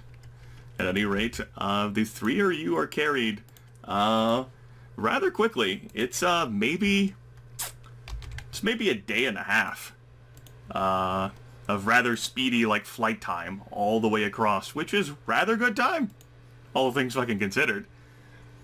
To get from halfway between Springford and Proudfort all the way back to Newport in the early afternoon. You folks are allowed to stop to rest, so be it. If you have potions of rejuvenation, though, you could drink 1 each and basically restore yourself so that you can be spirited there as fast as possible, so you don't have to spend time sleeping. I have have 3 one. of them if you don't have any. I have 1. If we want to blow some, then sure. Right, I'll spend 2 of them. Okay. Without the air elementals do not need to rest, and you are carried there as fast as they possibly can take you, which is taking you to the early afternoon of the next day. You arrive, and actually a rather ceremonious event. The 4th of Planting, God's Day, is normally the Courting Moon Festival, although there isn't much festivities happening on the street, as there are still some angry mobs of individuals who have tried to peacefully assemble, only that Arthur Tristan, the Imperial Governor, has exuded quite a bit of order. You are ushered in, rather bluntly and directly, through Lord Teraptus' window, and straight into his office. Well, Putting you guys basically right there. The Well, earth elementals sort of like look around. Lord Tarathus looks around and says, "You're dismissed. Thank you for your service." And the elder elementals discorporate. Sitting in here in the office is one other gentleman, the rather short and portly, and usually beaming Imperial Governor of Newport himself, although he has an extremely dour expression on his face. Lord Tarathus looks back and says, "Welcome to the three of you. I had hoped that damn Tempus Malleator would be a cube, otherwise it would have been awkward transporting all four of you here." How did you know? Gestures to her back. Well, there has been quite some activity here in the city. Within a short span of several days. And I had thought to gather you here. I would have sent for Dwohurim, but as of course you already know, he went ahead. He... You went ahead. To where? Oh, you probably don't know the entire story. Lord Tarathus frowns and looks over at Arthur. How about you come around to the desk a little bit? It is awkward bending my head this angle. Of course. Thank you. So, Vrat Lavelle is dead. The mages and physicians are scouring his body now for signs of magical activity. For the time being, at least initial glance, we did not spot anything. Out of respect for the Lavelle name and family, I didn't act upon him immediately. But of greater concern is that not only is he dead, not only is Renee Cauldron, his new wife, gone, but his entire vault has been emptied. Every single magic item that I know that he's possessed, that he most certainly treasured, was all kept within his special vault that only he knew the access to. So a few items, one in particular, had been entrusted to his entire family legacy by the Emperor and Archmage themselves. And to find that his entire vault had been pillaged, all of his security bypassed, not just bypassed, but fully disabled, was a great troubling fact indeed. Dwohurim had sufficient attachment to Evrat.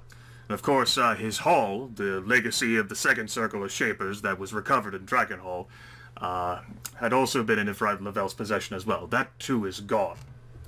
Dwohurim actually gave me a letter that he said, I think it was primarily meant for Tempus, but I imagine the three of you could read it as well. After all, you too, looking at Aurelia and Geráck, were his traveling companions. And you will pass over the letter. How does it look, Manaki?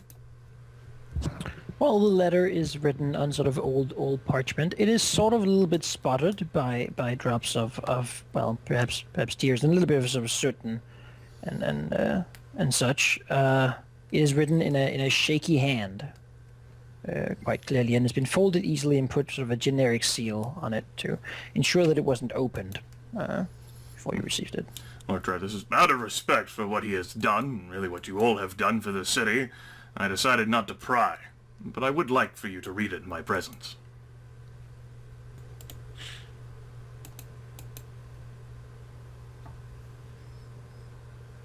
Does anyone take it? I mean, sure, Aurelia is very curious in Right. Why don't It was gestured to you two. So. why don't you go ahead and put the text in the chat, Manaki? Sure. Let's see if I can actually have the formatting stick. You'd have to put like breaks or like paragraphs things in order for it to stick the in worst. the MapTool chat. Can I just like give you the Dropbox link instead? I mean, you could like just put in the Dropbox link. Yeah, because that would be like far easier Sure. for me anyway. Sure. It gives Not me to wrap his hands on a piece of paper with a URL. with a hyperlink. Skype can get Here, click this. I haven't paid my internet bill this month. And one of you, Aurelia or Geráck, go ahead and read that. I guess I'll read it. I can't do his voice though, I'll just read it. To my companions, I hope you're all well, but as I write this letter, I know that you will be. You're all incredibly skilled, and you have no need for a melancholic dwarf to watch over you. Not anymore. Tempus, when we met in the tavern out of Santa Cora, you struck me as a terrible ally. A thief, a murderer, a scammer, and yet you have not betrayed the trust that I begrudgingly gave you. You're a man whose life has been shaped by the problem you face every day. The guilt I feel for my failures must pale in comparison with your own. Failure and defeat having mostly happened when you were unable to aid Thomas, Leon, Vargas, and myself, I tell you now, do not let that guilt define you. You are a man who has done much good, and you are recognized for it. I care for the friendship our hardship has created, and if we meet again, you can trust that I will do what I can to aid you. My companions, you have all proven that you are able and that you would follow me to the depths of the earth through acid, darkness, rock, and fire. I value your trust, even as I am humbled by it. I thank you. Vargas, a druid who once fought by my side, showed me that the way of forgiveness can be worth much, but with the loss of Ervet, I am not sure I can forgive any longer. I beg for you to try to redeem those you can in my stead.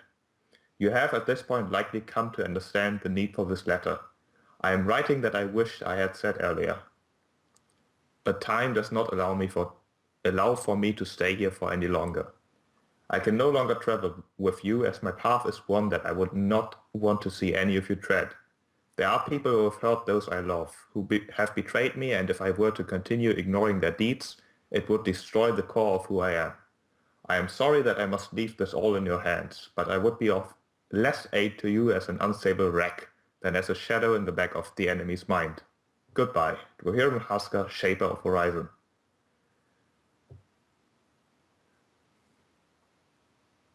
Geráck will look angry as he's hearing this, but he will say nothing.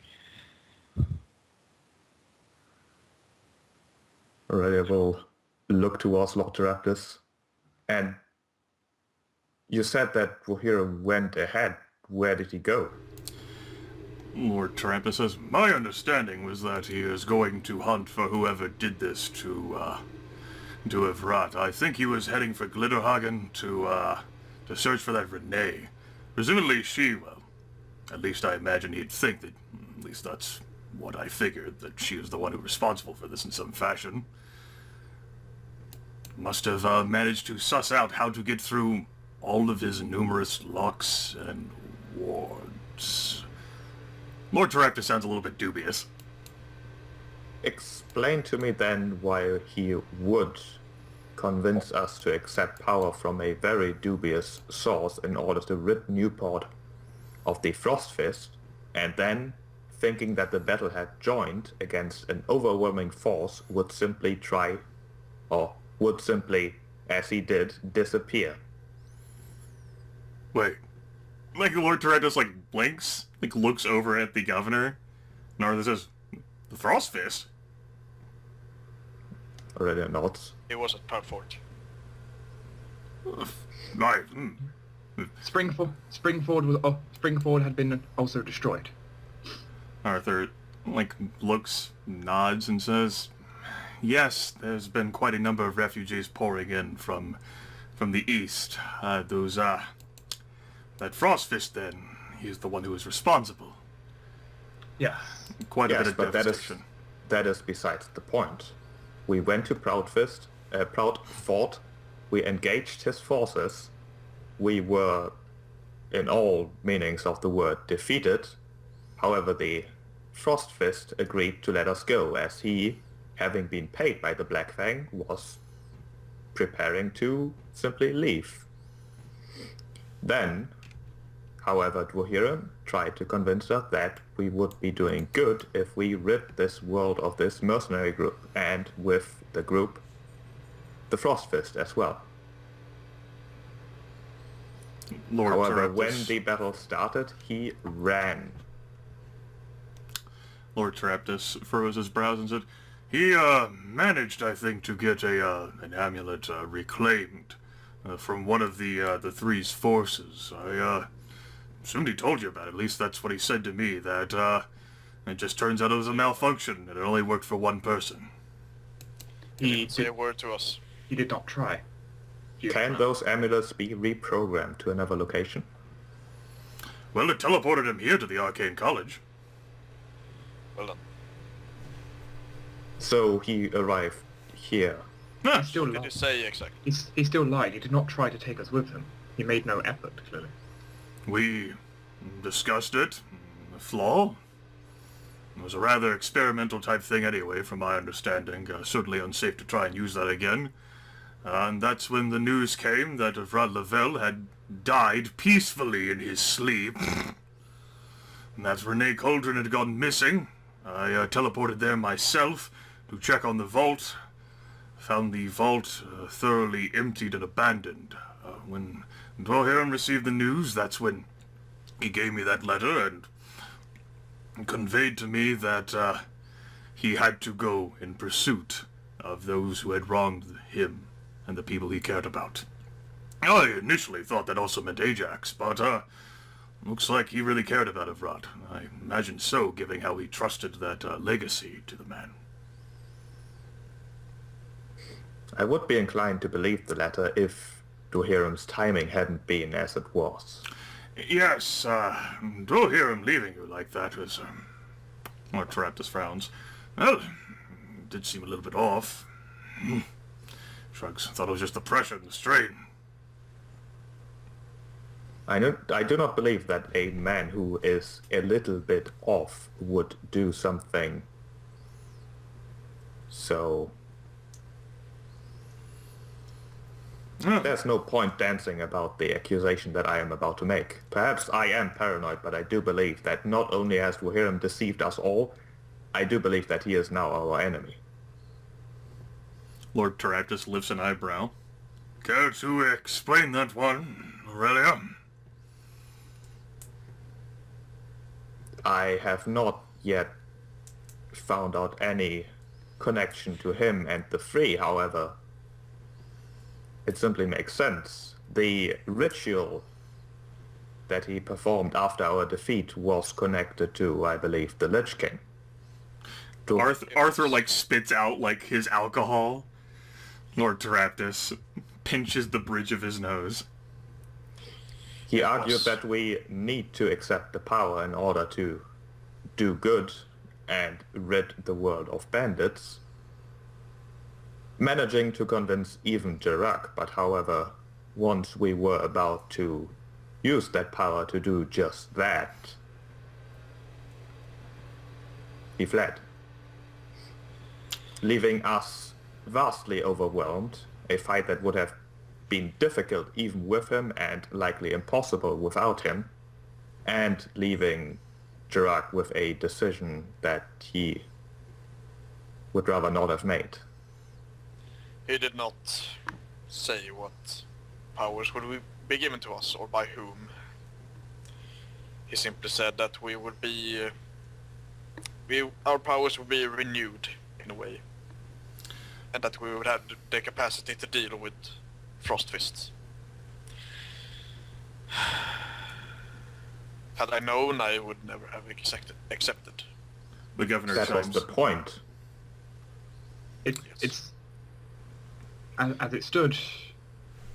Even Geráck was not. Unfortunately, you were vulnerable enough that you were not able to hold it off. The governor, showing what he cares about, says, "So, is this... what has happened of these bandits? They are certainly plaguing the region." I will. You will be leaving in a couple of days. Leaving? He looks over at Jasmine. That is indeed correct. There was no way we could have defeated the full forces, yet, due to some, dwarven diplomacy, looks to Geráck, it seems he will be retreating south as it is getting too warm, meaning Proudfort will be left completely empty and without really anything there. The boats also left for whoever to claim them. Fucking trains. Another one. I have a pet tray too. I can of course write a full report later for you, but that is the basics. Arthur frowns and He looks... was... Go ahead. Yeah, he was, in a way, connected to my lineage, and so spared our lives. And I do not believe that he was in any significant way connected to the Free, which are still the real enemy here. They were mere mercenaries. Well, that doesn't make up for the thousands of lives that have been... And Teraptus looks over to the couch and says, Arthur, let's be honest here. We could have dealt with those. Not with all the numerous problems we're facing. Not with the food riots breaking out. Don't project any more blame onto these three. Will you, Be a bit more considerate. I was about to... After I had known what Dwohurim had done to us, I was about to... Well... He was about to engage the Frostfist by himself, without Dwohurim, and potentially without Jasmine and I, both of us knowing that it would be suicide. However, he would not have minded that, I believe. It was only with great effort that I managed to convince him, that he managed to convince himself that it would have been stupid. I have unfinished business, which I need to take care of first. After that, I would probably seek out Frostfist and meet my end. At that moment, there is a rap on the door. Lord Teraptus does call for who the fuck would dare to interrupt this private, sealed meeting. And it turns out it is someone who does have quite a bit of influence and power enough to enter the room. Addressing herself, Harlan Brennos, who will inform that the full investigation and scouring of Renee Cauldron's former home here in Newport has been completed.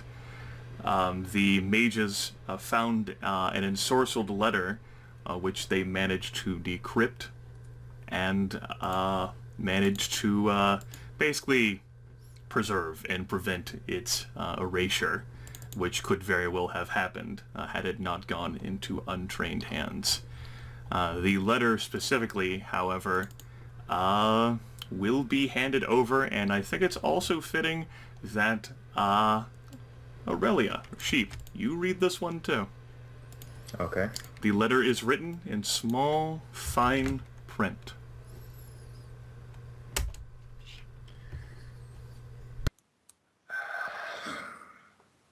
Okay. Auxilia, imagine our surprise when a subordinate of yours arrived upon our doorstep. You remember Minel Dren, yes? Panicked and harried. She bled on our floor, pleading for aid. We listened. Your losses stagger us, Auxilia. Your supposedly inviolable network of spies and merchants has eroded. Your entire lodge has been decimated. These irritants have crudely exposed more than your hubris. Other lodges will suffer for your failures. We still calculate the cost. Minel has also informed us about victory at Logrest Valley. We wonder how you will succeed without its aid. Perhaps you know better than us. We hope that is the case. Your indiscretion has been too much, Auxilia. You have caught her eye, and she now witnesses your struggle. Do not deny her, Auxilia. Bring us the Sword of Ruin, and you will be spared. Fail her again, your suffering will be legendary, even among our kind. The Council.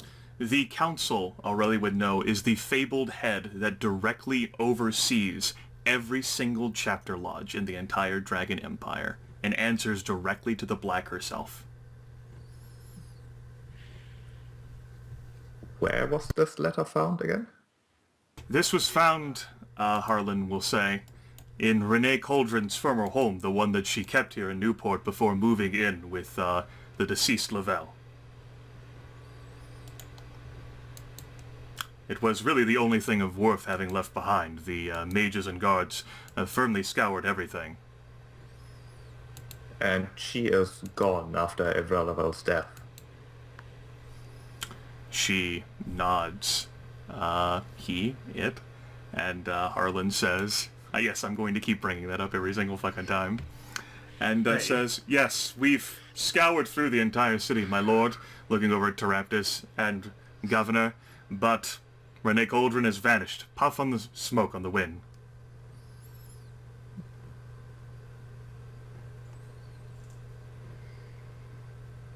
Would you know what this Sword of Ruin is? Looks up to Teraptus. Lord Taraptus has an extremely pained look, and he looks over to the governor, who appears to have forgotten about the Frostfist and has an equally pained look. Arthur says, "Thank you, Harlan. That will be all. You are dismissed." Harlan bows, "Governor." And Harlan will walk out. Lord Taraptus will, with great force, swing the door shut and says, "I suppose we have to tell them, Arthur." Arthur nods. "You want to do this, Taraptus?" "I suppose." The Sword of Ruin.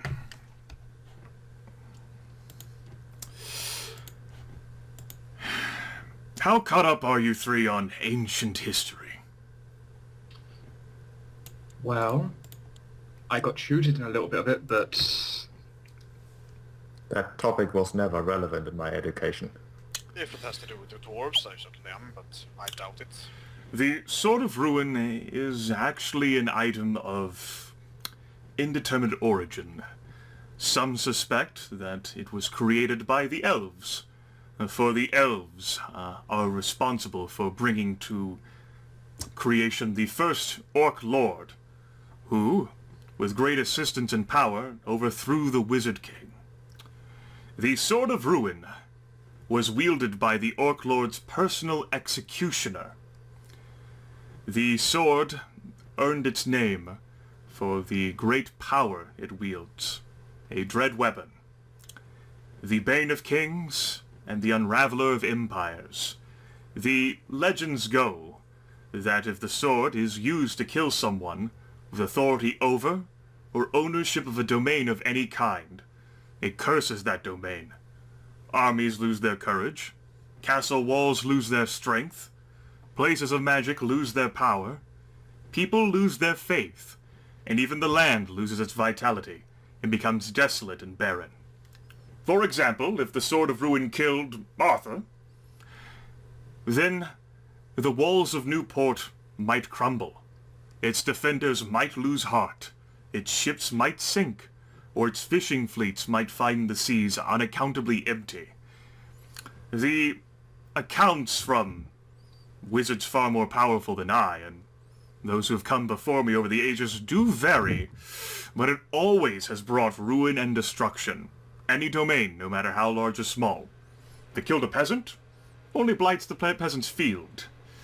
If it, say, killed the Dragon Emperor, everything falls. The blade had been lost for quite some time, but ultimately was recovered, and as a sign of deep respect for the entire Lavelle name and what they have done for the Dragon Empire throughout the ages, had been entrusted, and still was continuing to be entrusted, with both Pertinax's blessing as well as the blessing of the Emperor himself to Evrat Lavelle. His lineage has shown a great affinity for magic items, and no one manifested that more than Evrat. That was his most prized and sacred possession, and he knew full well, more than anyone alive, suppose the Lich King would know, and I imagine a few of the dragons would too, even though they are not as old, of the true importance of that item.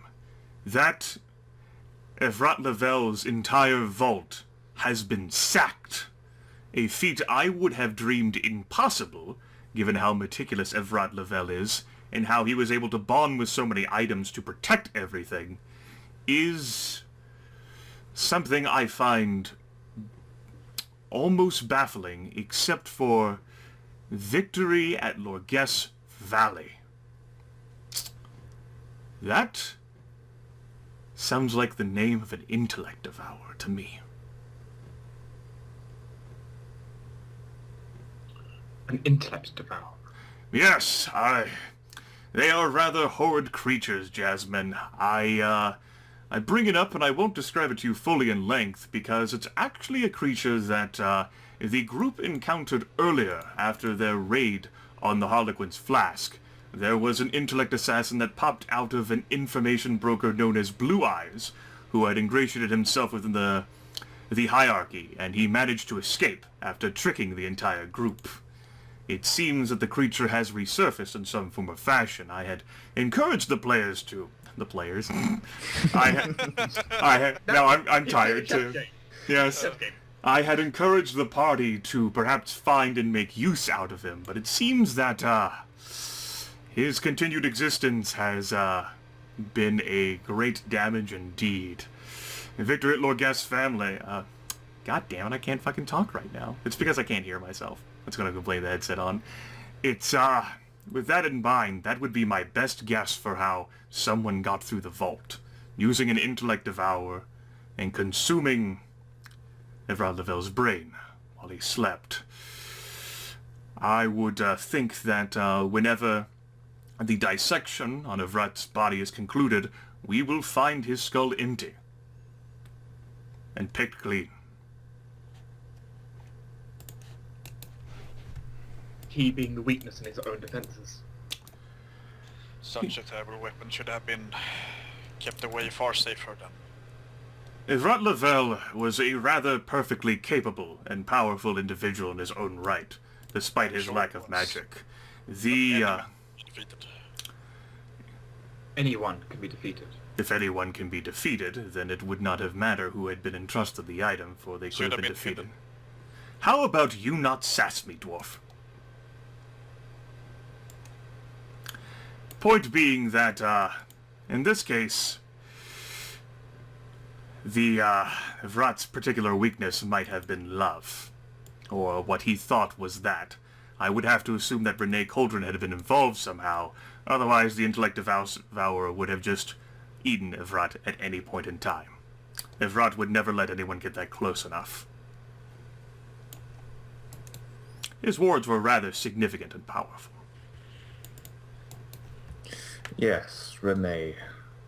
It does not seem too far-fetched to assume that she was Auxilia now, is it? No, it does not. I believe you, have met her twice now, at least? Yes. Yes. We carried her out of imprisonment. Certainly a master of deception. She was right next to me. If she is indeed Auxilia, she certainly was. Teraptus grunts.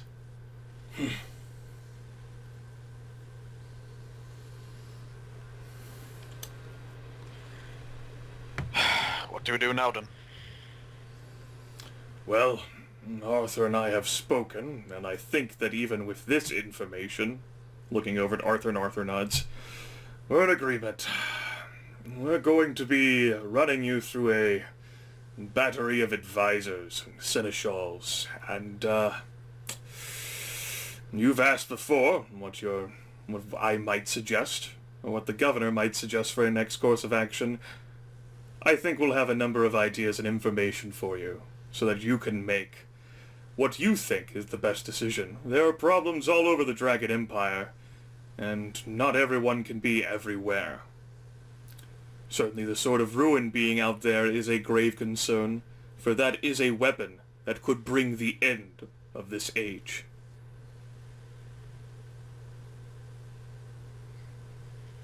Or perhaps it could stop it, too. That is true. Recovery of it would be a balance shifter. It's too great of a risk to wield. But what would happen if, say, one were to slay the black with it? Now that's an interesting thought, isn't it? But there are 3 sides to the 3. We have to slay all of them in that case. If you slay the blue, all that she prevails will collapse, which includes all of Dragonholm. That is true, but it's too great of a risk. The blue, much as I would like it, and I'm sure Pertinax himself would, might cause too much instability within an already unstable empire. The black, however, would be perfectly acceptable. I highly doubt you could catch the red unawares. There are rather some specifics to the item, and I will go ahead and share those specifics directly, for it will certainly be as if The item itself is communicating its properties to you. I'll go ahead and just paste this directly in the Skype chat in order to preserve some of the formatting from the book that it comes from. It sure did preserve some formatting. That's it. The Sword of Ruin, I will go ahead and say it in particular, only works if it kills with a critical hit or a coup de grace. Normally, it will not cause the effects. You have to get a critical hit or a coup de grace, and you have to kill the person with it. So you knock them out and then execute them. Yes, but just if you, like, say, like, slash, like, the farmer, or, you know, you don't get a critical hit on him, the Sword of Ruin does not take effect. Yeah. By the way, is it possible to destroy magic items? It's certainly possible. Like, we threatened a cursed magic item ever so long ago by feeding it to a rust monster. Yeah, So this but thing might I be- mean an item as powerful as this one. We just need to find a rust monster worthy of an artifact. Sword of Ruin. Wow, that must have been a behemoth. It'd be an epic tier rust monster. Yeah, it certainly can be possible to. It's a highly dangerous process. And certainly it says more that even an item of this destructive nature had been kept around rather than destroyed. For reasons with which I'm sure you are all familiar with due to tropes.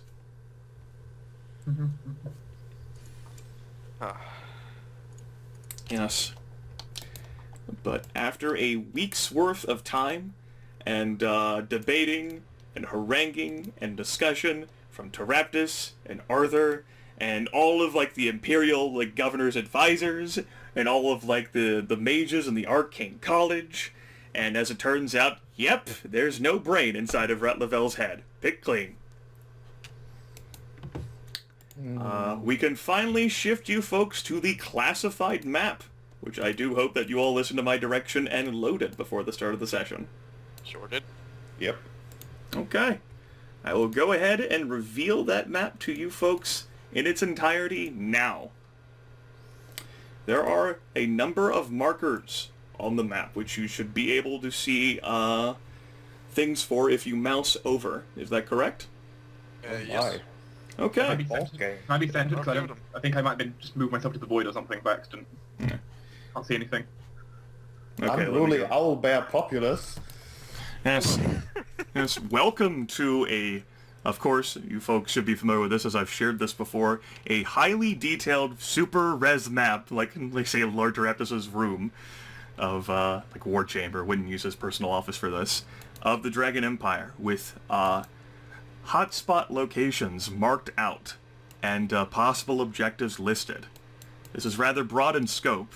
In addition, you will also have something else revealed to you, and that will be all the way up near the top left corner in the area of Moonwreck, because you managed to get some information from the Frostfist. As it turns out, and you would know a bit more specifically, there is intense undead activity in the area. The wonderful and beautiful advisors, especially from the Arcane College, would inform you that Moonwreck is a rather volatile area, magic-wise. Bunch of lingering magic. Tends to be the home more for, like, sorcerers and, God forbid, chaos mages rather than actual wizards.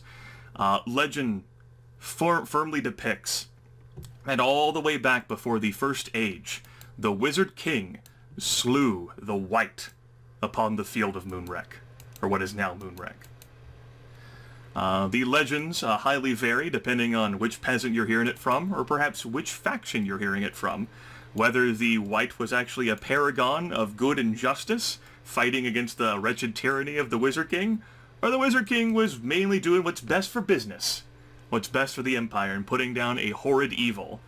Of course, while glossing over the fact that the Wizard King might also be a terrible evil, but maybe he was just wronged, right? And, you know, he really is the rightful ruler, and is really trying to reclaim back his natural throne. Regardless, because of the Frostfist, you now know that there is quite some activity all the way up there in Moonwreck. Now, whenever I mentioned to you folks last week on Christmas Eve that I wanted to change the scale of the game, this is what I had in mind. You folks are halfway through Champion Tier, on your way to Epic Tier, and at least for a few sessions. If it doesn't work out, then we'll go back to how we've been playing this. I want to change the scope of this. We've been operating in little picture with only glimpses of the big picture, but your characters are so important now, and you've managed to clear out a region and protect it fairly well, so that it has relatively few problems compared to the rest of the Empire.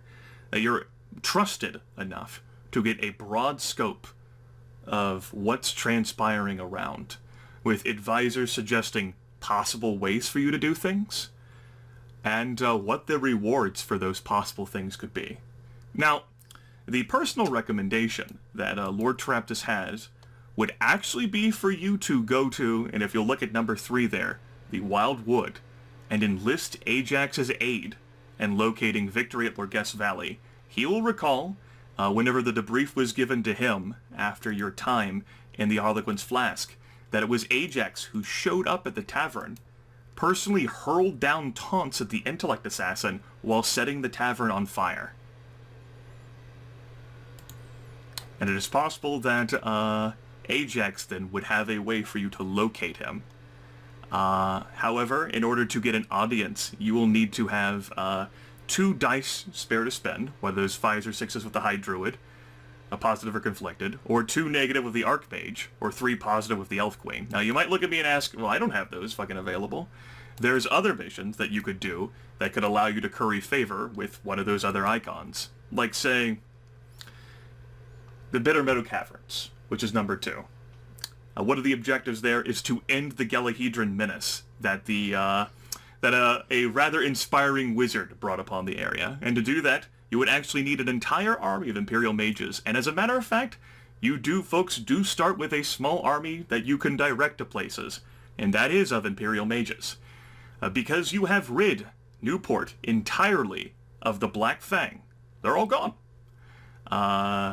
And the wards have been somewhat stabilized in the area. You folks have earned enough trust to command in some form or fashion. So, you could tell the Imperial mages to solve the fucking problem and put an end to the damn Gelahedron overpopulation that keeps spewing out of the Bitter Meadow Caverns. They could take some time and do that. And as a reward, you would get 2 positive dice that you could spread among the Emperor, the High Druid. You could use those 2 dice to gain a positive relationship, well, 2 positives with the High Druid, and spin that into an audience with Ajax, which could get you information about where the fuck this intellect assassin might be. You will see. While we're here, Geráck will also mention to Lord Teraptus that of the special metal material that they found down in the Underdark. Lord Teraptus won't really know what to do or say about that. He doesn't know much, particularly about soul cleansers. You can try mining for it, but as fucking Geráck said, that seemed to be a near impossibility. It's possible that you might be able to get some value out of that. I mean, he will just mention it. Yeah, but it is beyond the scope of his immediate concern. So that's one possible goal. It might be something of note. It could be, yes. Could be something that you folks keep in mind. It's good that you kept that in mind. This utilizes the points that you have revealed here. Every unused icon relationship die, including from the fistfuls of 5s. Either whether that's through noble sort of extortion or just by turning all the blackmail into the government. This is pretty much an extensive window of information and direction. Some of them far more long-term goals than others. I also like the repair Proudfort thing. But the owl bears. This looks pretty cool. Yes. What's PP? PP stands for political power or personal power. I was about to describe that. It is effectively your ability to exert influence upon the political landscape of the Dragon Empire. You folks, as of now, do not possess any of that. You've been adventurers up to this point, and while you've devoted yourselves, basically all of the actions that you've taken up to this point has gotten your foot in the door, to the point where you could actually start to shape and sculpt organizations and be able to actually command and give some direction on the entire Dragon Empire, especially as things are falling apart. To the south, to the west, basically in all directions. The Dragon Empire needs heroes, and because you folks have done so well, and you really have, while the Black Fang appears to have gotten what it wanted out of Newport and the Sword of Ruin, you have cleansed Newport from any traces of the Black Fang. They're gone. Exilia's gone. Ezekiel's gone. Fucking, you've derailed and dismantled and you've guided the government, it's gone. And it's actually because of that that you actually have that standing spare, like, force of Imperial mages who are willing to go along and actually take your suggestions and do as you direct them. This is quite awesome. This is certainly a shift in how we've been playing the game, and not everything that's possible is revealed right now. There's information and opportunities that you folks just didn't catch on to one way or the other. For example, if you had not gotten any information about Frostfist, you would not have immediately known about what was happening in Moonwreck. Yeah. So I think our long-term goal should be to repair Proudfort at the moment. So we need to get enough PP in order to do that. To make Proudfort like a... I mean, I very much like the second objective in Dragonhall. Well, yeah, I mean, we have to we have to do other things to be able to repair Proudfort. Yes. So everything to the... And that one gets some explanation as well. The first objective in Dragonhall, another piece of news that comes filtering in, Therill the Everliving is dead, and his entire grove is falling apart. Oh. His trees are collapsing into cinders, into dead, twisted, gnarled remnants of themselves. The entire druidic, basically, home up there in the north has been eradicated. Do they know by whom or by what? That's why one of the objectives is to look into the whole Sylvan Grove falling apart business. Alright.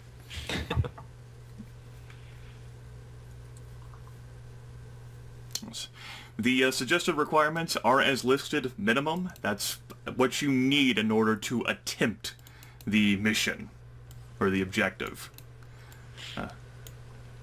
Some things might require role-playing, others combat, others just nothing more than, and alright, you do it. Because god damn it, you fucking mustered enough power and influence that you can actually begin to shape events in the Dragon Empire. You certainly have done that up to this point over the past 34 sessions. You have shifted and shaped events. Now is a chance to do it on an even broader scope. Does Objective 1 have to be completed for the others to be attempted? Some of No. them seem to be sort of like exclusive. You can't pick both. See, And others seem to be... unless the objective minimum requirements say that you have to do stuff first, you can do these things in any order. And you can do multiples unless it says that it's mutually exclusive. So we kill Ajax and then enlist this up. I think that's an obvious one where it doesn't work. One particular example would be on the island of Creel, where if you want to relocate the island to its prior position, you'd have to use the Imperial mages if you then wanted to civilize or re-civilize Creel. Because the druids would not help you and then allow you to civilize the island again. Yeah, we also need 2 armies for that, and we have 1 at the moment, right? Yes, you have 1 group of Imperial mages. Yeah. So we can't do that at the moment, but we can do the first objective there. Yes, you have no political power, and you have 1 army of Imperial mages.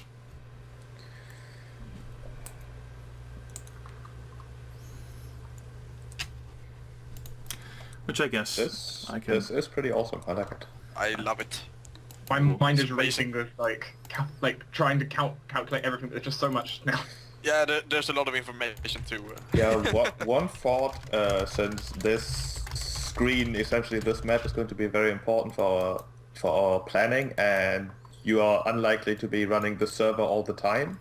I think at some point I'll try to put the objectives into like an Excel sheet. I thought of like putting it like in a Google Doc as I was making them, and basically I said, you know what, fuck it, if the players can do that, they can do that. And Yeah. I was like, That's perfectly fine. yep, I'll go ahead and put a token on there. He's a bit bigger than he should be. Yes, there's your group of Imperial mages. Oh, we can order He's editor leading them, around, huh? yes. Yeah. It would be good to like order them to what we need for them, like the requirements basically. Like the higher requirements further down than the other ones. The first thing to do would probably, not that I currently have any say, but be to maybe check out what minimum requirement you actually fulfill right now. Yeah, We choose between those things. we definitely do the bitter meadow ones as you know thing. I mean, that really doesn't... I mean, I guess we could do multiple things at the same time as long as... You would have to like After send that? it. You'd have to send your army, and then that would take time, and then you'd have to like go do something yourself. You just have to wait for them to get done. It could So take if we weeks. It could do take months. Like some things outright say that it'll take a year to do. It takes time to travel around the empire and do and research stuff. Okay, but... So for example, we could send the army to do the You could go Bitter send Meadow the Towns one and go to Creel ourselves. Yes, you certainly could. Okay. And then basically in a month, once you had finished the objective on Creel, by that point your Imperial Mages would effectively be done. You could reconvene in Newport, and then do other stuff. Yeah. Okay. With 13th Age, there is not a reliable means of communicating across great distances. Even the most powerful of mages have trouble, like you can get from one section of the Midland Sea to the another, but because information management is so difficult to do, that's another reason why it takes so much time. Just reconvening in a central location to basically spread commands. Also the reason why as kingdoms and empires get bigger, it's really hard to hold them together. Yes, this does not have the hand wave of super powerful magic like, say, other high fantasy systems. 13th Age does keep magic fairly limited. Is it just me, or there's some of these I can't read? Like the access one it's like the minimum requirements are too long, so everything else is pushed Yeah, to the screen. I had to move it onto my larger monitor and then snapped my two Oh, fingers yeah, off. yeah. So I did not consider the possibility that someone would be reading this with too small of a monitor. All the things raise out to me. it was too small to me until I got rid of my chat and selection because I had them on the left side of my If I screen. remove my library thing, maybe it'll Yeah, basically I had to remove all my sidebars so I could maybe do it. explore. There we go. Oh, now I can see it. Just. You know, we will manage. I'm finding this awesome. Yeah. Also, Grimith, I did call it. What'd you call? The fucking lady. Renee Cauldron? You did? Yeah, I did call it. I literally suggested slapping her with the gloves. Yes. I literally... Now that it's transpired, Exilia was standing right next to you, and you personally escorted her all the way back to Newport. Yeah. You know, if I were a more metagame player, I would have just done it in that moment because it seemed to make sense metagame, but... So, and Oh, it's yeah, also... Yeah. I had my player suspicions for a long time. Like, when we first saw Renee Cauldron, it's like, something isn't right. And I couldn't put my finger on it, and as a character, certainly not. Leon wasn't suspicious in the slightest, so... Yeah, as a character, there was no reason to suspect her. We as players only suspected her because she was an NPC that... Yeah, she was an NPC, period.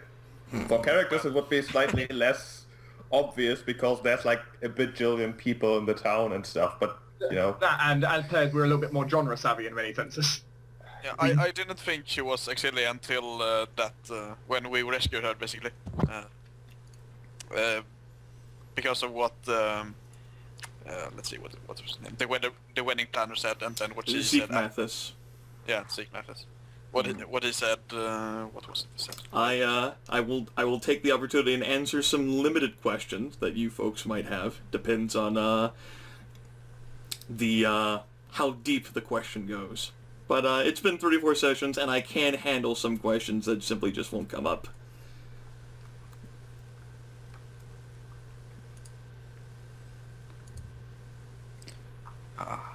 I'm liking I'm just saying as player, like the other players, look at Cape Thunder's third objective. Once and for all, yeah. You'll just need to rebuild Proudfort, constructed a highway to Cape Thunder, and fortified the seawall. Yeah, we'll do that first, and then we'll handle the rest. I mean, impossible to predict, depends on the circumstances of the reward, but that is whew. Yes, in order to do that, you'll of course have to rebuild Proudfort, which will take some energy. You'll then have to construct the highway to Cape Thunder, which will certainly take time and energy, and then you'll have to fortify the seawall, which will take even more time and energy. Long-term goals. Yes, as I mentioned, some of these are far more long-term than others. Yeah. I mean, compared to our normal scale, even rebuilding Proudfort is a long-term goal. 1 year. Yeah, it is. So that Sure. I think that should be our long-term goal for now.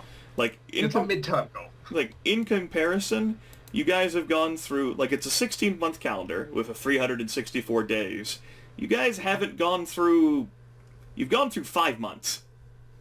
Well, not 5 months. You've gone through 1, 2, 3, 4, 5, 6. You've gone through less than half the year. And the remaining characters less than. So if I mean, the thing is, Proudfort wouldn't have to have the characters sit around for a year. No. Yeah. You could still tumble around doing all sorts of other crap. That would just tie down 2 armies, 1 which engineers, and then 4 political power. Which Then we that don't would sort even of have carry. yet. So trying to get those things might then become the midterm goal. Yeah, where can we get the engineers? You would get those from Axis. I mean, the We're two going to the things... capital for that. The 2 things that I think are of most immediate use are the moon rack, because information is great because it gives us more options, as well as going to talk to Ajax about the intellect assassin. Yes. This whole Sword of Ruin thing feels like a long-term goal. I very much don't want. Both in and out of character. Like the Black Fang having something which, if they assassinate someone who's helpless, just saying, destroy everything. Yeah, in general, I would suggest going for any objective that gives us information about other things, unless we have a specific thing in mind that we need to like collect influence for. The point is, it's good to have like what will one day be what is our the largest objective eventually work towards in the end. And another question, actually, will this be sort of a maybe this varies, but like we pick a location and then for the next six session, that's where we're going and what we're doing? You might resolve multiple things like within a session. Or is it more like we pick like fight this dude and we zoom directly to the battle? Or how? It will vary. So it would vary. Depends on which objective it is that you're actually doing. If you're going to say like fight something in a combat situation, you might stay there for a session. Hunt the Grinderworm. That would basically involve you folks finding a way back down to the Underdark and us doing that again. You would probably get there to the Grinderworm having expended some of your resources because it turns out the Underdark's pretty terrifying. And then There's a certain river in the way. Sure. Yeah, like for something like that, we're not skipping past the whole dangerous journey of you guys having to go to the Underdark, because the Underdark is pretty terrifying and bad. No. Okay, but say Moonwreck then. That wouldn't be 7 sessions of actually going there. No. Because We would then- handle in one session you guys going there and then dealing with the ramifications thereof. All right. I'm going to assume that whatever objective we choose is our objective, and we do in session the interesting stuff and not the the travel, the 6-hour sea travel where nothing happens. We spend like 2 weeks just walking through a forest. With random encounters. Random encounters every day. I didn't make a large scale in order just to put everyone the fuck to sleep. As noted, you folks have transcended beyond basic concepts, and while this game could continue to remain at an individual level, and certainly plenty of games do, and they go all the way from level 1 to 20, I thought that I might try something else. We're like how far through champion tier are we? Halfway, was it? Well, let's see here. Champion tier goes from levels 5 to level 7. Epic tier begins at level 8. It's our slow window before becoming the epic characters who, Who have done this. Yeah, we Have an organization that can We are battle the important 3. people. We are the legends at that point. Yeah. If we become legends, we need to do big things. And if this is not something that interests you folks a few sessions in, not every adventuring group, champion tier group, epic tier group, is interested in delivering and dealing with political machinations and would rather do things themselves. Then we can certainly shift back down to an individual scale. I think it's something that could be removed if it is undesired. But it's something that I wanted to experiment with. I'm intrigued. I'm certainly intrigued and very excited for this, actually. Yeah, me too. Yes. But yes, considering how close we are to session end, this is effectively session end. I will leave the server and the call. I'll be on the call for quite a bit of time still. And I will entertain some questions, even about, say, story of what things have happened, if I think you knowing is no longer relevant to, like, shaping things. Was this your spark of inspiration you mentioned? Well, this was one of the sparks. The other spark was resolving Manaki situation. Yeah. Of course, I can't say what happened with Manaki because I have no clue what's going on in the background. Some clue. I know one thing, intellect assassin, end. Manaki, we no longer thought that he could continue to play through with Dwohurim as he was after he had changed. Alright. I do have to say the timing on that was very well done. If that is indeed the result you had aimed for, which I think it was, or at least it feels like it was. My brain was going crazy there. I was just like, my brain was currently thinking, okay, so Geráck might leave the party or might commit, or might just like charge it blindlessly. Okay, so he's gonna have to bring a new character, which is gonna be okay. We're gonna have to handle this, and then suddenly, like, as my brain like trying to process the Geráck, it's like Dwohurim teleports away. It's like, wait, what? That's out. that is out of character for Dwohurim. That's not what Dwohurim does. No. Dwohurim's normally the one we have to drag away from battle. What the hell's going on? And I just have to work out everything. You made me question literally everything. Which I applaud you both for. I don't know how much work from each of your sides, but I applaud you both. Well, I just, there wasn't any planning involved. I just... Not for you, I'm saying between Manaki and Grimith for that. The whole Grimith situation. Well, the entire situation, I think, was very interesting. Yeah, yes, it was. Well, I mean, don't compliment my planning, because I go into every session with little in the way of plans, because hell if I know what the players are going to do. I certainly didn't expect that you guys would end up taking the surrender, then Geráck takes the dangerous overcommit situation, still prevails, you guys are released, you head outside, you use a scroll and gain power from the Lich King, and walk back in there to confront again. That one I had not considered. I mean, I can say I had completely removed that. I had removed that from my personal notes because Jasmine has no clue about that damn scroll, and I don't even know if it's a thing anymore. And that's when I asked myself, well, what would he be doing after that? Celebrate! Feast! It makes sense.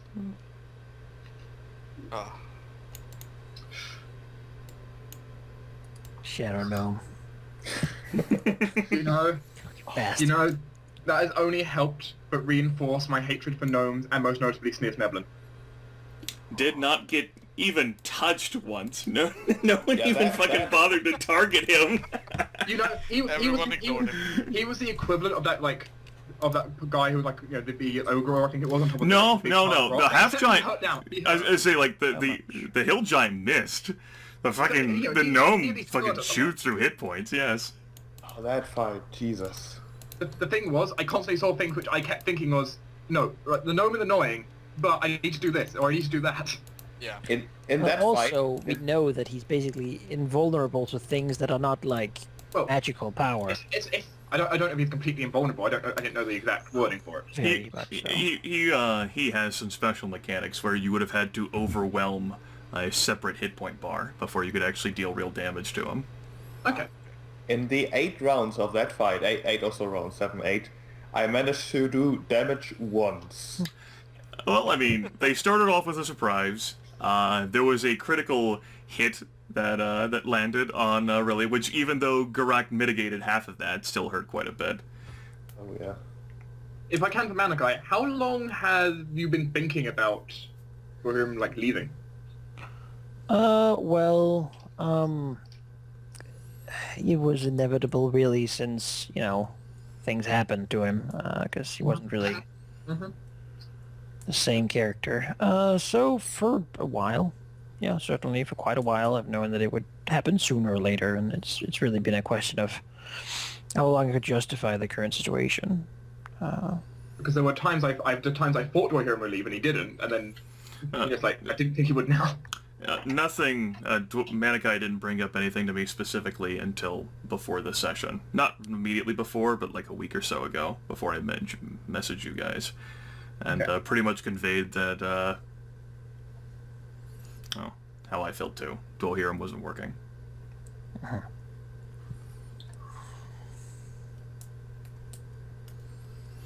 do you feel about it? How I feel about it? Mm-hmm. Well, in a way, it's been... you know how it is when you lose your character, right? Yeah. It's a little different when it happens sort of gradually over time. He's eroded. Yeah, it's like yeah, I guess erosion is a good way to say it. I really like Dwohurim. He's a great character, but I think what stings the most is never being able to personally explore the like the story that was weaved about his one unique thing and his past in that way. I bet you guys feel that too when you've lost a character. You're very much focused on those things, and it's tough not being able to sort of reach the end of that story, right? You had to close the book before the ending you wanted. Oh, Did you make your decision before or after you gave away Hurim's Hall? well, that was certainly an influence decision, yeah.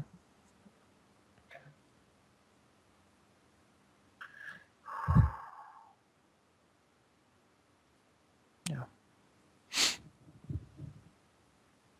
Wow. Also, meta-wise, god damn it, now we've been bitten in the butt by the Lich King.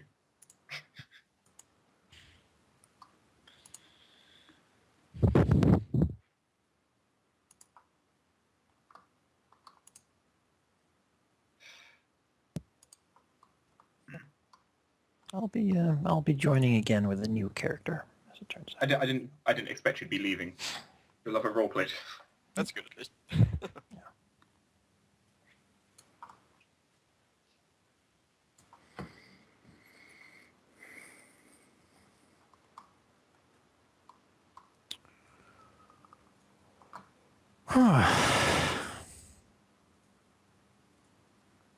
There we go. Yep. I have no problem with holding a session on Tuesday, January the 5th. So long as there's at least 3 players around, we can actually get on with pursuing whatever objective or objectives that you folks wish to focus on. Certainly there's quite a bit. I gave you Lord Tarabdus a suggestion, but you, as has always been the case when Lord Tarabdus has given you suggestions, are free to choose your own path. I can't really participate right now as a player character because I don't have one. I mean, you can say out of character. But out of character. Strategic. I mean, this entire map is literally out of character. Well, in some point. I mean, in one sense, we do have like a war room and advisors who've been like, telling No, us. it's not out of fucking character. I've just spent the entire session building the lattice of justification for how this exists. Yes. But I mean, we have to go there because we need 2 PP. That's Well, that's kind more of like out of character. we need. We I need guess to- that's an abstraction, right? Yeah. Just like your yeah. character sheet's an abstraction sheet. Come Yes, on. I'm wrong, yes. You just accept you being wrong. I'm glad. It's just not, we need one unit of Imperial mages. No, we need people who are capable of fighting these kind of things. Magic users. I Okay, mean, where are an magic? army of mages is a pretty good start, honestly.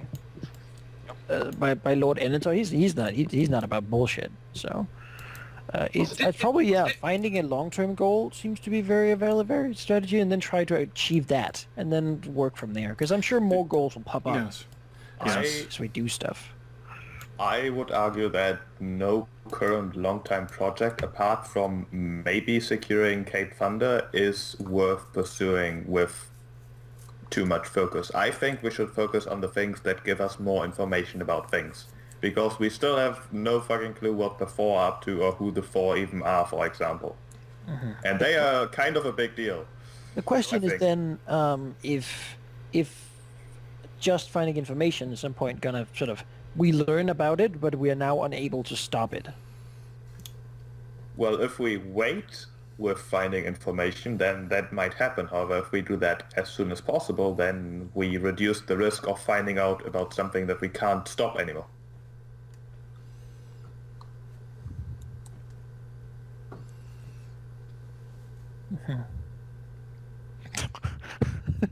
What?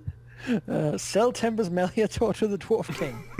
I was wondering whenever that would be found. Wait, is that one of our objectives? You're gonna actually yeah. have to sell him. Minimum requirement there. Maybe that'll give us some support. I don't know. You know, would we get a bunch of Dwarf King dice we can spend maybe? A Dwarf King dice. He's like, yeah, he's Yeah, kind I of mean- happy with it. I mean, he better give us more than one. And a lot of money. God damn it. Oh. Not all of these objectives should be pursued. He Obviously. gives us 5 armies. 100% completion run. And lastly, after doing everything else, we'll sell Tempus. Now we'll go to like the final boss zone where we can go fight. I'm just saying. So we are level 10. We have saved the Dragon Empire. We have achieved all our goals. We've repelled the Hargwin. Killed them have- permanently, and We Zaza have- is no more. Dragons, Black is dead. The Emperor is safe. The red is gone. And for our final session, we sell Tempus. Smack the cups together and be like, now there's only one thing left to do, and we'll pounce him and just bite him up and like carry him over there. Here you go. This would be easier if you were a cube. 5,000 gold pieces. Sorry, we need He's your like, what? achievement. Why? We need your Well, I achievement. mean, done. Is the last thing Raptor suggested. I like how apparently his one hit him or his Sell Tempus for power. I mean, Yeah, for the completionist playthrough, yeah. I'm just saying, someone actually, technically that's been suggested to put me on the board here. Can we? there's probably like a dwarven magical advisor was like, the Dwarf King would give you a lot of political power. You guys fucking like sell them and then like load the game after you get the achievement. No load. Remember playing Iron Man mode. Yeah. But then we don't get the no man left behind. Oh, we're kidding. Yes. Lose no member of your squad from the beginning of the game. Sorry about that. Yes, political power is the currency. Some things require it, and it's transferable. Like political power, you will earn one place, you can spend somewhere else. There is a way for you to sort of like generate political power on a constant basis, but that would require you using imperial influence to gain political support, which you can do in Axis. Having to spend relationship dice earned from the Emperor. I could So- So, the dice. How does that work? Is it when we roll these dice at the end of a session we can use those, or? So we'll be keeping a tally of the icon relationship dice that you folks roll. We'll also be keeping track of the just pure dice that you earn from completing objectives. Like, those will just translate into raw 6s that you can spend on fulfilling any of the minimum requirements. So we can use the results that you guys roll, or we can also use the results that you earn from completing quests or objectives. So if we earn we've got the big dice pot. if we earn a dice from an objective, can we also use it for other purposes, like with normal relationship die? Sure. If we had something, I suppose we wanted to use it for. Hey, if you had something else that you wanted to use it for, sure. Yeah, if we can get more, we can certainly use them that way, but if we can't get those dice, I say we save them. As of I mean, now, every unused 5 and 6 that you folks have had, I did say that I would have a means for it to be burned in the other session. And yeah, everything has been spent, giving you all the information that you guys see here on the table. And is there any difference in spending a positive 5 or a positive 6 on something, for example? Or is there any difference in spending a 5 or a 6 for an objective? Yes. 5s would matter, and they would inherently give you complications. If anything that you earn that's listed so far in these objectives, when it's just a die, it's just a flat 6. You're not getting 5s as rewards. The only 5s that you get will be ones that you guys inject, which will give you success with complications. Right.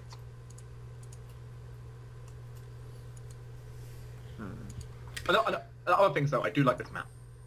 Yeah, It's good. kinda. Like, part of me just wants to stare at the map. Well, it is a beautiful map. It's, of course, something that I did put on, like, the MapTool server, like, before, like, the very first session, I think on session 0, but it was simply too big, too detailed to be practical. And she was all like, well, why don't you just, like, shrink it down and make it, like, a poor quality thing? And I was like, oh, what's even the fucking point of living if I do that? Yeah, I mean, I would agree with that. Now looking at this map like properly. Now it's like there's 4 sections. I did that just for MapTool purposes. It's in 4 chunks, 4 cubes, and each of them, well, they're not cubes. They're not squares. Whatever. Rectangles. The rectangles. There we go. And each one of them has been dropped to like quality 30. But still has quite a bit of detail invested. And it's only like a total like 4 megabytes rather than like the 14.5. Which is slightly more manageable. Yes. And that's why I told you folks to preload the classified section. I was curious, like, what the hell could classified be? Like, no. That's what it be. Apparently so. The system might very well change, hell, the next session, or a few sessions beyond. This is something that basically I just thought of and said, why the fuck not? Let's try it. You know, might as well try it. And I hope this goes out well. And before we forget, do we roll relationship dice now? Yes, you folks are at the end of a session. You can certainly roll your icon relationship dice now and let that shape what folks think. Of course, Manaki, you don't get to roll a damn thing. Nope. 5. And then I need to expand my window because I can't even see. Nothing. Nope. We got a 5 with the Archmage. That's it. All right, Correct. the only thing that has been garnered has been a conflicted relationship die of the Archmage. So any place where you could spend a conflicted relationship die of the Archmage, you could spend there. And of course we still have our previous things. No, Floating around. everything has been spent giving you this information. Everything is Okay. gone. Okay. That's fine. I can clear my sheet then of dice. There you go. Every unresolved 5 and 6 throughout the history of the campaign that didn't get resolved by like a character death has come to this moment. That's what I mentioned during the group chat before the start of the session. Like, if you guys have ideas, you certainly had plenty of unresolved icon relationship dice, that's fine, but no, that's cool too.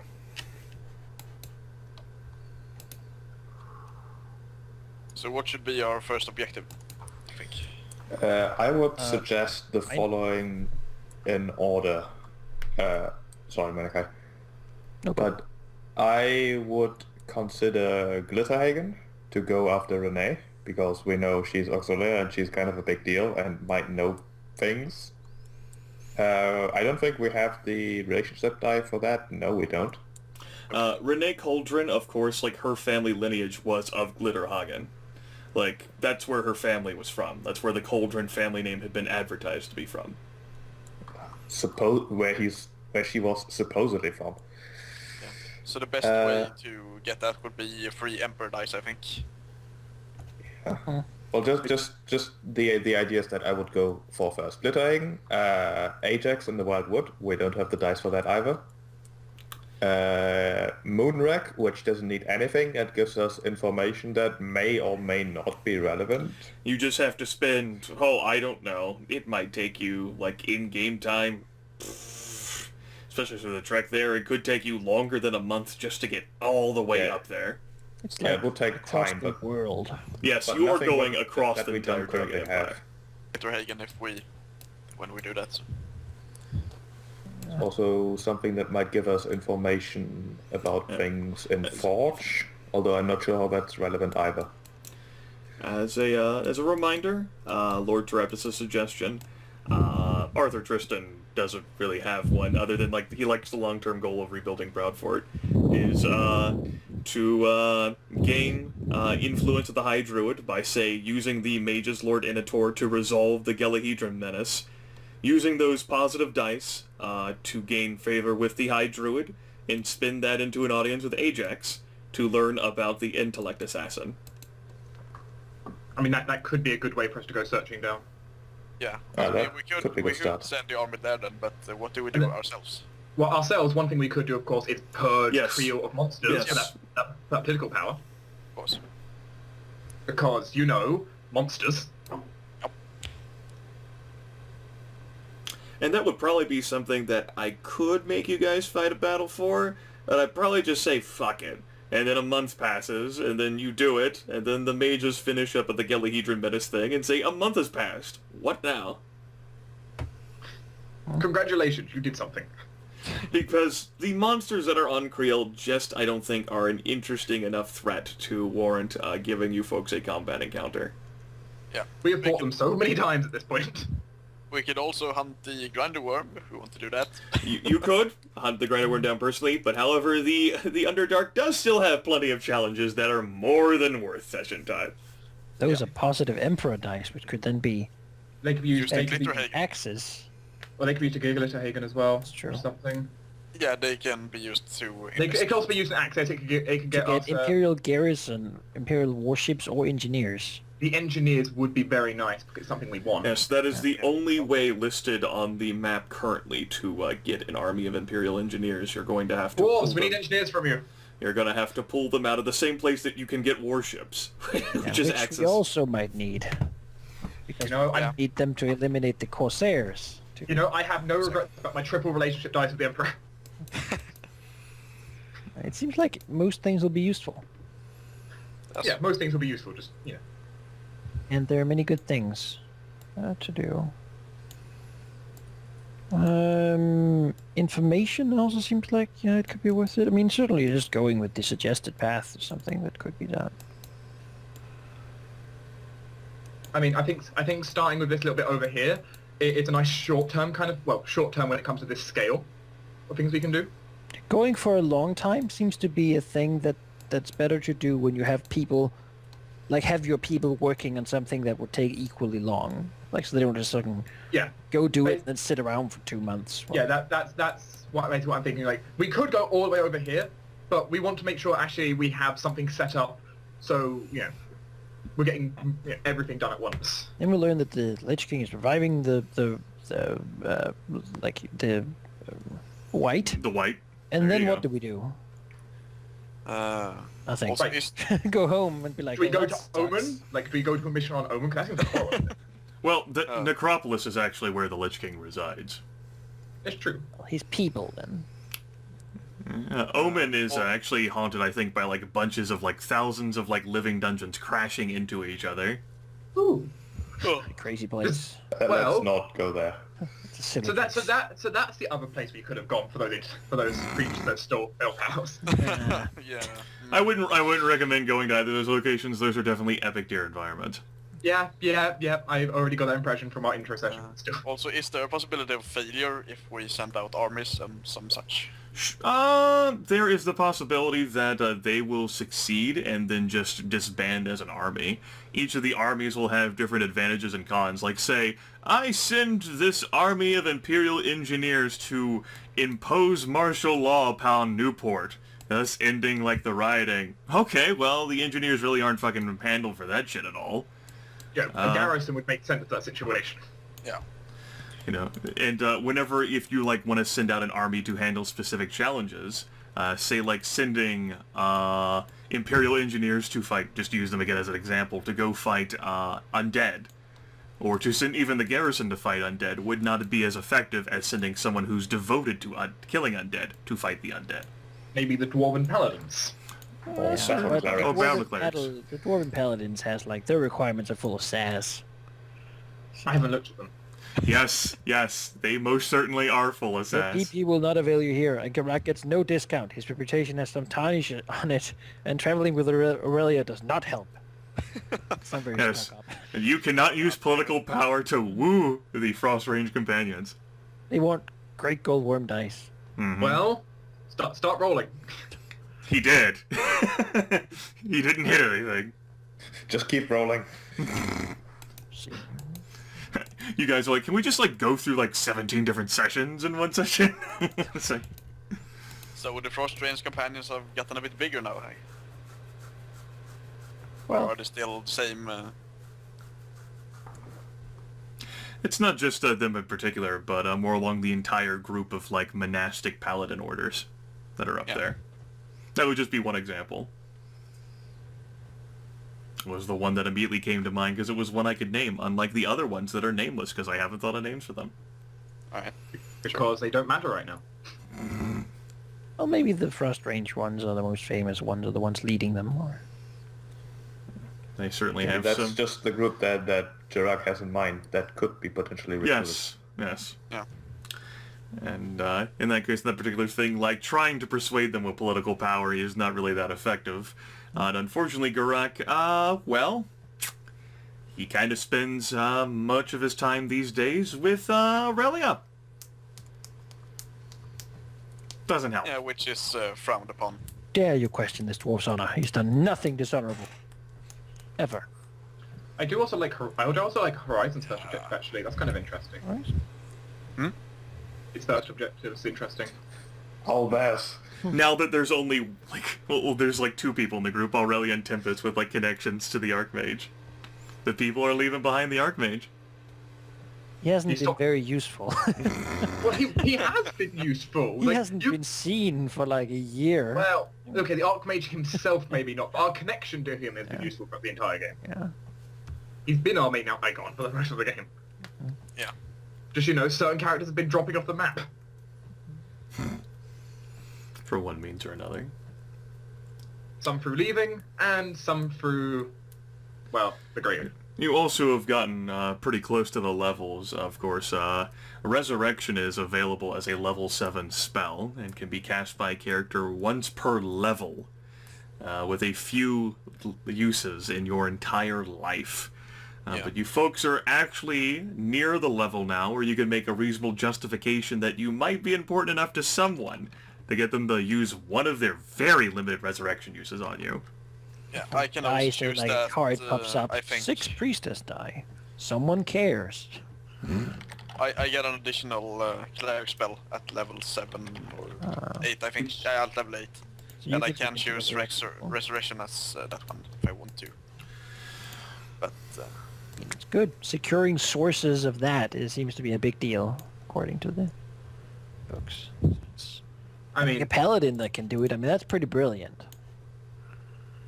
it's Yeah. a limited source because, I mean, That he can only do like 3 times in his life, but that's still 3 times. and the third time almost kills him. The fourth time...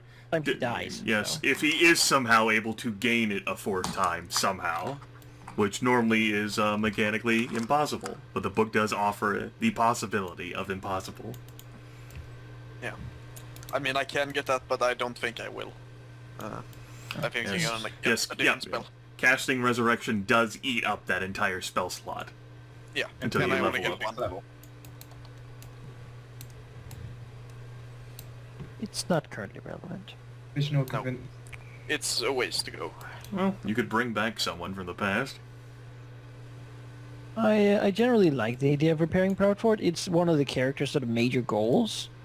It's near Newport, where we have all our connections currently. Just like moving to Access now would be very... Like, we don't know anyone there. We've never really been there.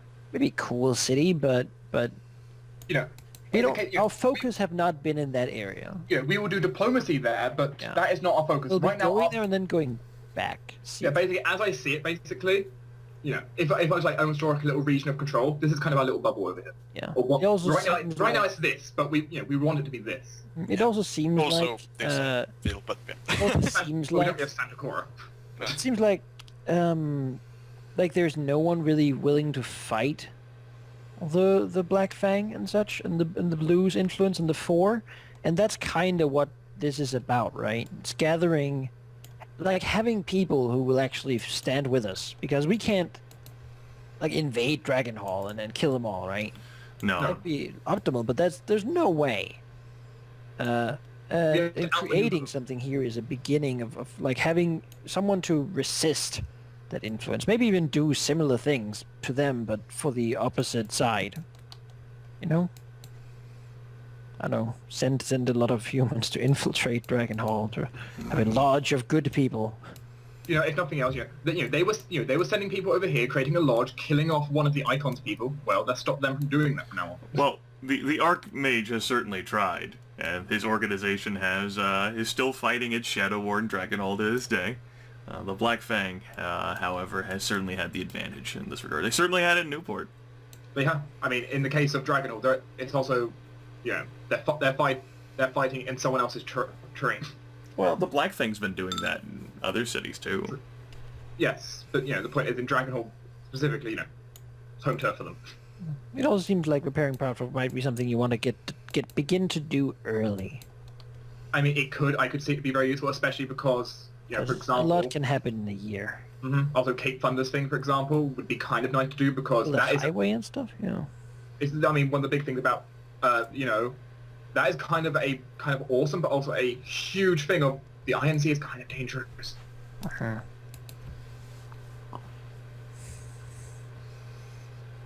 Yeah. The Dragon Empire has relied throughout its entire history on ship travel through the Midland Sea due to the Blessed Emperor's efforts to calm the Midland Sea. But with the wards going all crazy, and the Midland Sea becoming treacherous, land travel is more imperative now than it once was. And unfortunately, although the western end of the Dragon Empire has plenty of beautiful highways, once you get off here on the east side, things are pretty rough. There's a road that connects Concord and Dragonhall, and there's a sorta highway that connects Santa Cora and Newport. That's a strong enough road, though the Druids are continuing to fight that interference. But say from Newport to Proudfort, There was. I mean, there is kind of in existence, but it's not that good. So what would be construct basically be from Newport to Proudfort would be prepared, and then from there to Cape Thunder? It would be, I mean, you could try to do one between Newport and Proudfort as well. That's not something that I put in the objectives. That would be just between Proudfort and Cape Thunder, because that's through mountains. That's the rough part. Yeah.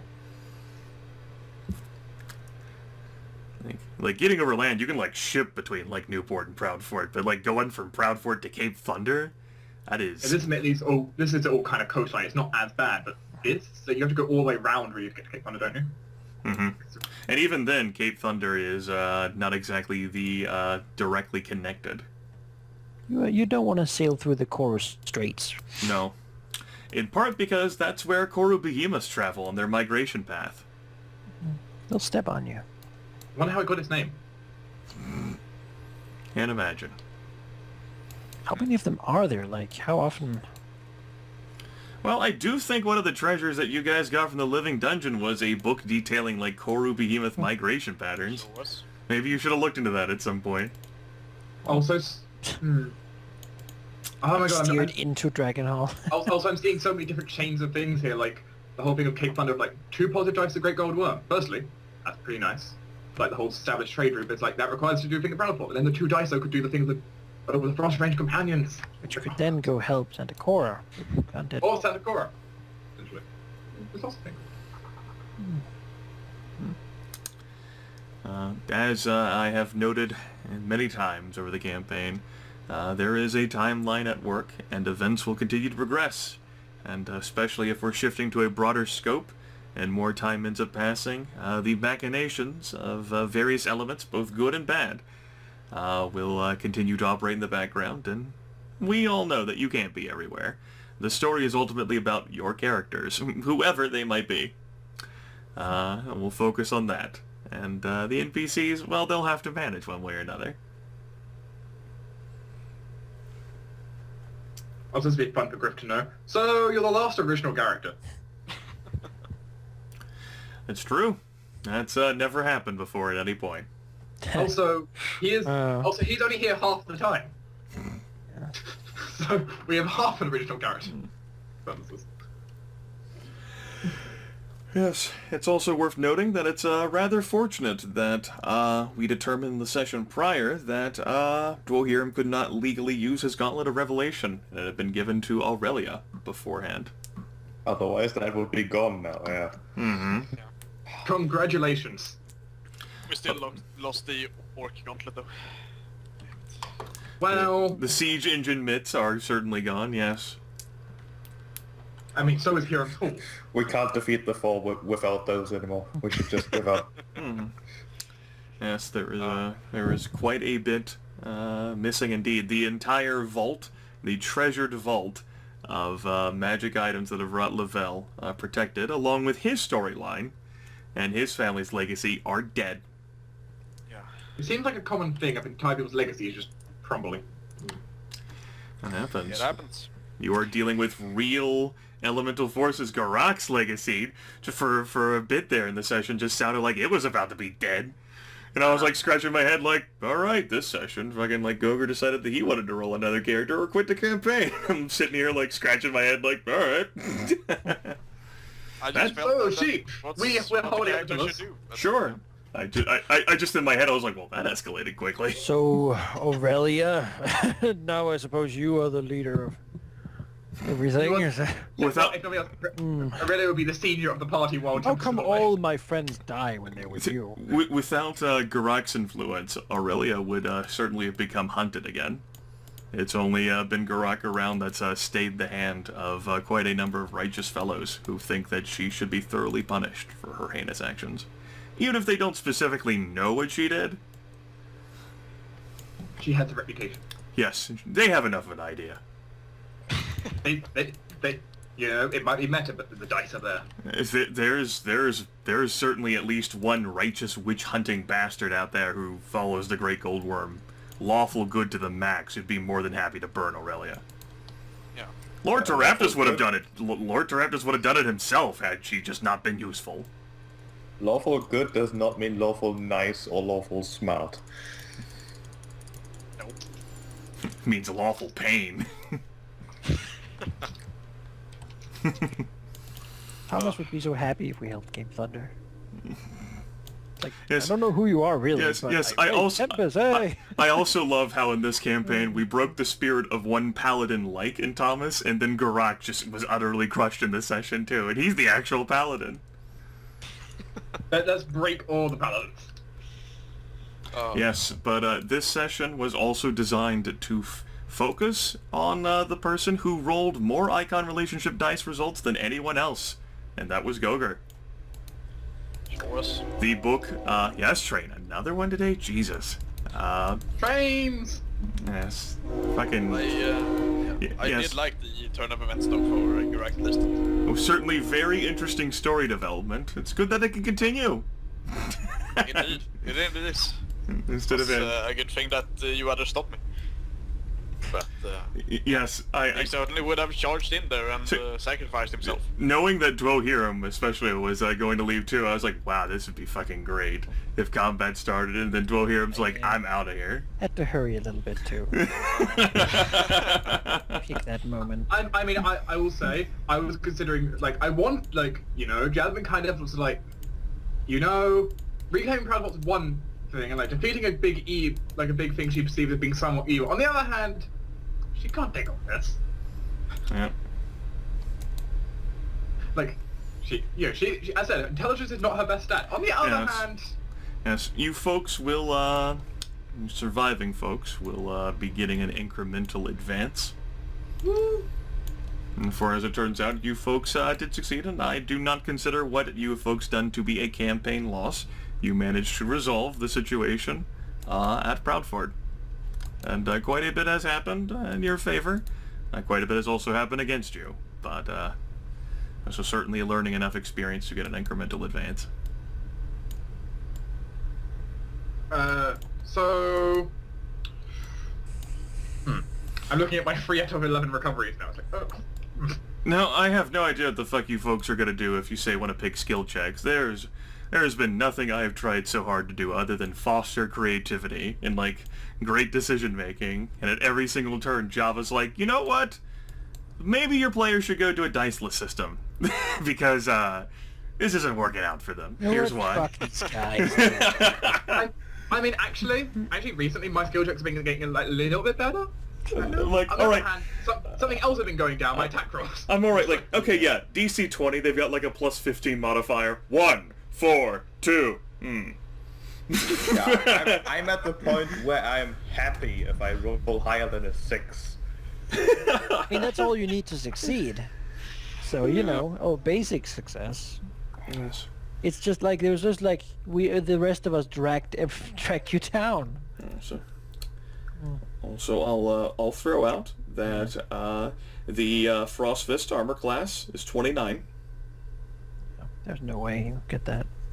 Well, It was mathematically possible. I have rolled a couple of like 33s and stuff like that. Yes, you would have needed, let's see, you had a modifier of 15, so you would have needed a 14 or better to hit him. Yeah. Which was certainly doable. It was definitely not 50-50, as was observed. Yeah. But yeah, quite hard. Skill check. Yes, it's kind of his thing. It's kind of his thing that the Frostfist's reputation is known for. Yeah. We've certainly never failed forward as much in any other game. This one. You know, it's fine. It's a good thing that the game mechanics encourage it, and I do enjoy the success with consequences line. Whenever I designed the situation, I had no idea whether you guys would get into a discussion with the Frostfist, whether his offer would even be made, because you folks might have done very well. But I had that idea in mind, and that was going to be suggested pretty much to Geráck, because of his, the fact that we were telling his story that session, more so than anyone else, because of him hitting so many dice. That's what the book encourages. Whenever one player hits so many dice, and others sort of fall off the wayside to focus on their story. Tempus hit 3 dice too, but Tempus also wasn't around, so we focused on Geráck. And I decided that the Frostfist would be connected to Geráck's history in some fashion. That did not exist until you rolled all of those dice at last session. God Now damn it. it's fact. Yep, I made it fact. I'm like, alright. Well, I did like it. It was very interesting. Yep, I like connecting all of the characters to various elements and NPCs in the story, and then when they inevitably die, we, of course, forget about what might have been. Yeah. From Fargus to Thomas leaving, to Leon, to Dwohurim. I still kind of want to know about Fargus, this whole thing of the stag. Also, yes, after that, you folks will have gotten a full heal up. Of course, that only particularly matters for one character. You know, I could have gone on to an extra adventure with only 3 recoveries left, but... No, the final encounters that you had balanced out well enough, and how you resolved that, yeah, that's worth of a full heal up. Especially because of how much time will be passing as advisors get. And she just cannot relax still. Yes. I do still very much enjoy 13th Age's system of healing, rather than it being on a daily basis, because it encourages the players to do things instead of how it typically happens in high fantasy, where we just sit and do dungeon crawling and like rest after every combat and like try to rope trick our way. It actually keeps pressure and intrigue in the game. Uh-huh. Yeah, I like how it takes away the control of the player over healing, because healing is supposed to be a resource that slowly gets expended, as most things are. But in like Pathfinder, oh, we're low in health, let's come back the next day. Pretty much, unless there Get is... out the wand and... Unless there is all some that. critical... Minutes to... Unless there is some critical time or some critical threat, like duration, like ticking down. Yeah. They're just gonna rest. They do it all the time. Yeah. And regardless of like whether it like interferes with like my immersion, I think I know Manaki explained it to me like many months ago, like, oh, my suspension of disbelief, how am I not healed? It's an element that exists in the game to make it more enjoyable, not to like enhance your believability in the game. Yeah. Also, you know, have you ever had a great axe to the back?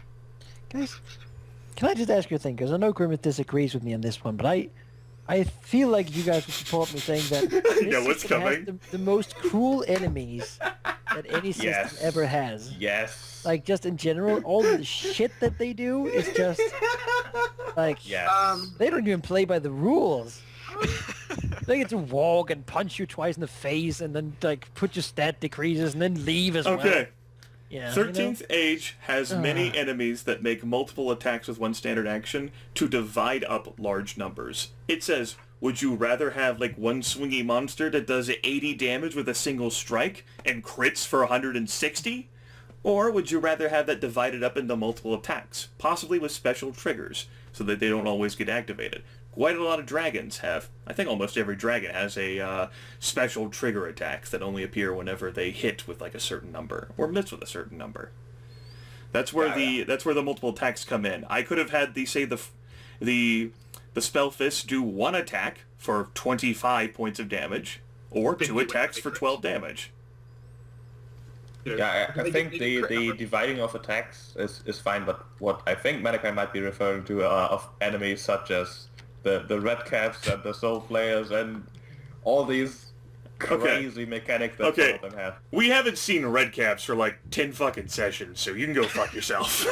It's not you, Grimith. We're talking about the system. I don't assume that you made those up yourself, too.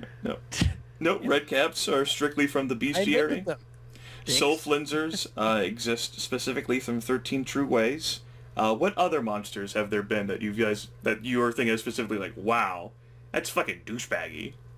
I mean, these are the most strongly held in mind. Red caps and soul flensers are directly from Rob Heinzu and Jonathan Tweet, and perhaps like some of the other developers. We know though that they're kind of sassy and all their bullshit, and they probably also sass the DM. Like, you think this is too rough? Well, your players are fucking bitches. So why not?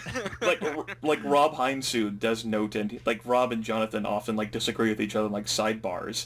Rob likes to be more gentle to the players, and Jonathan is a more like go-getter, like challenge the players at every turn. Let them eat cake. Yes, and it's amusing then that soul flensers are actually supported more so by Rob, because Rob says, Jonathan thinks I'm pretty soft and nice. Soul flensers are my one scary exception. I think that I have that.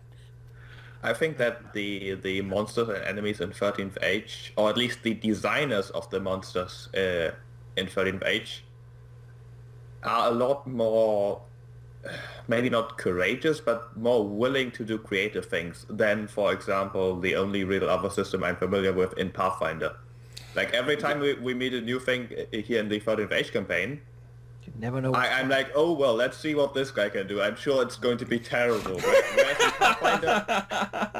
in Pathfinder, most things have, like, a slam attack and maybe tentacles, and then maybe they have, like, a poison or spell-like ability. The enemies in Pathfinder are a lot more predictable. The enemies in 13th Age are a lot less predictable, which I think is very good. Teleport confused until end of next turn. No! Exactly. The worst! The thing is so godly powerful. Who can even fight that? If I can put my opinion for this, like, do I think they're like do I think they're meaner? Yes. Do I think they're more creative? Yes. Is this a good thing? But to both of those, yes. Yes, I agree. Because, okay, they're meaner, yes, and sometimes they feel like a douchebag, but on the other hand, as Sheep rightly pointed out... meaner, right? That's what I need from you guys. Yes, they're meaner, but I think it's a good thing that they're meaner. Look, democracy can be wrong, Manaki. Like, even if you get the popular opinion of everyone in this group, I still don't agree. What do you think, Goger? I mean, overall, I think it's good. I'm Soul Flensers, though, I feel is a bit too much, actually. I mean, don't get me wrong, I did perfect support all these monsters. Now look, damn it, you fought one of them, and then you intentionally went looking for more of them off of the island of Korea. I'm not saying we're not stupid, I'm just saying that... I'm just saying that they're a bit too much. Yes, and Mind Flayers and the actual, like, Dungeons & Dragons game, which I feel Soul Flensers, pretty much that's what it is, are also fucking douchebags. Yeah, they are douchebags. Like, but instead of like paralyze you for 6 minutes and then fucking eat your brain and kill you, these guys just take a power and leave. Like, I will say, I will defend the system on this regard though, because I actually like the systems when handling this a lot. It's a fun system. Overall, I think it's very good. Now, I certainly do like the background. Yeah, I certainly do quite a bit of customization work as well. But for the monsters that you folks have specifically highlighted as like, what a motherfucking dick, that's not me. That's like fucking... Well, it's the ones that really stand out in terms of mechanics, right? Yeah. Like, the ones that do... like, those like fire demons... They were dicks as well. The clockwork demons, yes. And there were no, like, lasting damage, which I think is what the red caps and such really, Like that's why we remember them so much. They have lasting effects. Like when we're done with them, we're not done with them. They like either you're like have to change your vocabulary to try to like permanently like they make you feel unsafe in doing metagame things. Like because who knows if this other fucking monster has the same sort of shit that if you click your macro it fucking it's 3 sizes bigger and teeth twice as long. I mean, you know. And the Soulflangers steal all your spells and fucking cripple you permanently. Whatever. Burn monsters, you know, you sort of win and then, or I think you're overreacting a little, Manaki. that's that. That's typical like hyperbole Manaki there. Oh shit, that was great. They're not that bad. Yeah, I have played the other system with far worse enemies actually. Oh, That just kill you by touching you basically. oh well, you know that's. And you're also a bit underpowered in those games. You're Yeah, basically welcome to a Dungeons and normal guy. Dragons. No. Way Yeah, worse. I call it Cthulhu. You know, they're, Darkness, Mortal they're Games. they're probably not high fantasy or the hero stories. No, they aren't. and- They're and- more realistic, like, not low fantasy, It probably but also has to do with expectation. Like, if you play a mortal guy who charges Cthulhu with a club, you probably don't expect to get out of it. Okay. To get back to the topic here, your entire argument, Manaki, consists of red caps and soul flensers, and that is Yes. inherently how the 13th Age system is more, like, douchebaggy than Pathfinder, say. I have seen a lot of Pathfinder creatures. Actually, I do I have have to seen say, a lot fewer 13th Age creatures, but okay, of the numbers I have seen, actually now I'm considering, percentage-wise, yeah. actually now I'm considering basing on the Pathfinder mechanics.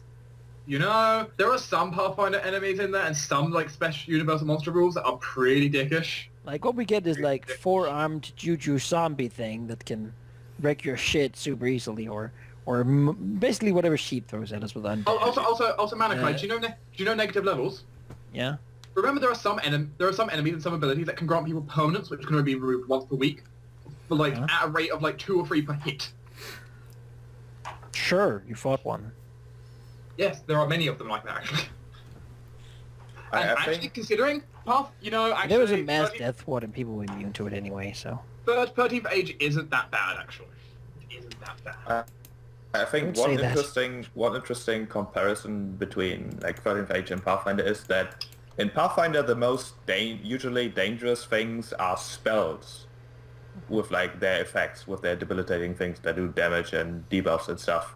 Whereas in 13th Age it feels like essentially every attack of every enemy feels like a spell to me, which is great because it means it's different than just it attacks. It Oh, does damage. I put a slam on you. It deals 1d6 plus 6 damage. It ends its turn. It's all the status effects that do Yes. that. I Yes, think. the Rob and, Because, Rob and Jonathan wanted to like have monsters that and that's why I don't roll for monster damage. Like it doesn't provide any values for rolling for monster damage except for like a few special abilities that warrant for rolling for it. Instead of focusing on that, the interesting thing is instead focusing on special effects that will trigger with natural attack rolls or whether you have prior conditions. Which allows in part the players to plan out the strategy of, okay, I know how much damage the monster's going to deal, and so I say no, okay, that frost giant has a frost axe that hits me for 45 points of damage. I have 41 hit points. I should probably fucking heal. That happened this session. It did.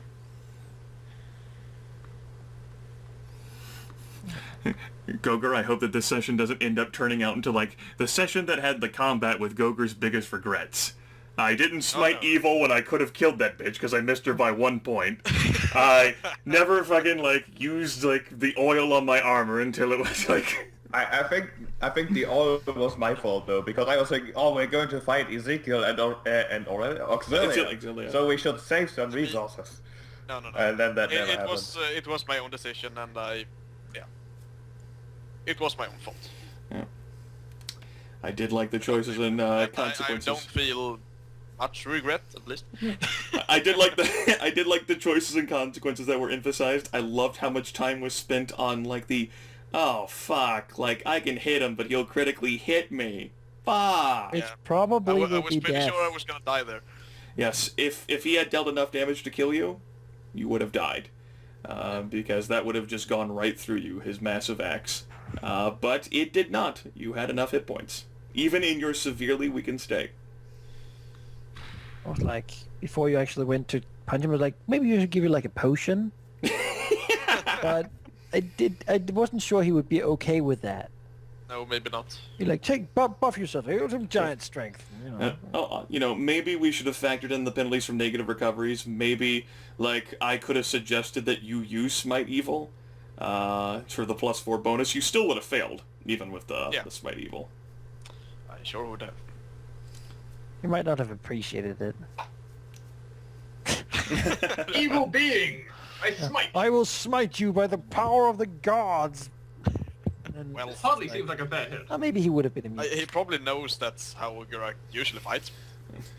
It's He saw it outside, actually. that tends to be how a lot of fucking paladins living along those damn mountains go. Something What if also mean- Smite Evil something. It would also have been very interesting that Geráck, after calling him very honorable, goes to call his god for powers to smite the evildoers. God's like, I'm not sure this is in... I actually called him honorable just before we left, but that was later. Oh wait, yeah, it might have been after that. Okay. Yes.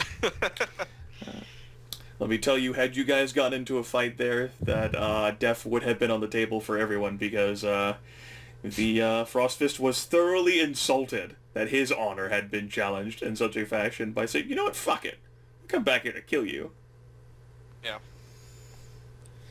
And it may have been a bit hubristic to just assume that, you're probably hanging out on his own, we could take him. Full power.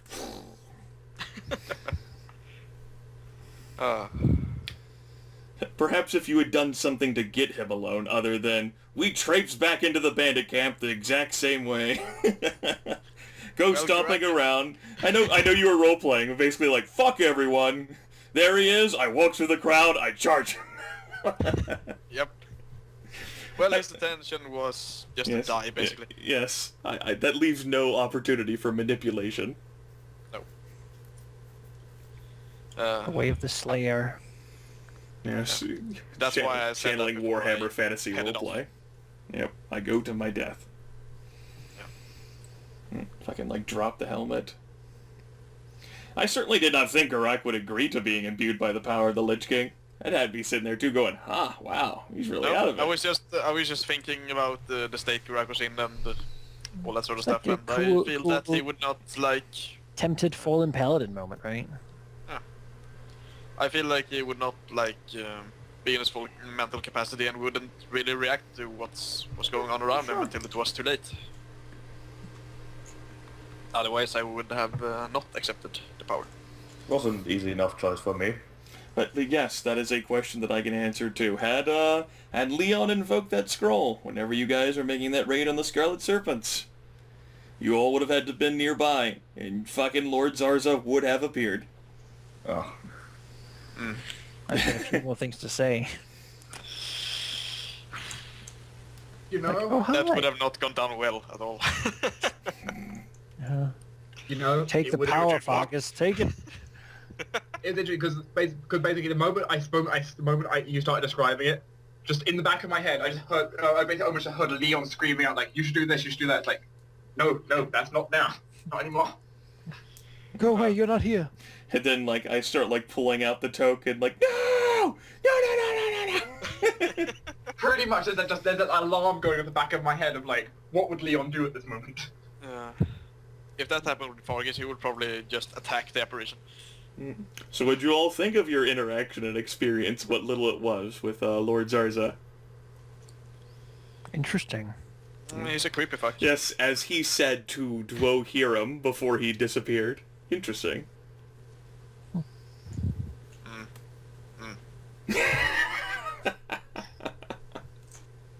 You know.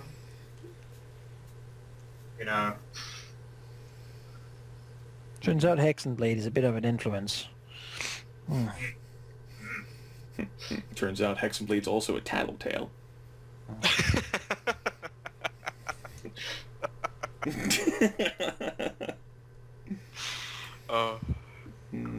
Shit. Yes, there's your encounter with him, with the Frost Fist. So how do you feel knowing that you folks had Exilia right next to you, completely alone and isolated? Like I want a time machine. Like I want to retroactively shoot her and just see your reaction. The viewers will see her all statted out and kitted out with her abilities and everything. Oh, fuck. Because that's what the token had. If she had been hit with the Gauntlet of Revelation, would have transformed right into Exilia. Why didn't you just do it? Why didn't you? I will. Hey, it's cool. Yep. And, Characters didn't know, and we didn't know. No True. point in reveling in it. So, and I suppose I'll lay this down for just me being an asshole teaser. If you had gone down there after Ezekiel, like down the ramp, of course, Renee, Exilia was lying. There was no one down there, and in fact, the cave actually where he ran to terminated in a dead end. He was alone, without his armor, and trapped completely. Yeah. And then we would have known that he was lying. That she was lying. And been a bit more suspicious. Well, we might have just thought she was mistaken, but I don't know how suspicious all of us were being of her Yes, at the time. the letter you folks found in Ezekiel's place was false. And the letter that had been recovered in Renee Cauldron's home might be less false. Hopefully.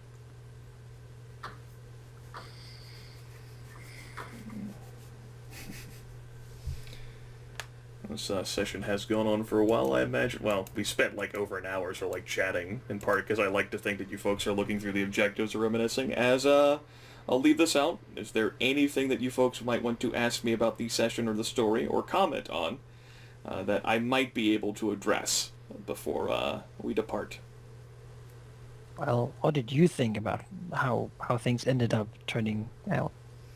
Well, I go into every session with as few expectations as possible, because I know the players will do at least one thing to surprise me. In this particular case, it was, we leave, we get the Lich King's power, and we go back. I hadn't prepared for that. And I had to ask myself what the NPC would be doing at that moment. Which I then decided, he's celebrating.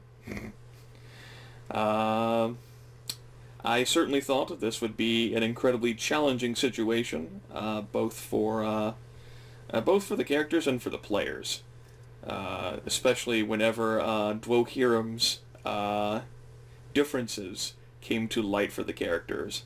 I think Manaki has tried about as best as I think he could to have demonstrated Dwohurim's personality shifts, and no one ended up following up with those, either due to willful ignorance or just the characters really not seeing any need. From his intense dislike of giants, to him giving up Hurim's Hall, to all sorts of other manner of things. His, Not caring about Ajax. not caring about Ajax, his apathy towards many situations. Yeah, I had seen those personality shifts, which were just like, as a player, they were gnawing on me. I knew something wasn't quite right. I didn't expect this. I did not expect this.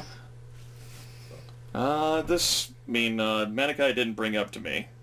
We didn't come up with the idea for him to leave until before this session, sometime before. It was after last session. I think it went well.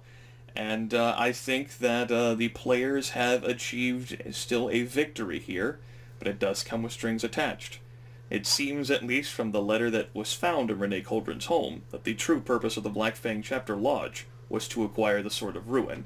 And although the entire Chapter Lodge has been thoroughly decimated here, to the extent that it's even put other Chapter Lodges in jeopardy, the Black Fang has ultimately gotten the Sword of Ruin. Not to mention all of the other juicy magical items in Evrot Lavelle's vault.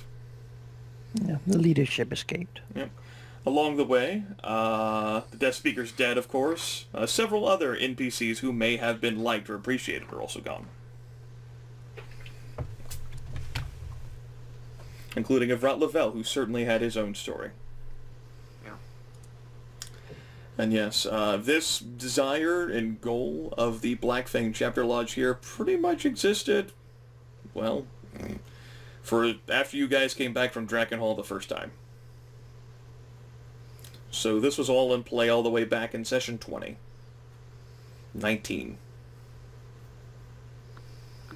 Back when Farkas was still alive. Well, I think the session went well.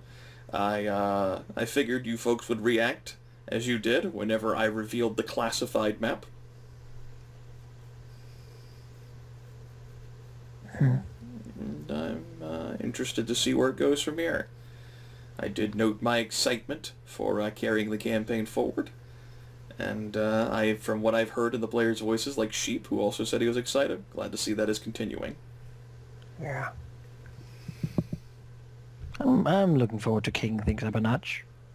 I'm looking forward to it. I've always enjoyed the sessions you've DM'd. Like, this is definitely exciting for me. That's because you're a terrible person who likes nothing more than pain and misery. That I have no idea what the fuck I'm doing in this. I just give players choices and consequences, and they only matter because you let them matter. Yeah. It's true. Like Goger could have looked at the choices and consequences, like they were of his making in his own head. And he could have pretty much said, I don't really fucking care. I'm not invested in this. It's a ritual we create all together. But like moments over like him agonizing over, I could hit him, but then he might kill me. This is what we play for, right? It's the... And ultimately I just felt what my character should do in that situation, or what he... Yeah, we don't play to win. I don't think that any of us play to win, because that's just the wrong... We can't win anyway. Well, I play to win. That says it all. I want to succeed in this. I don't want to win this. That seems closer. There's a difference, I think. You don't sacrifice your character's integrity to succeed. Yeah, that's a very important. I enjoyed the character development that occurred between Geráck and Aurelia in this session. Considering how they've been traveling companions for some times, I've spoken with both Sheep and Goger about their characters developing more moving forward. In part because I already knew whenever I made mention of those things to Sheep and Goger that Dwohurim would no longer be with us. Mm-hmm. We did talk a bit. Good. Maybe we should talk a bit more though, maybe. Yeah, we maybe should. Yes. Considering... I'm just going to give the entire conversation to Grimith. Alright, sure. So you can Except for that one part. read it or ignore it. It is my power as God to effectively go, whatever, looks good, without really having been paying attention to anything. Fine. I will say I had a questioning moment of course, when I saw the ritual there, it's like, would Jasmine actually still think this is worth the price? Like, on one hand, it's Proudfort. Yep, I thought it... It's like revenge versus honor. I thought it'd be pretty important that in order for you folks to receive the power, you needed to know exactly what you were getting into. Mm-hmm. If it was blind, get the power and find out later, okay, she would have been pretty pissed, which she was pissed anyway, but, she was pretty pissed. She would have been, but, finding out, it's like, no, honor is more important. And I certainly thought, I actually started laughing, and I thought like, oh shit, this is going downhill fast, when Dwohurim's like, you haven't lost enough people to the Black Fang. I'm over here like, oh my fucking God! and you, that was pretty good. That was basically the point. Just in my chair, I sat up, like, cleared my throat of the fact that I will, I'm not feeling the best, and it was just like, okay, that's it. In my mind, I'm like, I love the reaction. Yep. I was curious for a second of, would Jasmine outright attack him for that? Because I was very tempted. Yeah. That would not have gone well for you after that ritual. No, but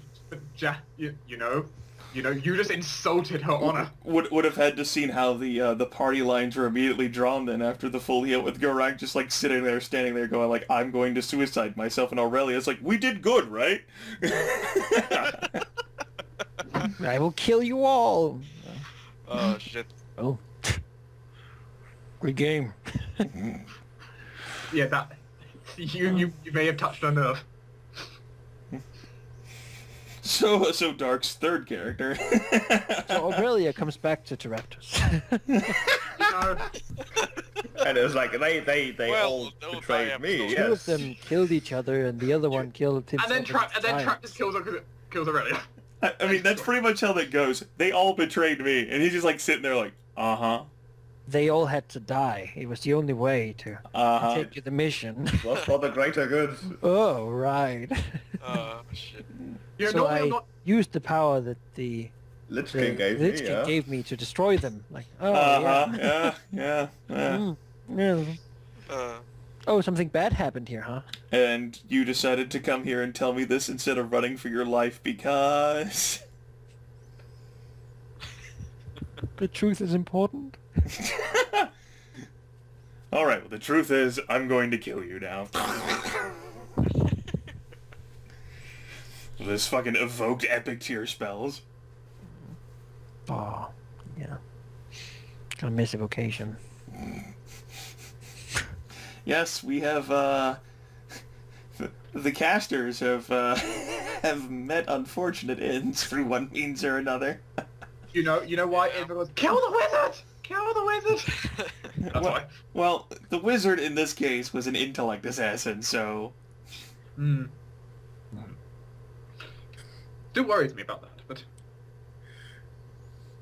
Well, on the caster front, Aurelia can cast a single 7th level spell. Well, Aurelia's next. that she might recharge. Geráck can cast a 1, and in the future 2 cleric spells. Ooh, Eric. Which actually means soon, Greg, you're next to go. Dun dun dun. Well, Geráck, close. Geráck certainly does have the hit points to withstand the pain train.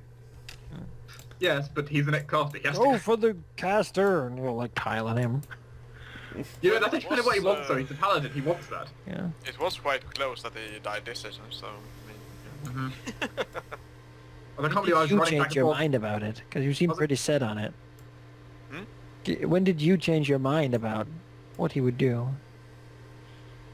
as a player? It was part to his helmet returning to him, and basically just what the other characters said. And Dwohurim being gone, of course. Right. Like, everything fucking changed there. Well, Dwohurim teleports away. Like, wait, he did what? Yeah. It seemed like I could have waited, but no. I think it was a... If you had instead teleported away in combat, we would have been fucked. Yeah, Yeah. exactly. I think The it thing was a is, good moment. the thing is, the combat would have been Aurelia then and Geráck, because I was literally just at that point running through my head of, okay, how would Jasmine get out? Because she's not sticking around for that. Yeah, so, And, you know. And that had been set up into a situation where you pretty much just threw this generosity right back in his face. You're going to die for that. Yeah. Like, that was the hammer. Like, you guys have a full heal up. Okay. Use it. That's why I said the timing was very, very well done by you, Malachi, because you put us... We were in a situation where things could have gone terribly, but they didn't in the end, which is good, because if you had done it at the absolutely objectively perfect moment, we would have just all died there. Which I don't think was your purpose. In combat, we would have had to spend some time. I put some limitation on the rejigger teleportation. You would have found out when the first round when he uses a standard action to do nothing. I'm channeling a spell. It's gonna take me a moment. Never done that before. The thing is, we wouldn't stop him because I prepare to cast a spell. Yeah, prepare to cast the spell. Done. But, you know. I think it definitely got the point across without causing an inevitable TPK. Yeah. Yeah. Hey, I'm not Did- playing that character anymore. I haven't been for a while. I mean, you've been playing Goger. It's not like And, I haven't really been playing Dwohurim, as it turns out. no, you've been playing some amalgamation of. And had you folks pursued the route of, like, continuing to fight in that situation, I think I just would have ended the session and then pretty much the campaign just confused. Like, how the fuck did that get away from me? Where the fuck did that go? like, it's like, you know, you'd put something before you and it started rolling and rolling and rolling and you couldn't stop it. It just kept rolling. I mean, like... Well, I could have driven things into the ground there, but that wouldn't have been much fun, would it? And not really character-based either. Do you have a new character in mind yet? Yes. But... Oh, That's God. enough. That's enough information for us. Exactly. Yeah.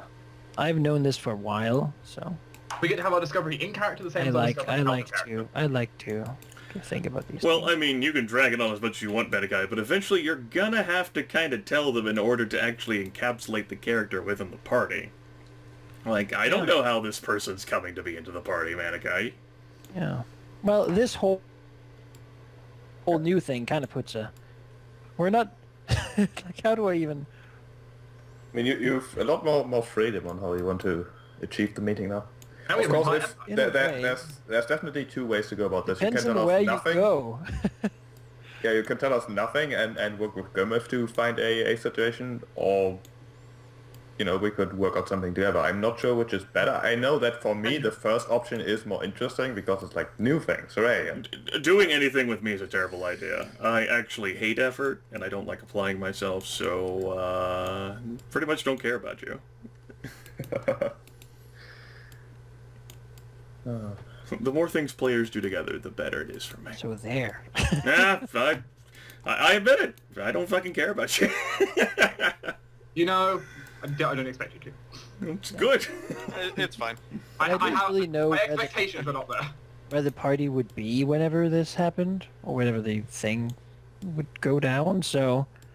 you know, I haven't really thought about how to... I have motivations, but it's the... who can sort of link up everything. Mm-hmm. I suppose that would also go about where the party's going, in a way. Yeah. I don't know, it really depends, like, if they fucking leave tonight from Newport, that would be a little different. Though they have, of course, spent a week here, so maybe that would be They sure time have. to have arranged a meeting. Like, of course, the problem would then be to actually be accepted when you're the new guy. You know, No, we don't really trust people who just show up and say they're interested in being our friends. So, depends who you are. I think is going to be part of it. How quickly your, yeah. is. I think as long as Random assassins showing up aren't usually accepted. You argue we haven't have a paladin. yeah, No one knows my mysterious past. as We're long looking as at the dark mask. I know, we think might not as long trust as you. a new character is reasonably, probably, potentially trustworthy, as well as also useful to the current What the party. shit? Sorry, the whole trustworthy thing, for one, by the way, I didn't trust Aurelia. I mean, potentially, if some random ranger dude showed up and was like, "I'm mysterious, but I can lead you to this place. Shift the ice." We That already did might that. not- We already did that once. It was Domino. Yeah. That was great. Yep.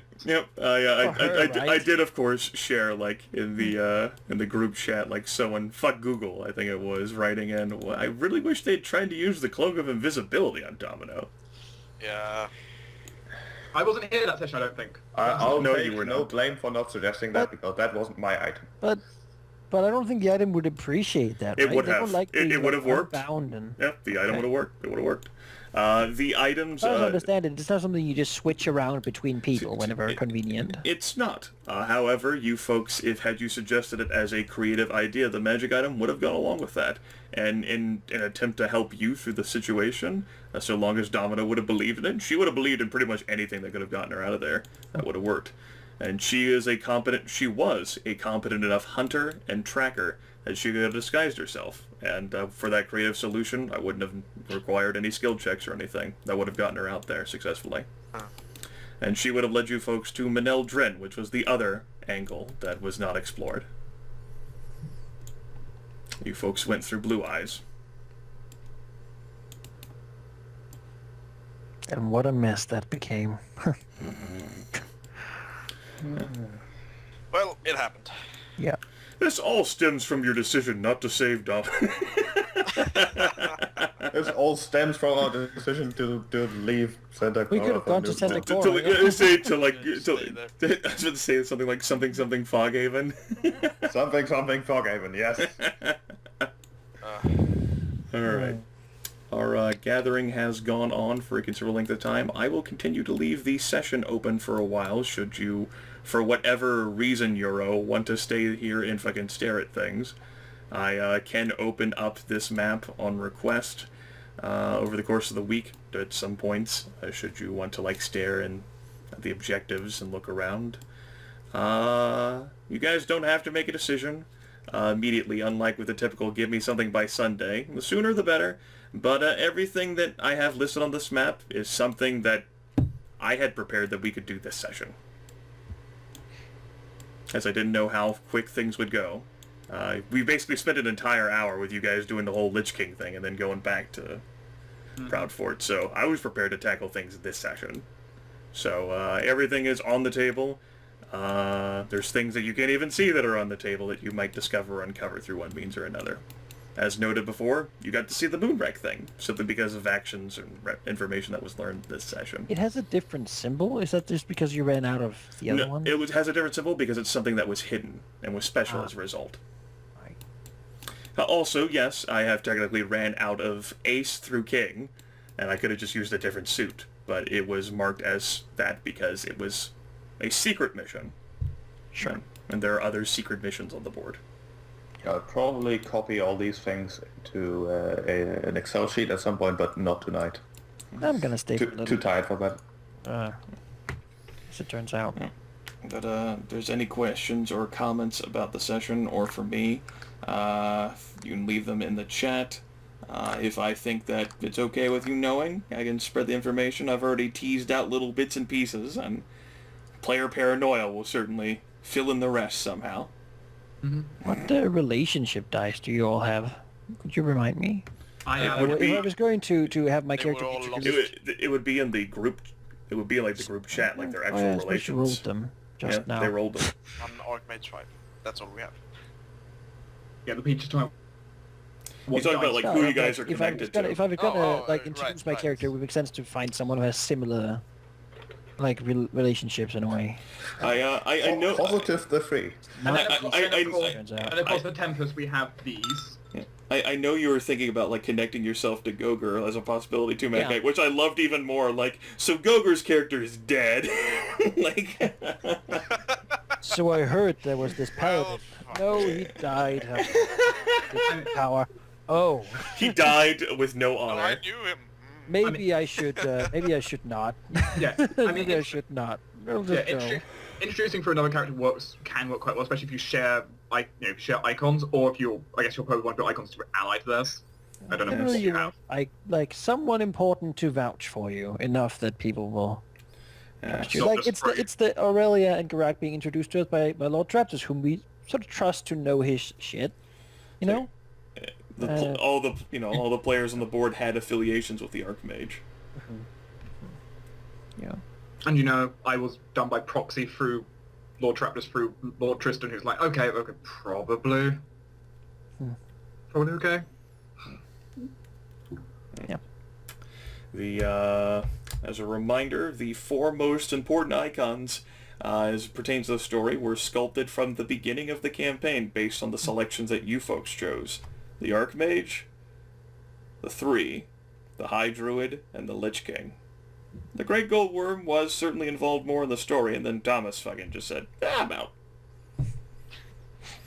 So, Geráck said. He stopped being a thing, but it's a great convenient paladin yes. power that It- fights the three. Yes, also fighting the three. And demons too. I certainly can't swear, since we're so far in the campaign, how much of any given icon I can inject. The Emperor's fairly easy to involve, for example, because of the whole entire Dragon Empire, yeah. Certain ones have had very little influence. The Elf Queen, for example. Yes, the book encourages, and I believe this, not to make the environment too busy. Like, if you have everything have, like, a cool swerve or twist, and it's just like, whatever. Like, all the icons don't need to have their own fucking thing happening at once. There's some icons that simply matter more than others for your campaign. Because... Like, the Orc Lord right now is probably just hanging out, doing his Orc thing in Orcland.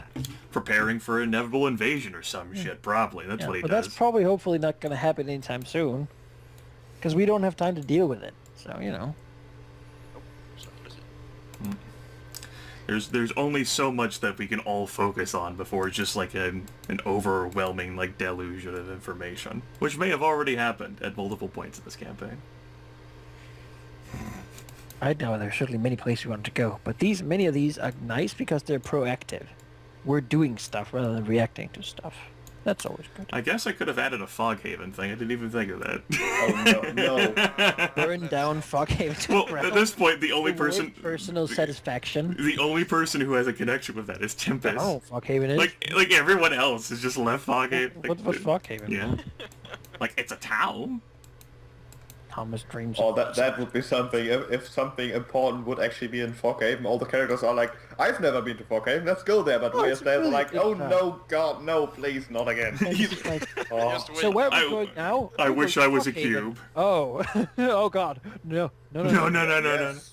We So should. the thing is, there. what I think would yet be better though is we go to Foghaven, and Hello, we go there. peasants.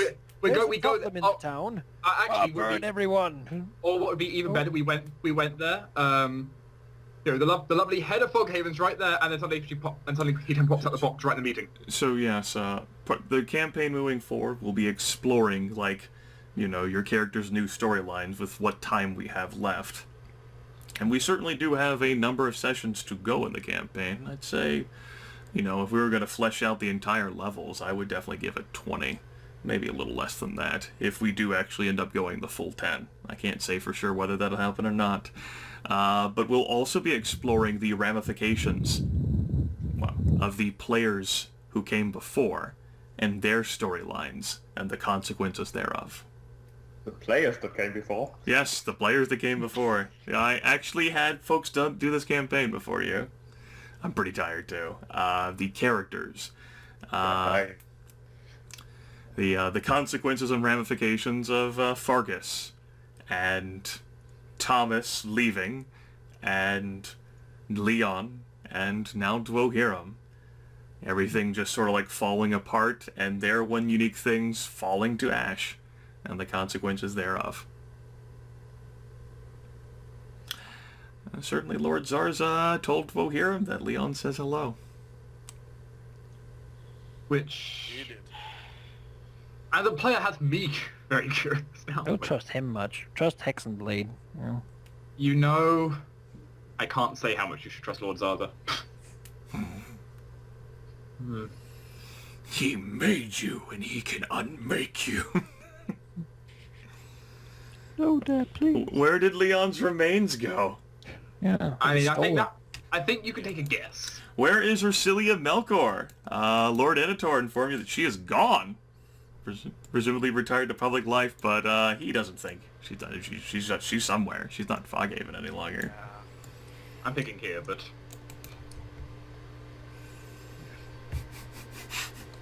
Somewhere with the Sahagwin. I'm sure of it. not quite the Sahagwin. The Yes. other thing that's there. Yes. Which, since Leon's dead, there's no one who could actually lead them to that place any longer, so you'd have to go find it. Let's not go there. We don't have to. The Fangs doesn't sound like a great place to be It's certainly not. considered. If we get armies enough, we can send them to deal with it. You sure can. And as an advisory, and just as a reminder, I'm being awfully repetitive due to my fatigue, but the armies will have different strengths and weaknesses, which are not going to be listed in like a mechanics like strength, like That makes offensive sense. things. It's just like, say for example, if I'm going to fight demons, who do I want to have to fight demons? If I'm going The to fight engineers. If I'm going to fight orcs, who do I want to have help me fight the orcs? If I'm going to The fight engineers. If I'm going to fight undead, who do I want to have to fight the undead? Just bring the engineers. Yes. No. Build In that, cannons. in that case, you use the Yeah, peasant just militia. build trebuchets and we're fine. And for situations that say one army any, it's landlocked, and you want to try and use the damn Imperial warships that you have. Send the sailors in. with enough levitate spells. And wizards to make water. Just levitate. Just create water in Just front like this of them cascading waterfall. constantly. And then another way to blow wind on the sail. It's completely overextended. Alright. We need 5 armies of mages just to keep this going. Yeah. All right.